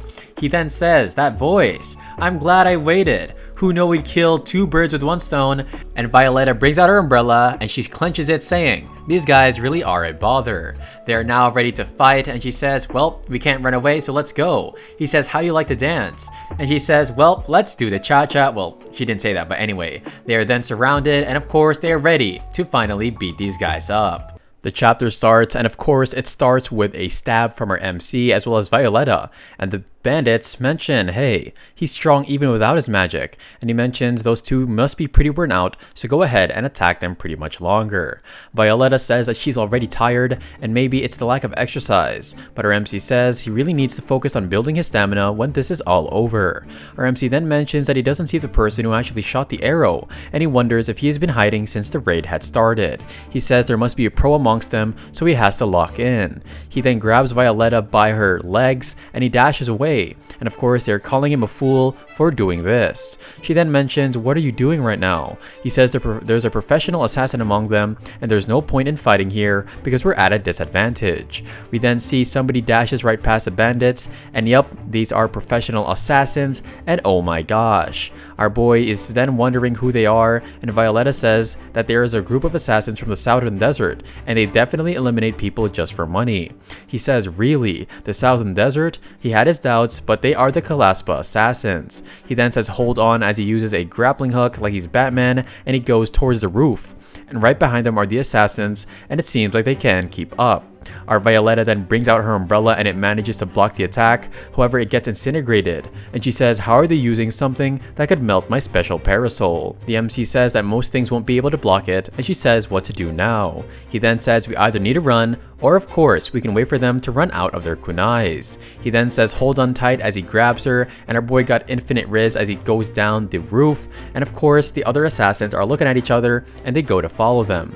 One of them then says stop, and Violetta mentions, you're going to let me leave here just like this, or you're going to leave me here just like this? She yells that he is a coward. As the assassin sees this, he says, I bet she's the bait, and as the assassin is going towards her, well, she disappears and the assassin gets stabbed, and rookie move bro, take it from a vet, you never want to fall for a trap. Our MC says, yep, that is absolutely magic, and he takes away his dagger from his body, and of course he swings it around because he is the MC. Violetta yells out for above him, but her MC dodges the grappling hook so easily, and then he pulls him towards him, and yup, the guy wonders if he has another hidden weapon, and her MC just slices right through him, and he says if you had good judgment, you would have not let your guard down at the most critical moment, and yup, it's definitely over. The other bandits are headed towards them, however, we then see a Kamehameha right at this dude, and yup, Violetta says, who knew that they'd plan an ambush after their organization disappeared, but her MC nods his head saying, they were probably ordered by a secret organization. She says who was behind this? And of course he says it's probably the same people who hired the assassins. It is Belbot Rickson, so it can't be him. She then says, wait, you killed Belbot Rickson? He says that's right. He was funding Daughtry while doing dirty jobs. And so Violetta mentions it looks like things will get really busy, so she needs to progress with his business as well. She says you really hurt my pride, you know, and she puts on her veil saying, I can take care of both of you, and she's talking about him and Hans. She says I'll work harder than ever, and our boy looks back and he says I really like that answer, and then they part ways. Our MC then enters a building and we see some people fighting, and this is Ceridan Ironfeet, and she is Ludger's colleague, and she's also an inventor dwarf girl.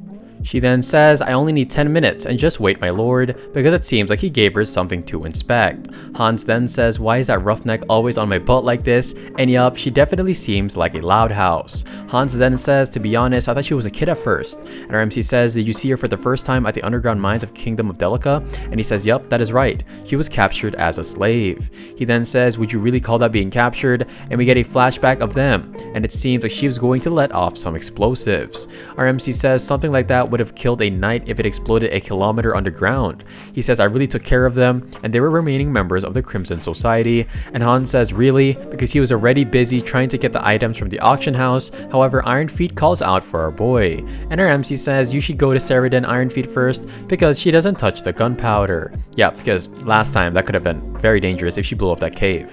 Our MC is back in his office and he says 10 minutes. She's going to touch here and there, so it'll take about 30 minutes. He says I'm going to get some rest. However, he notices the movements, and of course it is fast and light and he can barely hear their footsteps. He then, oh my gosh, he is looking out from the window and one of the ladies in the cloak looks back and it is a captain, and she says it seems like somebody was looking at me, and her MC was definitely in for more than he could handle. He says that they are the Security Bureau's Lord Protector of the Nightcrawler Knights, and that lady who looked behind him was Terina Lionhowl. He wonders what she's doing in Redderbelk, and he wonders if she came here to the conclusion that the fight was related to the incident somehow. He's very glad he got rid of the evidence with his fire, and he says he never wants to be involved with a monster like that again. We then see Iron Feet is calling out to him, and she says it's all fixed, and of course he then puts on the bracelet and he goes to try if it works, and yep, the grappling hook works very effectively, but why the heck did our boy just make a hole in the wall?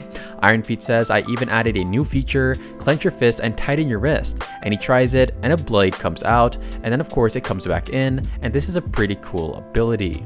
He then says thank you, I love it, and Iron Feet mentions I have taste. However, Hans kept on grumbling about how dangerous it was, and her MC says really, this is really dangerous, but I guess for her I'll move it on. She's then kind of surprised that he's leaving already. However, he says yep, it was just an outing, and then he asks her for a favor before he leaves.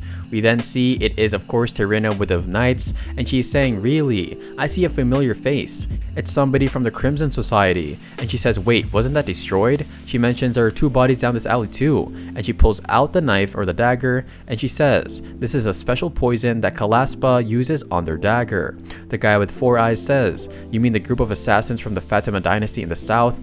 And she says, do you think there was trouble between Kalaspa and the Crimson Society? But she says no, I think these 2 were on the same side, and one of her subordinates, the 4 eyes guy, says this victim went down with a single blow. She then begins to ponder, saying it seems as though their opponent was a mage who didn't know how to use a blade, and that judgment is what got them killed. She then says, come to think of it, there was a situation where Bellbot's funds flowed through the Crimson Society, and she says the factory that was burned down and the professor from Sioran that burned the werewolves alive, and of course she's starting to connect the dots. They then wonder if they're going to close the investigation, and he says no, and the guy wonders, but we still haven't found anything substantial. If we continue like this then, however, she mentions there's still one place that could hold the last clue, and of course it is another bright sunny day as we see Professor Selena greeting Professor Ludger, and she's kind of surprised that he didn't go to work today. He then mentions I don't have classes today, so what brings you here? She says well, there's a guest looking for you and I was just passing through, so I came by myself to tell you. He then says a knight from the Security Bureau is here to see you, and he says I'll be right there. We then see, of course, our MC is sitting on the couch, or he offers to sit on the couch, and it seems like the knight isn't Terina, but it seems like it is one of her subordinates. He introduces himself as Lloyd, who is an agent of the Security Bureau, and he says, may I get you something to drink? But he says that's okay, I don't eat anything when I'm on the clock. Our MC says, why would somebody come look for me? He says, I heard you were one of the ones to take care of the werewolf incident, and he says I only came to hear the details. And so we hear, it isn't Terina Lionhowl, and our MC says he even prepared himself to meet her face to face, and of course this is going to be better to deal with this guy. Anyway, he then explains the things that happened, and they then shake hands and part ways, and Lloyd says it was an honor to meet you, and our MC says it was an honor as well. Our MC is then looking at his glove, and of course he's wondering if he sort of traced it or looked at his fingerprints or something. Of course the captain then goes back to Terina, and he asks if they found any clues, but the captain says she didn't. She says we even got a warrant to investigate further, but we found nothing of use. Terina says, did you follow my instructions? And she asks if he was a properly trained man, and he says he did have gloves on, but what I felt when I shook his hand, well, it was that of hands that belonged to an ordinary mage that has never used a dagger. And so she says, do you really think you were mistaken? And she says the hands of an ordinary mage, huh? She says that it was finally unexpected, but she finally thought she had a clue, and now she's back to square one. And yup, our MC is way too good at this. She then tells Enya, her other subordinate, to stay behind and to report to her if she discovers anything suspicious. And she says I can't do that because of course she was wondering if she was going to see our MC herself. But then again. We hear a voice from behind her, and yup, it is Alyssa Willow, the chairwoman, and Tarina asks what brings her here. And she says, I'm just here to say hello to a new friend. And she says, you're being unnecessarily considerate after you blocked me from Facebook. Blocking me from meeting Professor Ludger. And she says, don't harass our new talented new professor because she really likes him and her boy definitely got that riz. Tarina then turns away saying, I don't need to see you anymore, Alyssa. And she says, have a cup of tea, but it seems like she isn't up for it.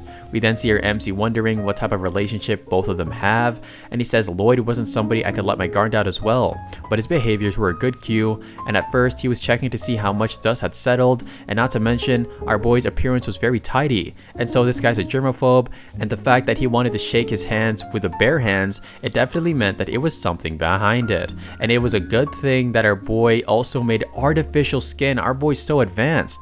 He says, I'm glad that it wasn't for nothing. He says he was really trying to be cunning, but unfortunately, our boy was more cunning than Lloyd. He then says it's time to relax and prepare for the test. It is 1 week later, and we then see our boy is writing something, and he says, is there anything special to report besides that, as he is talking to Sarada. She says there was an incident where 3 third orders were captured by the police the other day, and she mentions it doesn't seem significant at the time, so that's why I didn't report it to you. Our MC then begins to ponder, and she explains that it seems that there was an intervention with some students as well. It was 2 male students and a female student from your class. He wonders who it is, and he says, was it Aiden, Leo, and Tessie? And Saneda says, yup. He then says, how did they catch a member? And they pretty much explains that they got involved in the middle of a commissioning request. And he says, what does that mean? She explains that people who are broke, sorry guys to roast you, anyway, they can pay their tuition by accepting jobs from the request board, and those 3 aren't that well off. Our MC then says, they were really able to capture a third order, huh? It seems like he has been keeping an eye on them. She then wonders how to handle them, and our MC says leave them with a very cold gaze. He says, I don't need anybody who can take a few students.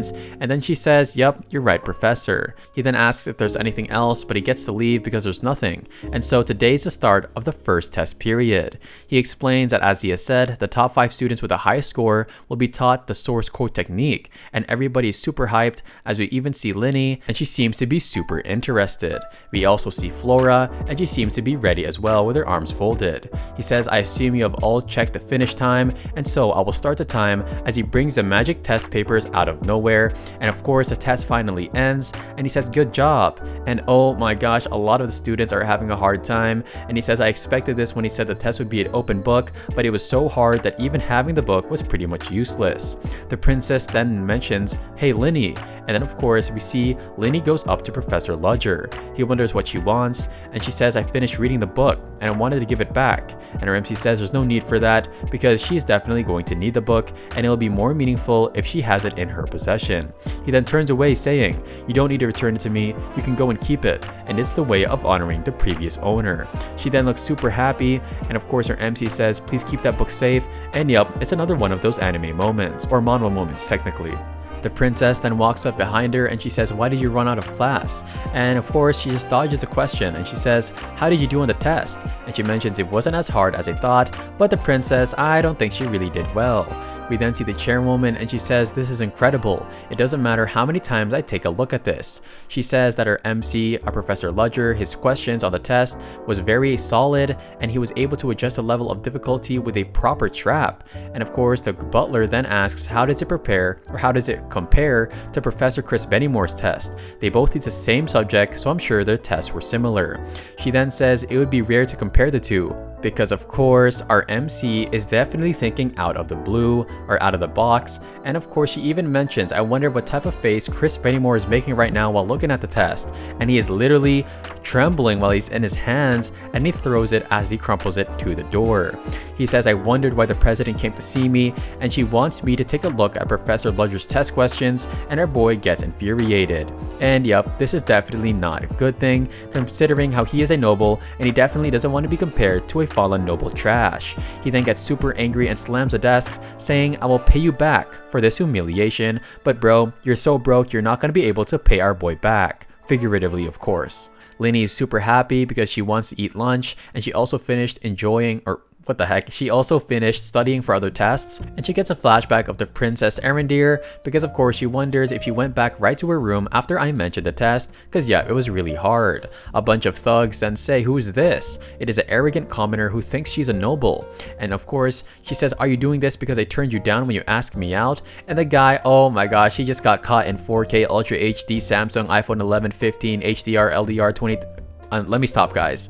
Anyway, he says that you're just a commoner, and he grabs her wrist and then he throws her on the ground, and oh my gosh, guys, look at that sandwiches, hold on, and the boiled eggs. That looks pretty good. But anyway, back to the story. She gets thrown to the ground, and the guy says this is why commoners need proper training. However, somebody then asks with his hand in his pocket, like our boy thinks he is an MC. He says, "What do you think you're doing here?" And oh my gosh, it is a Captain Levi knockoff. Just kidding. Anyway, we find out this guy's name is Fruden Wolberg, and she wonders, isn't this a guy who hates commoners and shows no mercy? And the other guy who is bullying her explains, "I was just teaching an arrogant commoner a lesson as a noble." He then says, "It looks as if a group of you were harassing one commoner," and then he puts him down with his shadow or with his gravity magic, and he says, "You're nothing but a scumbag and a disgrace to nobles." He then says, "Are you angry like something like this happened to you?" And then he says, "Don't make me repeat myself, get the heck out of here." Lini then thanks him, and he says it's nothing. And of course, he looks at her lunch and he says, "Oh, I guess you can't eat anymore,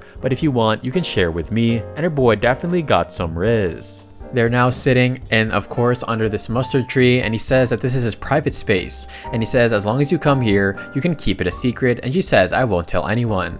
We then see he brings out his bento box like this is Japan, and oh my gosh, he says, "I had fun making this." And she says, "What? You made that yourself?" And he says, "I'm glad you like it." She is kind of blushing though because she mentions that I heard he hated commoners and showed no mercy, but it seems like those are all rumors, as we see a happy image of them sitting on the tree and sharing the lunch. We then see the professor, and she says, "Professor Ludger, are you done with your test?" And he says, "Yup, I'm on my way to grade them right now." He then says, "Isn't your test a practical one this time?" And she says, "Yup, practice is most important in spirituals." And she then gives a puppy look because of course she thinks that her boy will observe, and so he has to do so. We then see them on the ground as she is explaining that you have to use your magic to communicate and befriend a spirit. And she starts to do so, and it seems like she got one. She explains, "Come on, let's go start it." And of course our MC says, "Spirits don't work in me," because she says that our MC should do one. She says, "No way, because spirits are so kind." And she says, "Look at this." But the spirit in her hand is literally trembling, and the other spirits won't go near Professor Ludger. He then says, "Didn't I tell you?" And he gets a flashback of his mom telling him that you have the qualities of becoming a shaman. And we see a very black, ominous aura, and of course he says, "Spirits don't like me." He explains that only ranked or low-ranked spirits are wary of him, and she says, "Yeah, the mid-ranked spirits are pretty calm." And she asks, "It'd be nice if you got along with the spirits as well," as she's kind of sad. But our MC says there are many different types of people in the world. Anyway, our MC mentions that thank goodness that he still has enough magic, because Professor Selena would have started doubting him if the mid-ranked spirits started to react, and I guess they're afraid of the thing behind him. And yeah, our boy definitely has a scary power. He then says, "Can't the others see it? Professor Selena is sensitive to spirits and she's not reacting." And he says a spiritualist that can handle a mid-level spirit energy can't even detect this. And he says, "I wonder," because of course the spirit behind him doesn't exist in nature and somebody's artificially controlling it. And he says, "I wonder if it's another first order in Sioren." He says, "They're also staring at me and I wonder what this is." And then he says, "Really, it has gotten hotter because it is a summer." He then steps away and he says, "Even if they don't react, I know what you're handling, and that's enough for me." And so, as he goes to the ground, he sees something, and they are letters. It says that the night after school hours, make sure to meet me back here. And oh my gosh, I think this is a second first order. Or like the second first order that we'll see aside from the MC. Anyway, we then see our MC standing here like an emo teen, which is not a bad thing. And then we then see the fire, and he says, "Will they not reveal their true form?" He says, "I pretty much expected this." He says, "No need for this yapping, tell me what you want." And it says, "Well, I called you here because I need your help." Of course, the fire explains that she's going to cause chaos at Sioren, and you know, of course, her role is destruction. Our MC then asks, "Are you asking me to help you start a fire?" And he wonders if chaos is like an act of terror. And she says, "Nope, it's not just a fire. I didn't want to ask for your help." It says second order under her command suddenly disappeared, and unlike the other first orders, this dude doesn't have a faction, so it'll be easy to hide her identity or his identity, we don't know. We then see an image of her, I'm guessing it is a girl, and she is speaking to the flame. She says, if you help me, I'll help you with something. She says, this is what you'd call a deal and a promise. Our MC says, who will this deal be between? She says, of course, the deal will be between John Doe and Esmeralda, and oh my gosh, he says that's definitely not her real name, and I wonders if she has a codename like hers. If she then asks if he wants to accept the offer with his hands in his pocket, he says no, I refuse. He mentions, I can't do anything in my current situation. The flame is kind of shook, and she says, you're just using that as an excuse because you don't feel like it, aren't you? However, he says, the president is still suspicious of me, and he turns away, and this definitely means a lot of sense, or makes a lot of sense. He then says he got a lot of information and he needs to get out. However, the fire says, I heard something very interesting. You have yourself a little underling. She says, you of all people, the great John Doe that does everything by himself has an underling. And then the flame goes to attack him, but then it stops short, and her MC says, you talk as if you know me well. And he mentions that you came here to ask me for help, and he turns back with his eyes starting to glow like our boy's about to use infinity like he's Gojo, and he says, do you take me as for a fool? He says all the professors have a student assistant, so that's why I have one, so they won't be suspicious. And of course, I'm guessing this fire person is stupid because yeah, that definitely makes sense. The fire then says, yep, I'm just kidding, or Esmeralda, it was just a joke, don't overreact. But if anybody overreacted, bro, it would literally be you because you literally tried to attack our MC, but hey. Anyway, let's just go on with the story. He says, I'll let it go today, but never doubt my loyalty towards Zero. And then he looks at the flame with a glare of death, and he says, if you do it again, one of us will have to die. And yup, the flame is definitely scared as it appears away. Our MC says that it could have been bad, because he definitely analyzed what type of person John Doe was, and of course, if he made the slightest mistake, well, she would have caught him and killed him. He then says it's time to start. It was a young woman, and she was a spiritualist capable of controlling a high-ranked spirit, and he says the first person he should suspect is one of the professor, and it is a spirit professor. He says, come to think of it, there was a welcome event for new professors, and it's an important event that all professors need to attend the event for Sioran sponsors. He says if she is a professor, she will be at that event, and so that will be his best chance to find her. Of course, our boy is walking back, and we see a light on the window to his left, and of course this is Esmeralda, and she says, I thought something fishy was going on, but I was really worried about nothing, and her eyes are red, and she says this dude must be stronger than he thought, or she thought, because in front of her flame, he showed no fear, and she begins to walk in the corridors, and she says, this is quite annoying, but that's okay. The main lead won't be me, but somebody else, and oh gosh, I don't really like this feeling. We then see Linny, and she says, I didn't expect to eat lunch with Fruden again, and she wonders what his intentions are. She says that the only people around her have been people who don't have malice towards her. It's like Erendir and Frudren, and also Professor Ludger. However, she mentions that Professor Ludger kind of feels like he's sorry for me, but she wonders why. Anyway, somebody then introduces himself, and this guy's name is Henry Presto, and he says, weren't you with Frudren right now? She asks how he knew, and he says he has his ways, and her boy is just a stalker. She says that there is no hostility, but this guy, he's definitely the dangerous type, and I'm guessing he's a snake like Orochimaru. He says there's no need to be wary. He says, let me restore my image by giving you some information. He says that he knows a part-time gig that's not dangerous and has great pay, and most commoners who attend Sioran are low on money, and so he offers the job. She says, why would you share that information with me? We just met. He says, I find it interesting that Fruden would share a meal with a commoner. And of course, she says, I think he's only doing it because he's a good person, and Fruden then begins to ponder, and then he laughs. Oh my gosh, he says, a good person, him? You gotta be kidding me. He says, yeah, he's definitely a good person and I feel the same, and yep, I think he's being sarcastic. Anyway, he then says if she is interested, and I'm guessing that she is. We then see a beautiful building right here, and it seems to be some music playing and some chattering and the ball, and we see the professors, and I hear all the new professors are highly acclaimed, and yup, it seems like there are nobles talking about them. And of course, they're talking about somebody. It is Ludger Cherish, and her boy definitely has a nice suit on. And dang bro, this guy really has immense drip, and he probably got it from before he got isekai'd. Anyway, Chris Pennymore is talking to teachers and such, and her MC says, he's actually talking with sponsors. He says, I'll judge the situation and slip out, of course, to locate Esmeralda. Somebody then says, hello, Professor Lurish. Or Ludger Cherish? How are you? I'm Count Deckers. But our MC gives him a look of gives him a scary look, and he says, I'm in no mood to have a conversation. The guy then says, oh, okay, my bad, I don't want to waste your time, and he leaves. Anyway, we then hear a voice. It says, I'm sorry, I'm not comfortable in these type of places. And it seems like some dude is trying to hit on Professor Selena. He then says, that's enough, as our MC stops him. And he says, Professor Selena has a previous engagement with me. Some dude whispers, and he begins to give him information, and he says that that's the new professor. And he says, I don't care, don't you know who I am? He introduces himself as Ivan Luke, the director of the Luke Company.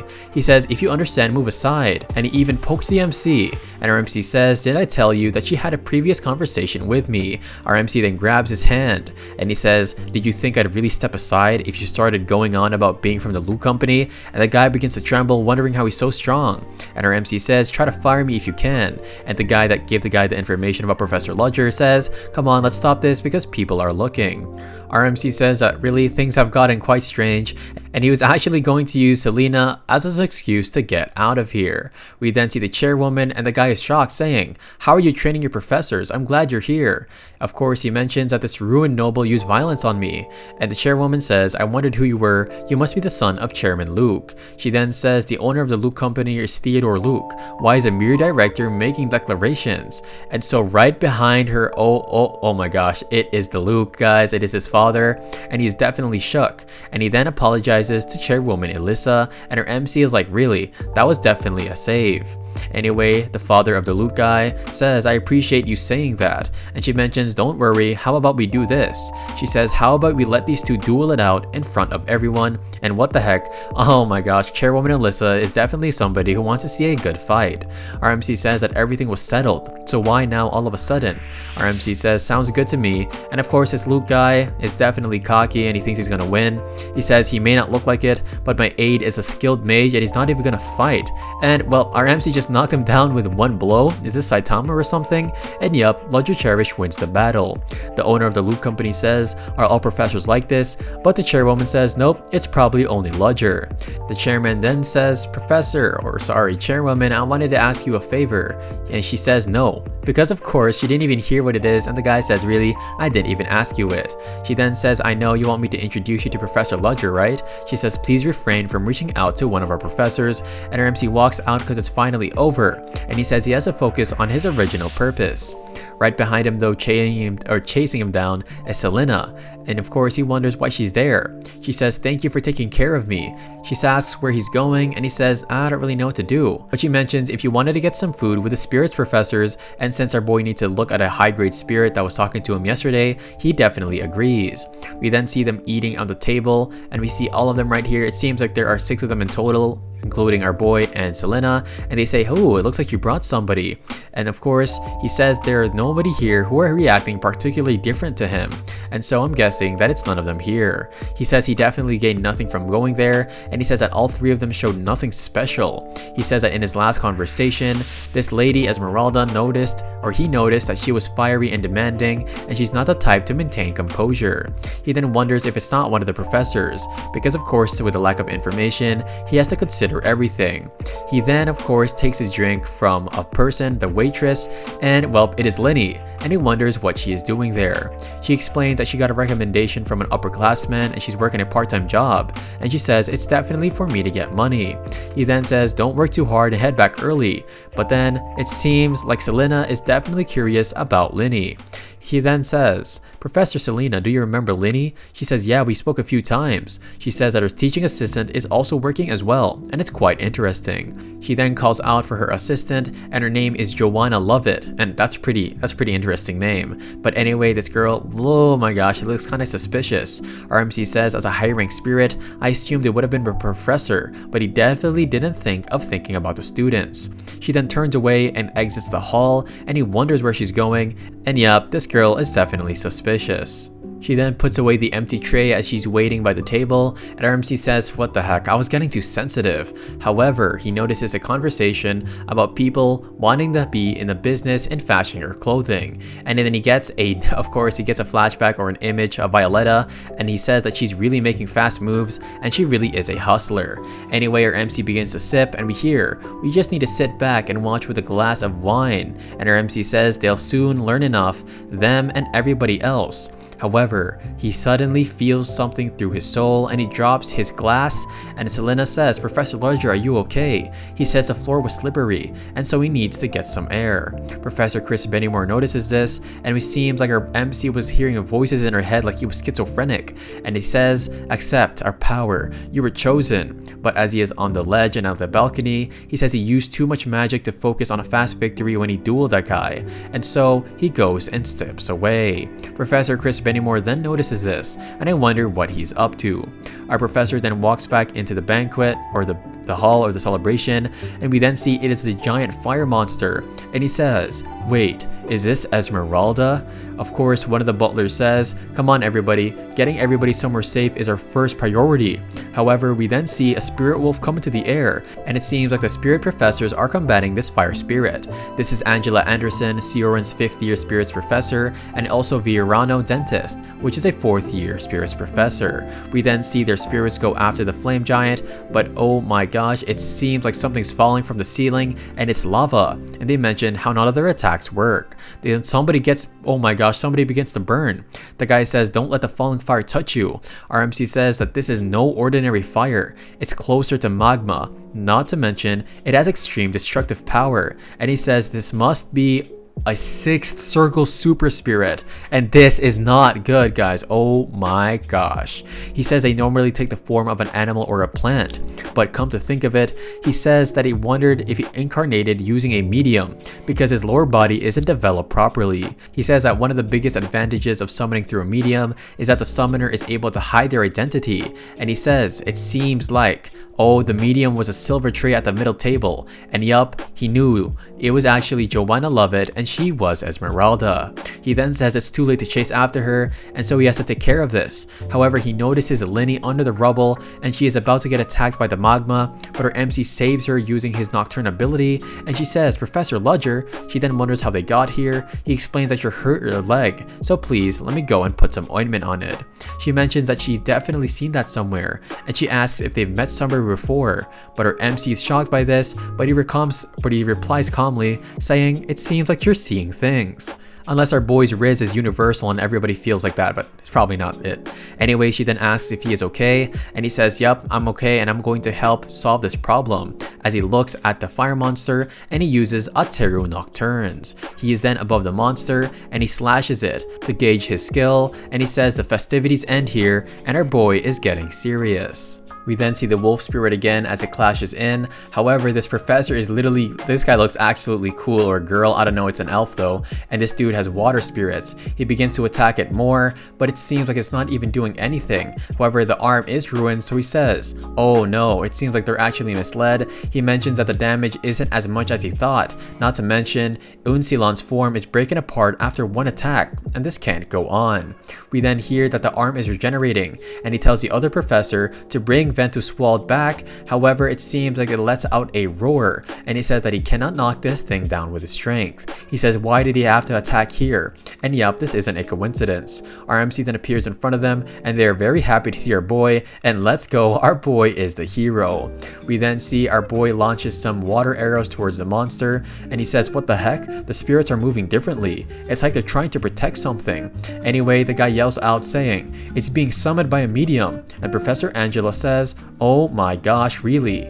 We hear, I lack power. I can't use any big magic because of the exhaustion from earlier. And so our MC uses an ability, and it seems like it's ice of some sort. He launches the ice crystals towards this monster. However, it manages to survive, and it begins to speak saying, despicable trash vermin, one day I will burn you all alive. And our MC says, try it if you can. And it seems like our MC defeated it easily. And the other professor with a water spirit, they begin to discuss, and she says, "We weren't able to see the lower half of the body?" He says, "No. Once I inspected the blurred areas, I noticed it was connected to a medium." And she says, "I can't believe you managed to find that." He says, "Anyone would have figured it out if they were there." And she says, "I didn't figure it out at all. In fact, I'm so fluent in spirits that I didn't think this far ahead." Of course, she then explains that a contract with a spirit is equal for both sides, so a forced summon is rarely used, and so she never thought or heard of a spirit who despised humans. She then says spirits represent Mother Nature. They don't possess any thoughts towards humans, and her MC didn't know this. She explains that she doesn't know why a spirit like that existed in the world, and our response was lacking as well. She then says, "By the way, did you jump through space?" And she says, "You can tell me."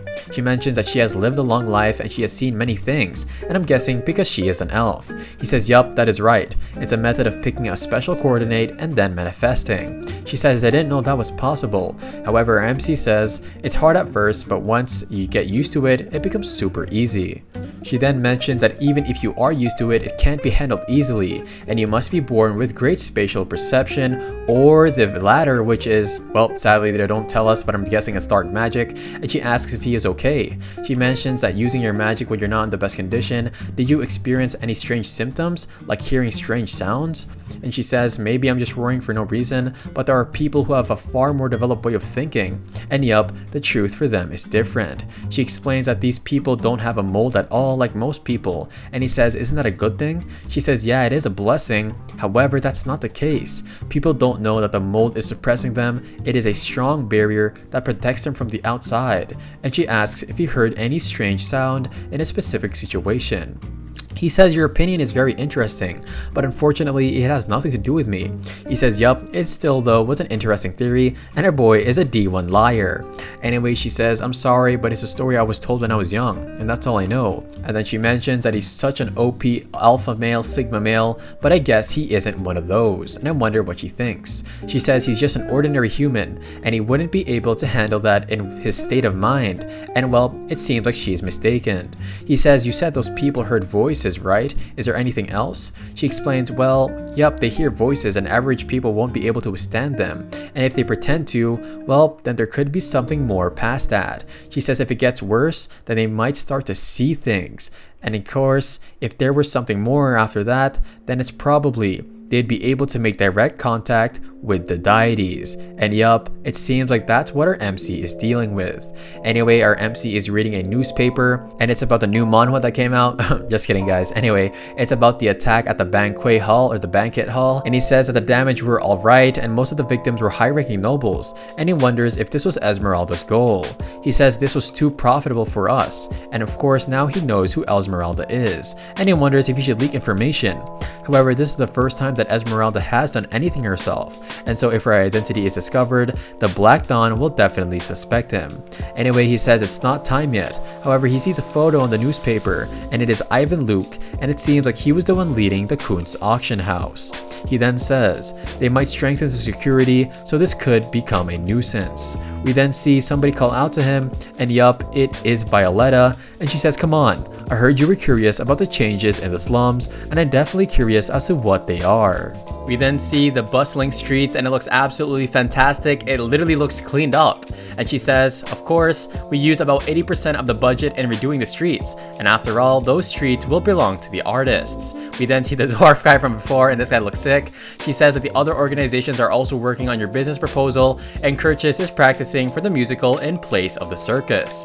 We then see the old kids are working on the magazine, and they're going to publish it with a variety of information on short stories and unknown writers. He then says, "It doesn't matter if you fail," and he says, "Don't worry and tell them to print as many as possible." She says, "Yup, and this is a new clothing store. We'll start with popular street clothes and then obviously move on to high-end brands like Gucci," but they probably didn't have that back then, you know. Let's say they didn't have Dior, they probably had a boar, and that's not funny. But anyway, she says, "I've been dreaming for this moment," and he says, "It looks like everything is doing good, so let's go ahead and meet the people." She says, "These are the fellow colleagues who will be working with us." We then see somebody literally rizzing up someone, and he says, "Would you like to have me give you a dinner?" Or wait, he says, "Would you want to have a dinner with me?" And she says, "Oh goodness, I can't." And then her MC stops him, and he says, "Sorry, he has a prior engagement with us, so we'll be taking him." And she says, "Go ahead." We hear it's not time yet, And we hear, I thought somebody would be late again if I let this go. And this man is a member of the UNON, their new place, or the new organization, and his name is Alex. She asks if he's really a colleague because he has so much riz, and then he mentions, so leader, what valuable treasures are we looking for with this beautiful woman? And she says, well, is this dude really skilled? Anyway, he introduces himself. He says he's of noble blood from the southern Fatima dynasty, and he hopes they can get along. And she says, wait, you're a noble?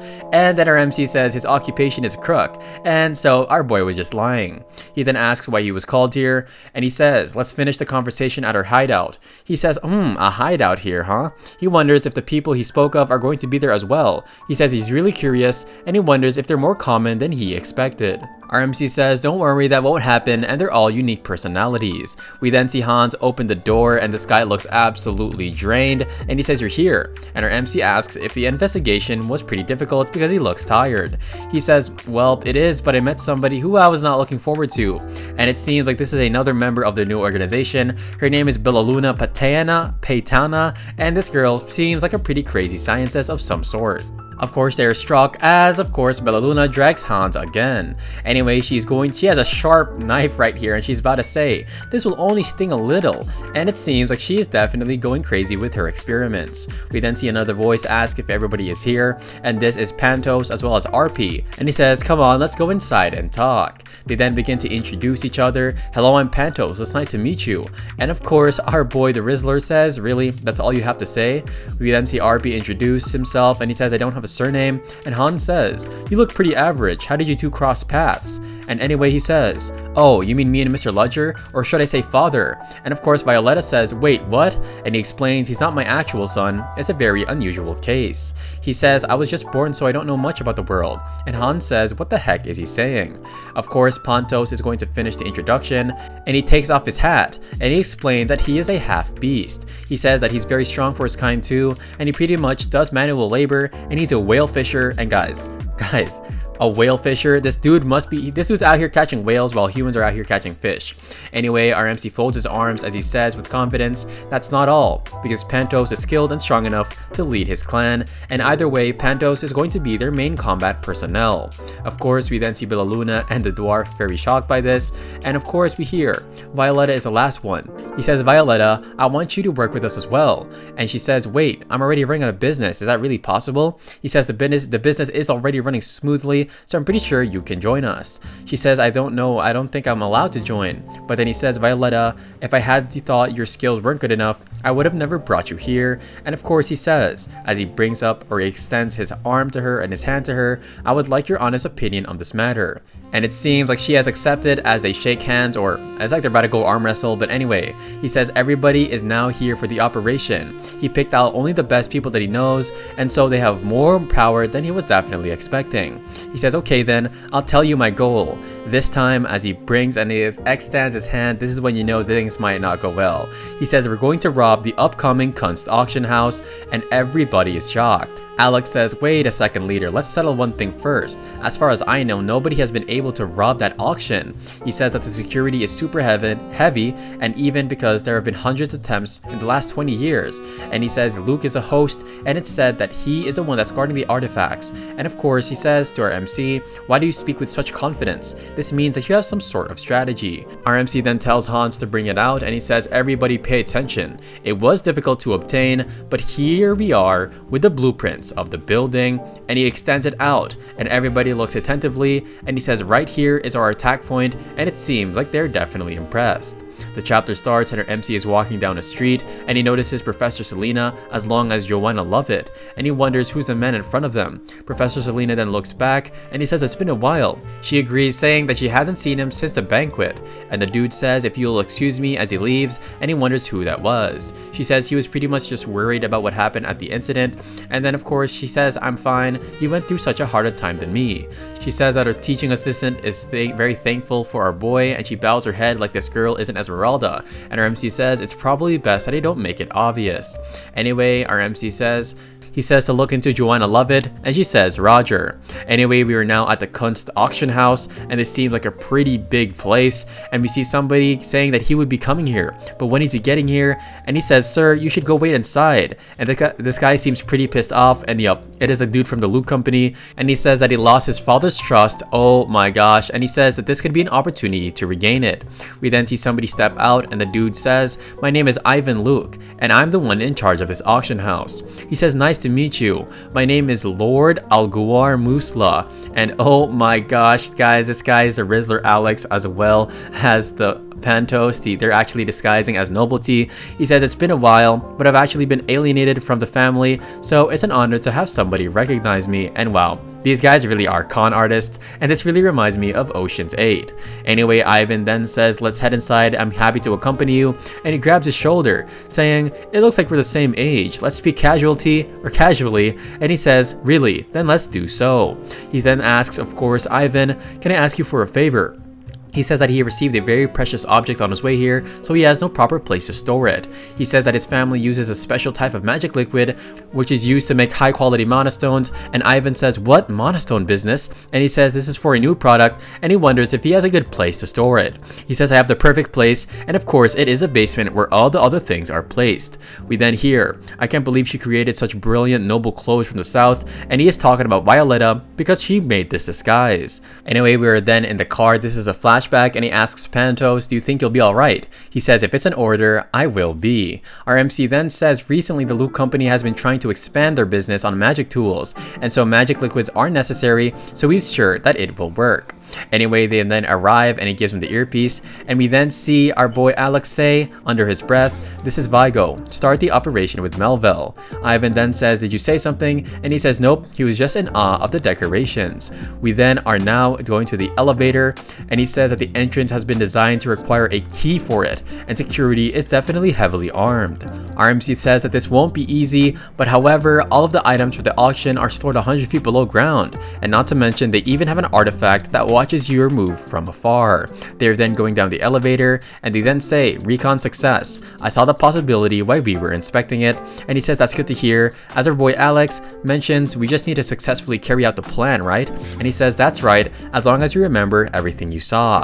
He says, what do you take me for? I got the best memory in the world. And our MC replies, and we see him right here, he got the best grip in the anime or in the manhwa. He says, come on, wrap it up and get back here. Oh my gosh, it seems like Alex stumbled upon something frightening, and he says there's trouble. And he says she's here, and he wonders who it is. He says Anya Joiners, his ex-girlfriend, and oh my gosh, this is why you don't have too much riz, guys. You could probably end up into your ex-girlfriend sometime. Anyway, our MC mentions Vigo, get out of there while you have the chance. And he says, I know. He says he will assess the situation and get out of here. He says to Enya in his mind, you really haven't changed at all. We then see Alex, and he tells Ivan that he will get going, and he says, let's talk about that later, because they were discussing the business about the mana crystals and such. It seems like Alex is explaining everything, and he says the approximate structure of the auction house is similar to the blueprints the leader showed us, and the most important thing is that it is divided into 3 rooms with all their items. Hans wonders, wait a second, I looked into it, and the item you're looking for is in room 3, and Iron Feet says, ooh, then we can just aim for the 3rd auction day. Our MC says, however, the operation will be executed on the 2nd day. They wonder why, and he mentions that security will be strengthened on the day when the valuable items are released. We then hear Severin, do you have what I asked you for? And she says, or Severin is also Iron Feet. She mentions, yup, it's almost done, I'll finish it in 3 days. He then asks Violetta if she can find an architect, and she says, yup, I got it, no problem. Violetta then asks, also, didn't you say a knight from the security bureau was there? And of course, we then hear Alex say, it's just one low-ranked knight. Violetta mentions, are you sure there's only one? Because there could be more when they follow with the operation. Anyway, Alex says, we dated for a brief moment in the past, because he's talking about his ex-girlfriend who he ran into. Our MC says that the information we obtained today is more than enough, and he says, let's proceed with the operation as we see train tracks right here. We then see somebody step on the ground, and she says, we're here. And oh my god, she says we arrived to Redder Belk. She mentions that, look here assistant, it's going to start raining raining soon, so stop wasting time and hurry.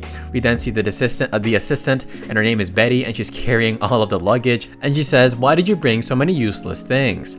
Anyway, of course, the stuff come out of the luggage, and she says, on the ground kneeling, really, come on. Who the heck carries data from every single case that happens over 5 years? She says, I need it all, Betty.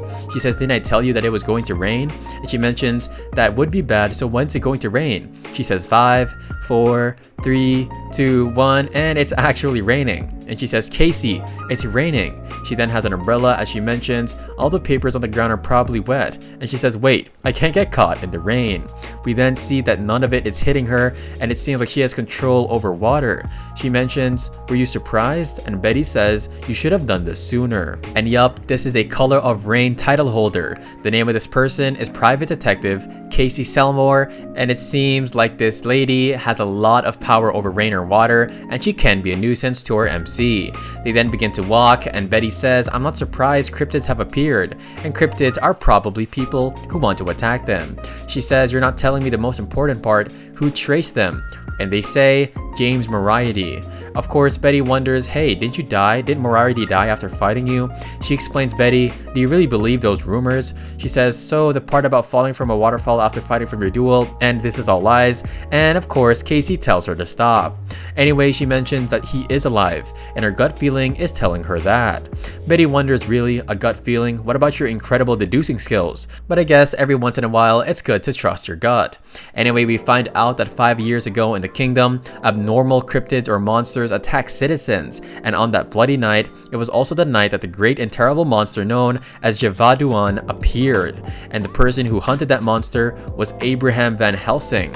However, he disappeared without a trace. And then 4 years ago, the land was ruined by the exploitation of nobles, and a thief dressed in black appeared, and the name of that person, or the person, was Arsène Lupin, and he stole all sorts of treasures, and then he disappeared for about a year. Then 3 years ago, there was a villain who tried to start a war in the kingdom of Delica, and James Moriarty.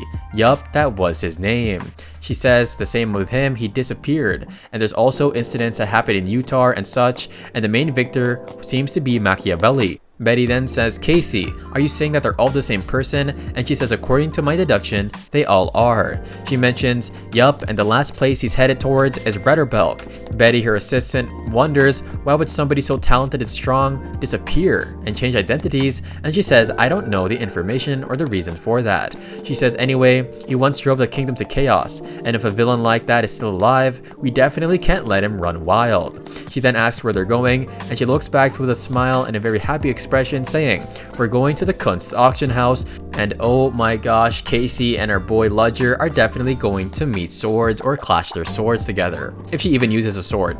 And wait, they use magic. Anyway, we then see Ivan Luke, and he greets the third princess, Arendir, of course. She says, nice to meet you. She says, will you show me to my room because I'm really tired. Anyway, he says, I'll show you to the VIP guest room. She says, how much is all of this? Because of course, this looks very glamorous.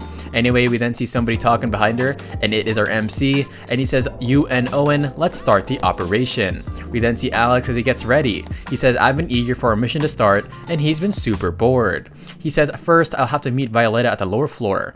However, right behind him, or as in his way, is his ex-girlfriend, and he says, why the heck are you here out of all places?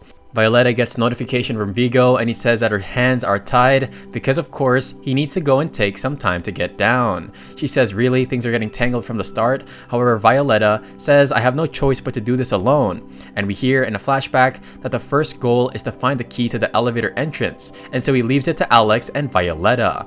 Of course, we then see somebody and he notices something, and it seems like Violetta is giving a seductive look, and she says I think I drank too much. Can you take me to my room? And oh my gosh, she's using the reverse Riz. Anyway, the guy says, you said you were drunk and forgot your room number, so you can rest in my room for a while. She says, that's so kind of you. And then he locks the door, and he says, I have a fun game to help you sober up. And as he is about to grab her by the cheek, well, she sucker punches him, and actually, She suplexes him Randy Orton style, and oh my gosh, she slams to the ground. And she says, how about this game? Was that fun? Anyway, she mentions, who knew that I could have taken down so easily? She says that she learned to strengthen her magic body, and it's definitely thanks to her MC who taught her. Anyway, we see a bunch of keys, oh my gosh, and it seems like she has to find it. We then see at the auction house, the guy introduces himself, and he says, thank you for visiting. And to kick off our auction the second day, this is the first item, which is a jewel created by a legendary mermaid. It is a mermaid's tear, and everybody marvels at how beautiful it is. An errander in her head says, really? A mermaid's tear? That looks a bit too extravagant. However, to her left, somebody says, does the auction bore you? Because it is a fake. Of course, the princess wonders if they met before, and Casey says, nope, like I said earlier, you look like you weren't having any fun. She says there aren't many people who hide their negative expressions in a place like this. She wonders if she has been lying in her room for a while now, because of course, she can tell just by the back of her hair. She says despite smelling like your room airs fresheners, you don't have any perfume, and insecure nobles wouldn't have let that scent go uncovered, and it seems like this girl is a great detective.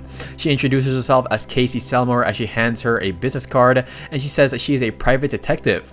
She mentions, wait, you're the famous private detective, the water element mage who earned the Celadon title? She says, oh, it seems you recognized me, huh? What an honor.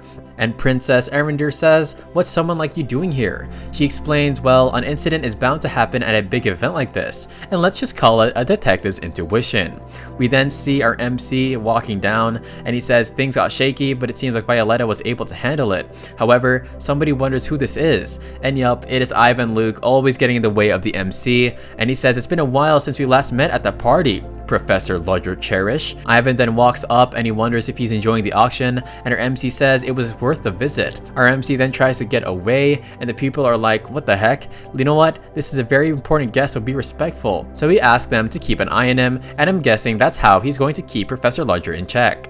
Our MC then uses his microphone or his headphone, and he says, I won't be able to do as I please at this rate. He then tells Hans that he's unable to make moves, and Hans says, oh my gosh, Hans is the backup. We then see RP right here, and he wonders if Hans has to go. Hans says, yeah, but you need to call me Kafka, you can't use my real name. He then says, can you call me Dumas? And of course, Hans says, yep, I will. Anyway, it seems like he has some sort of button control here or something. He said that the red light is flashing, and that means the signal is being picked up, but he wonders why it isn't working. Right behind him though, it seems like there are guards, and RP walks up, and the guard says, wait, it's a kid. However, RP loads up a serious punch like he's Saitama. He punches him, and well, gosh, well, just like that, guys, he gets knocked out. Of course, Hans wonders if he's a knight, and he begins to yap on, and of course, he tells him to stop talking. He then drags the body, and Hans says, come on, let's go throw him into a garbage can, and well, I feel so bad for that side character. Anyway, it seems like more guards, or a guard is around the corner saying, what are you doing in the alley? However, the guard says, don't come any closer, I had to go pee, so just get away from here. The guard then says, ew, whatever, just hurry up. And oh my gosh, it seems like RP was actually copying the voice of the guard, and he wonders how he did. Anyway, we then see Alex, and he seems to have gotten away from his ex-girlfriend, and of course, he then opens the door and Violetta bumps into him, and he says, like he is a good actor, oh miss, are you okay? She says, I slipped, and of course she hands him the key in his palm. He then says, Vigo, I got the key, and let's get towards the elevator, and my boy got Riz, and he also got the sleight of hand. We then see they use concealing magic, or this guy's using concealing magic, and he suddenly appears. He says, really, a beastman that can use that to hide their present anyway, and he says, where's the key? He says, I have it, so let's go ahead. Anyway, we see Alex take a peek, and he says that there are a lot of guards because of the auction. And then we hear Welts come in, and she pages, I'm on my way, and it seems like they're about to cook something up. We then see, oh, it is Iron Feet, and she begins to let off this sort of dust from her foot, and everybody wonders what the heck this is. They say it's a terrorist attack, but she says that this is actually Bella Luna's tear gas powder, and she says it actually works great. Anyway, everybody is now evacuating, while Alex and the Beastman, Pantus, are then discussing. Anyway, Alex says, you can take down both of them in one go, huh? Let's go, man. Anyway, the guards say, what are you doing? This is a restricted area. He then says, wait, there was a commotion and we got lost. And he mentions he came here with his friend Ivan Luke, and so, of course, it's definitely their way of getting through this. They then say, don't come any closer. However, Pantus just goes up and dashes and punches him to the face and the forehead. And Alex says, wait, did you kill them? And he says, nope, I avoided their vital points. Anyway, he looks at their armor, which is now crushed, and he says, how did the leader beat somebody like him? Anyway, Han says, this is Kafka and Dumas, we're on our way, and he clicks on the button. It seems like they have disguised themselves as people who work in the kitchen or some sort, and we are back in the auction house. The announcer then says we'll start the bid at 500,000 dinars, and everybody's betting 5 million, 10 million, and I wonder what this item is. Our MC then looks behind him using his ultra 180-degree vision, I don't know how he does this, and he says, I wonder if they're still watching me.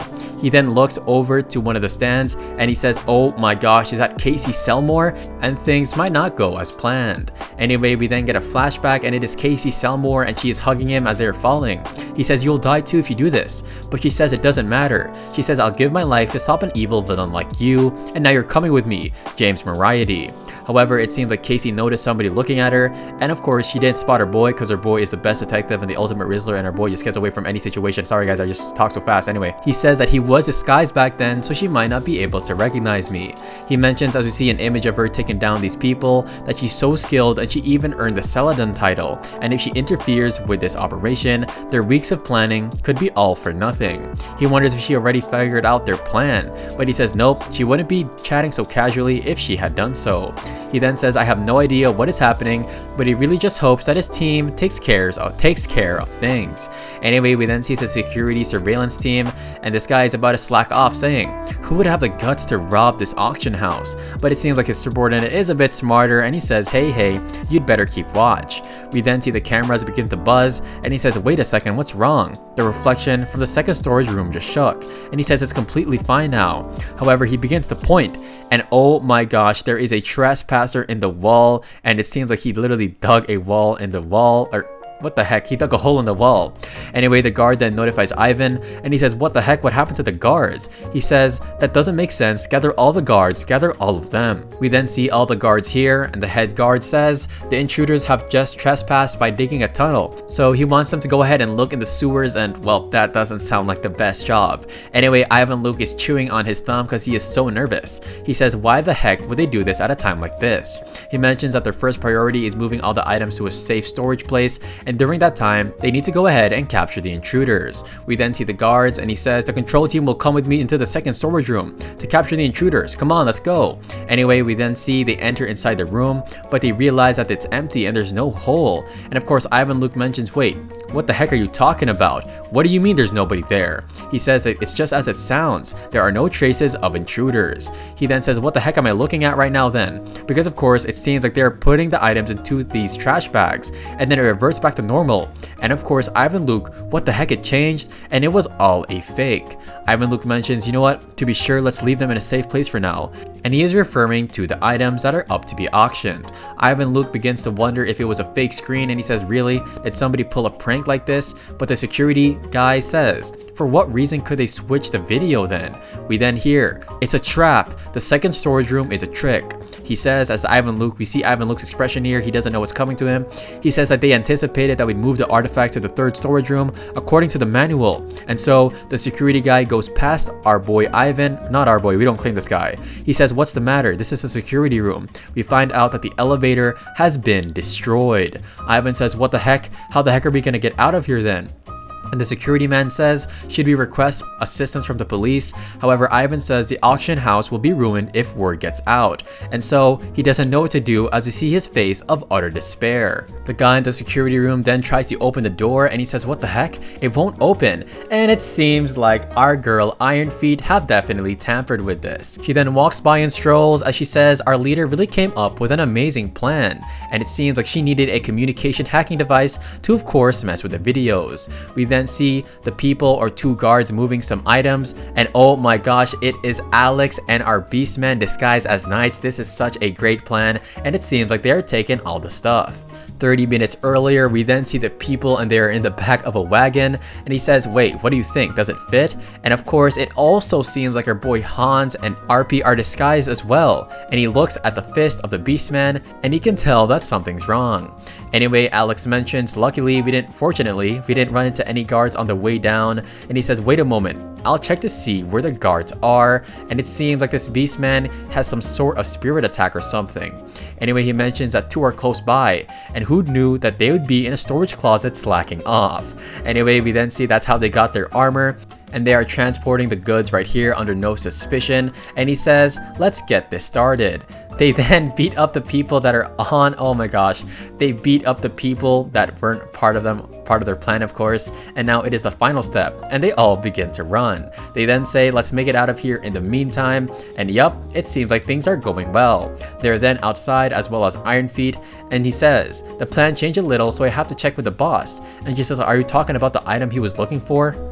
Hans then takes off his mask, and he says, come to think of it, they're so capable, and they're not short on other abilities. He says the only thing he really did was gather information, and he then wonders, wait a second, is there no place for me here? And he begins to say, really, stupid me thinking of such ideas. If that were true, the boss would have abandoned me long ago, and thankfully, he's not getting those inferiority complex type of attacks, because that's definitely not a good thing to happen. We then see our MC, and he gets a notification, and he says, hey, boss, you can't talk right now, but just listen to me. He then mentions that the others have made it out successfully, and the batteries for the communication devices must be running out, and he'll be waiting in the main hall. Our MC then see the guards behind him that were keeping an eye on him, and they leave the podium, or they leave the place where they were looking at our MC from, and he says he can now leave and join Hans. Hans is then walking, and he says this place is unusually empty, and he has this bag in his hand, and it is the item that our MC requested. He then sees somebody though, and the guy says as he smirks, oh my gosh, he has a dark sort of attack here, and he attacks Hans, and our MC sees the explosion happen right to his left. Everybody wonders, wait, is that an explosion? And oh my gosh, it seems like it's another group of assassins or bandits or thieves pretty much, and they say anybody who moves will be the next to die. Somebody then stands up and he gets zapped in the head instantly, and everybody is scattering in chaos. And of course, they then begin to use their magic spells, and he says whatever, just eliminate all of them. Our MC says, robbers, how did they get inside? And he realizes that it was all because of their schemes. Anyway, we then see somebody charging from behind him, and he has a dynamite stuck to his body. Our MC says, really, this was only worn by the Liberation Army, and he gets a flashback to when he was on the train. He then zaps him using this pink lightning, and of course it explodes. However, he minimized the damage. He says that he could have almost died, but come on bro, this dude's just being way too humble. However, he notices something behind him, and he sees of course a guard here, and it seems like he has been poisoned, and this is black magic. He says, really? Robbers, a liberation, and now black magic? How the heck is this happening? And he wonders if Hans is safe. We then see the third princess, and she mentions that she barely managed to escape. However, oh my gosh, she spoke too soon, or I spoke too soon, and right in front of her are 3 bandits, and they're going to take revenge on the royal family.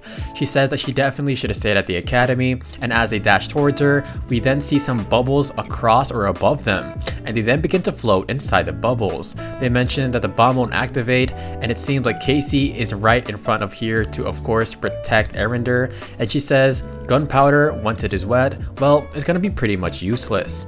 Anyway, we then see Betty on the side, and she took care of the other 2, and she says, I finished up over here as well. We then see Enya, which is our boy Alex's ex-girlfriend, and she has taken care of her own, well, enemies as well, I guess. Anyway, Casey mentions, let's go ahead and gather our strength, and let's get out of here. She then says though, something feels off. It's still dangerous, so let's go ahead and get more details. But oh my gosh, Aaron just started the rumbling. Just kidding guys, but they then feel the building. It seems like it's about to collapse soon, and this isn't a good thing. We then go back, and it seems like this is a flashback to Professor Ludger and Hans asks, why did you ever accept a coward like me? Our MC says, what the heck are you talking about? Hans says that even though I have the strength that others could dream of, you take care of all the fights. Our MC says, that's because you're a coward, and Hans says, what the heck are you talking about, dude? Our MC mentions, I know very well how dangerous your power can be, and you even know how much responsibility comes with it, and I guess our boy is Spider-Man of the medieval ages, but they have it screened, so I don't know, let's just call it the fantasy world. Our MC mentions, don't worry, you're scared you might hurt somebody with your strength. And of course, Hans says, I was an orphan. I grew up in an orphanage and I didn't get along with others. He says that he had a sister, and unlike him, she was bright and cute, and one day she brought some dog home and he started to pet it, however it bit him. And our MC says, you don't have to tell me anymore, because that was the first time he transformed, and that was the first time he had to kill someone, and oh my gosh, no way. He had to eliminate that girl, and oh my gosh, it was his sister. However, it's just like a metaphor because she was really close to him, and oh my gosh, that is such a sad story. Of course, Hans is reminiscing, but then the MC says, as he brings out something, there will be a time where you have to face reality, and Hans is shocked, saying, what the heck? What did you make that out of? And our MC says, sometimes when that time comes for you, even if you abandon everything and decide to run away, I won't blame you. And it seems like he gave him some sort of bone here, and he says, use this as your last resort, and I will respect your decision. Our boy Hans then wakes up, and oh my gosh, it seems like he got stabbed in his liver or on his left side, and he's still holding on dearly to the pouch on his right hand. The guy above him says, you were very lucky. Hurry up and grab it because the building has been shaking, and I will think that there are others also here that are going to try and attack us. He then grabs onto the bag, but then Hans grabs onto the dude's ankle, and the guy says, oh, you're still alive. It seems like the curse was cast, and he kicks him even more while he's down. Never do this, guys. Or yeah, well, I don't think you guys will be a villain, but anyway, he says, you're just a mere insect. What the heck do you think you can do? This ugly fat loser guy, okay, I'm sorry, but this dude with a weird looking mustache and a face says, it's impressive. You won't live for much longer though, as we see Hans literally struggling to get a grasp of air, and he says, I'll show you mercy and leave you here to die. Our boy Hans says, that object doesn't belong to you, and he gets an images of course the others, and he says, what about if they were in my position? Would they have let somebody rob this thing so easily? Our boy Han then stands up and he says, I'm weak, I'll be the one to bring the leader down. However, he remembers that what the leader gave him, the dagger, he brings it out, and oh my gosh, he says, then at least once, I'll burn it all to the ground, as he stabs the back of his hand and he starts to transform, and oh my gosh, he gets a flashback of when he first did so, as we see his eyes right here. The old man then looks back and he says, is he still alive? But then, oh my gosh, he transforms into an utter monster, and we see Casey as well as a beastman, and even our boy Ludger look back and he says, Hans, and he was shocked that he used that dagger. We then see the carriage, and it seems like the beastman look back towards the auction hall, and we see Alex saying, what of it? He mentions that he can sense the energy of a huge predator coming from there. He says this scent and scene, it's no ordinary beast, and he mentions this could be much stronger than what he's thinking, and Alex starts to have an idea of what it could be. We then go back into them, they're in a room here discussing, and Alex says, you said that Pantos ranked second when it came to strength, then who ranks the first? Is it you? And our MC says, no, I wasn't there. He says, Alex, you come in third. However, the first one, it is Hans. And oh my gosh, we then see the auction house and all of the goods are getting scattered and it's gone away. And we even see Ivan Luke on the ground saying it's so over, and yeah bro, it definitely is. He then says, where's the princess at least? We need to keep her safe. And however, right behind him is a huge explosion, a huge boom, and there are multiple wolves right here, and we see one huge hand right here, and it comes out, and everybody is definitely shook. And look at this guys, can we give a shout out to the artist? Like, look at this awesomely beautiful, majestic art right here, and look at this dude. It's literally like a demonic wolf, and there's a bunch of little wolf heads on him. If I ever saw this in real life, I would solo this guy. But anyway, let's get back to the story.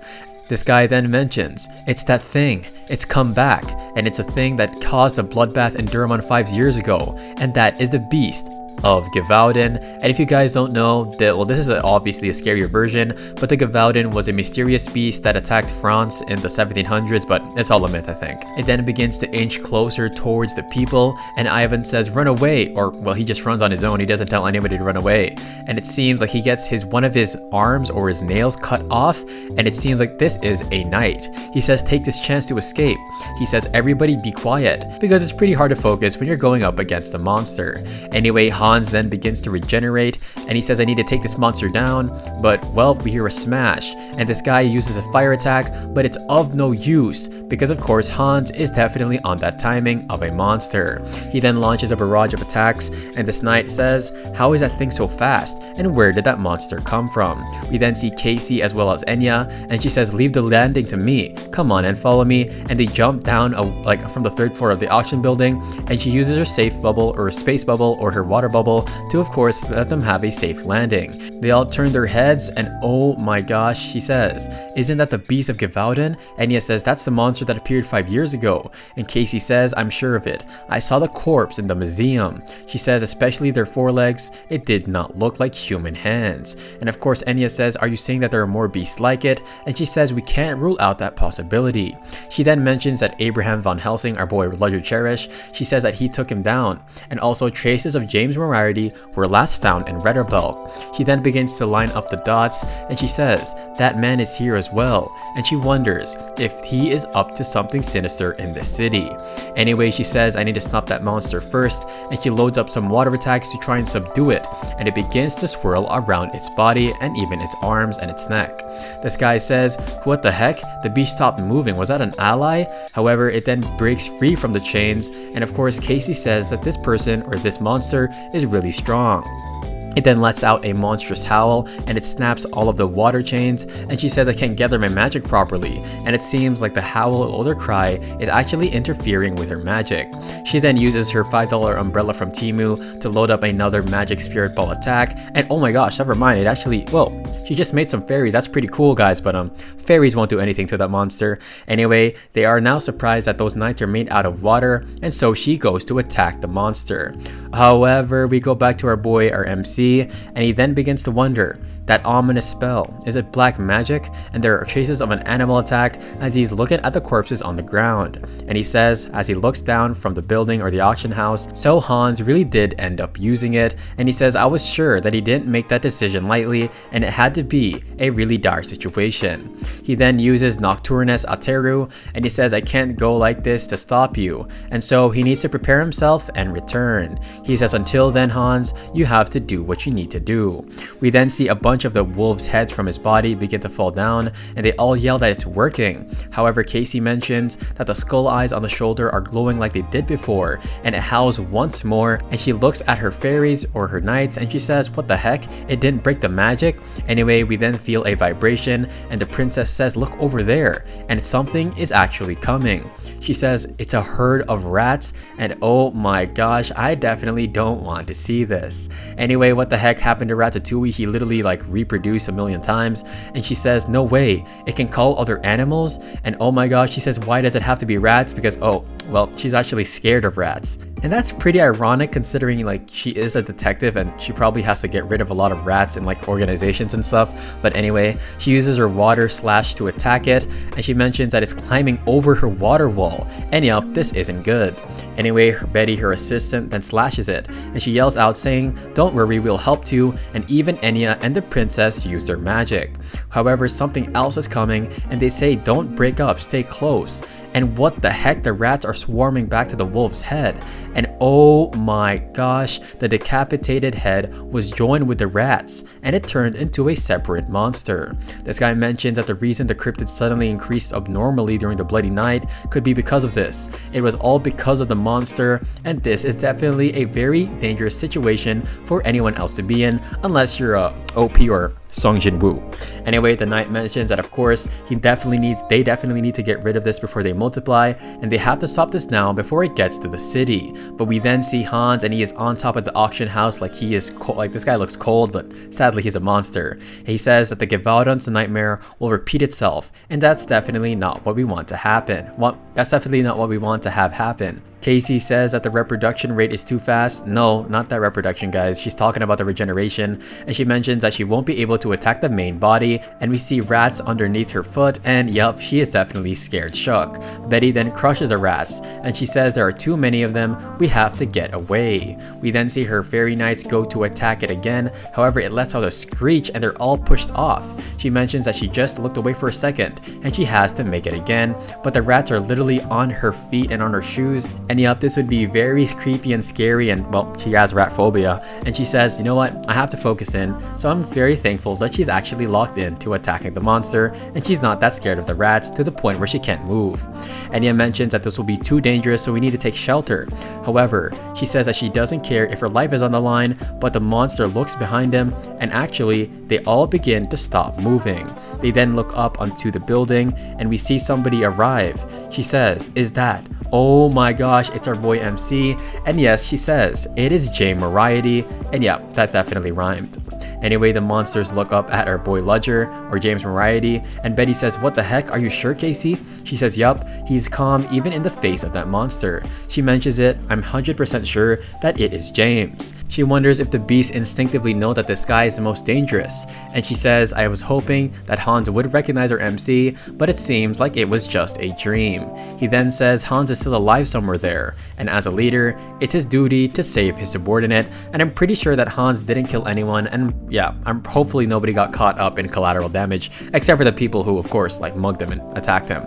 Our MC then launches towards him like he's Levi, and he lands on his head, and then of course he stabs one of his eye. Casey is super shook because he reappeared in a split second, and she wonders if he used teleportation, but that's not a thing in this world. He then slices off a lot of the wolves' heads, and she says that there's no point in using the sword, because all of the decapitated heads can come back to life. However, she says, what the heck? They're actually evaporating. She wonders if he's using irregular magic or if his sword is made out of some special materials. However, she is not in the mood to, of course, look at her boy and just spectate like she is a reader of a manhwa like I am or you are. And she says, yeah, exactly. She says there's no time to watch as she gets attacked by the beast. We then see Hans begin to go rampant, and she looks back and wonders if everyone's okay. She says, I hate to admit this, but James Variety is the best person right now, and he's the only one that can take care of it, and so she has to trust into him, or she has to put her trust into him. Our MC then begins to drop some vials of some sort, I don't know what this is, and it seems like it is actually tear gas, and we see that the four of them are beginning to run away. We then see that multiple heads begin to fall off of this monster, and our MC says that you're smarter than the original, because of course it's Hans, but he says, you know you get weak the moment you shed your skin, and our MC knows how to defeat this monster. It then begins to let out a shriek, and oh my gosh, he tells Hans not to get distracted as he pierces his hands with his earth element magic, and he says, I see that you've already multiplied, as we see some more wolves underneath his belly. He says, come on, and he brings out his AK, just kidding guys, I know that's a revolver. Anyway, he brings out his revolver, and he says the show has just begun. He then launches his attacks, and it seems like these are special aura bullets, and our MC says it's over now as he launches another attack, and it seems like it took out all the wolves. He says there's no more comrades left to protect you, and we then see it goes to attack our MC by literally breaking his own hands, and our boy asks as it lets out a screech, do you plan on fighting to the very end? He says stop this calamity and come out of there, because that body doesn't belong to you, and look at our MC point this gun, and he really thinks he's from Red Dead Redemption or something. Anyway, the monster then dashes. This guy is super fast though, as considering his size. However, our MC shoots it right in its mouth, but then somebody then uses a big antidote injection thingy and it subdues him, and it begins to revert back into a human. We hear, you're all right on time. He says, let's head back now, Hans, and it seems like Hans has survived, and let's go, guys. They then begin to wonder, these guards, look at these horses. It seems to be made of ceramic or stone or something. They said, shouldn't we go ahead and check? They mentioned that the civilians inside the building have not evacuated yet, so let's focus on that. We then see our boy Hans, and then we hear them discussing, saying, do you really think he's okay because he took a big harpoon to the neck? But he says he has the best regenerative powers in the world. He then says, now that we have Kafka or Hans, let's get out of here before the knights show up, and our MC goes ahead and takes a senzu bean. We then hear somebody to his left call out, haven't we met before? James Variety, and it is Casey Selmore, and I'm not gonna lie guys, this girl got some pretty good drip, but well, she looks kind of funky for some reason. He then says, Casey Selmore, we meet again. Are you still after me? She says, that's right, and I know that you didn't die 5 years ago. Our MC says, I guess you don't value the life you barely managed to keep, and of course, just pretend you don't see me, and that would be the best of both worlds for us. She says, sorry, but you underestimated me, and she calls him by his name, James Variety, but then she says no, Abraham Van Helsing, and as she walks forwards and as she inches forwards, she says, or should I say Arsene Lupin, Machiavelli, they're all you, and she says, who do you go by in the city? She mentions that now that I know you stay active by changing your identity, there's no point in running away. Our MC then says, well, it seems like I really did underestimate you, and he says to himself, I know you had reasoning abilities and persistence, but who knew you would be tracing all the way back to my past? Our MC says that if he runs here, she'll keep coming one step closer to me, and he's active with his real identity right now, so he won't be able to run away if she finds out. He then says, should I get rid of her right now? But she mentions, are you behind all of the disturbing events that have been happening in Exilion? And he says, or should I say, your organization? James Moriarty of Black Dawn? However, he recognizes the word Black Dawn, and he says, why should she bring that up? He says, wait a second, this could come in handy. He then says, as he tips his hat towards her, as expected from my old enemy, I can't believe you figured that out and tried to get me. He then says, do you think you'll be okay? Because I won't stop if you try to capture me, and our boy is definitely a 500 IQ. He asks why you're threatening the civilians right now, and he says, I'll leave the interpretation of what I said to you. And he says, I don't plan on getting caught so easily, and I'm not responsible for the safety of the people inside after you catch me. And she bites her lip, and of course she says, you are a coward. Our MC mentions that he changed my mind. She is annoying, but she is really skilled, so he's going to make the most out of her, and he's going to help her, or actually she's going to help him get rid of the Black Dawn. He then uses the code names Vigo, Melville, and Dumas, and he says we're leaving now as he uses his Nocturne ability. She tries to attack him with her water, however he uses his shadow to avert it and to parry it, and yup, she is definitely no match. He says you've improved, but of course he blocks them all with his lightning magic, and we see Betty try to punch him, however somebody blocks the attack, and she says what the heck, he stopped my punch with his bare hands, and he even kicks her away, and Betty seems to have been pushed back. She says it's just a scratch, but Anya goes to attack, and she says who the heck is he? His guard and defense are those of a well-trained knight, and she even uses a secret dagger come out of her sleeve, however he parries it, and she mentions it's like he anticipated my move. She wonders who he is, but before she could even finish the sentence, we see somebody from above begin to use magic. She then says there's no time to waste, and she says okay Poppins or Violetta. He says it's time to go. She then, of course Casey, she yells out for James, saying don't think that this is over, I'm going to destroy you and the Black Dawn. And he says, I'm looking forward to it, Casey Selmore, and I'll see you next time. And look at our MC right here, our boy is definitely looking menacing. Hey guys, what's up? Welcome to the end of the video. Make sure to comment down Professor if you made it all the way here, and let me know what you guys thought about this manhwa so far, and if I should make another part for this. And if you guys want to watch any more cool manhwa recaps, make sure to click any of the videos on your screen right now. And without further ado, I hope you guys have a great day, take it easy, and Manhwa Infinite is out.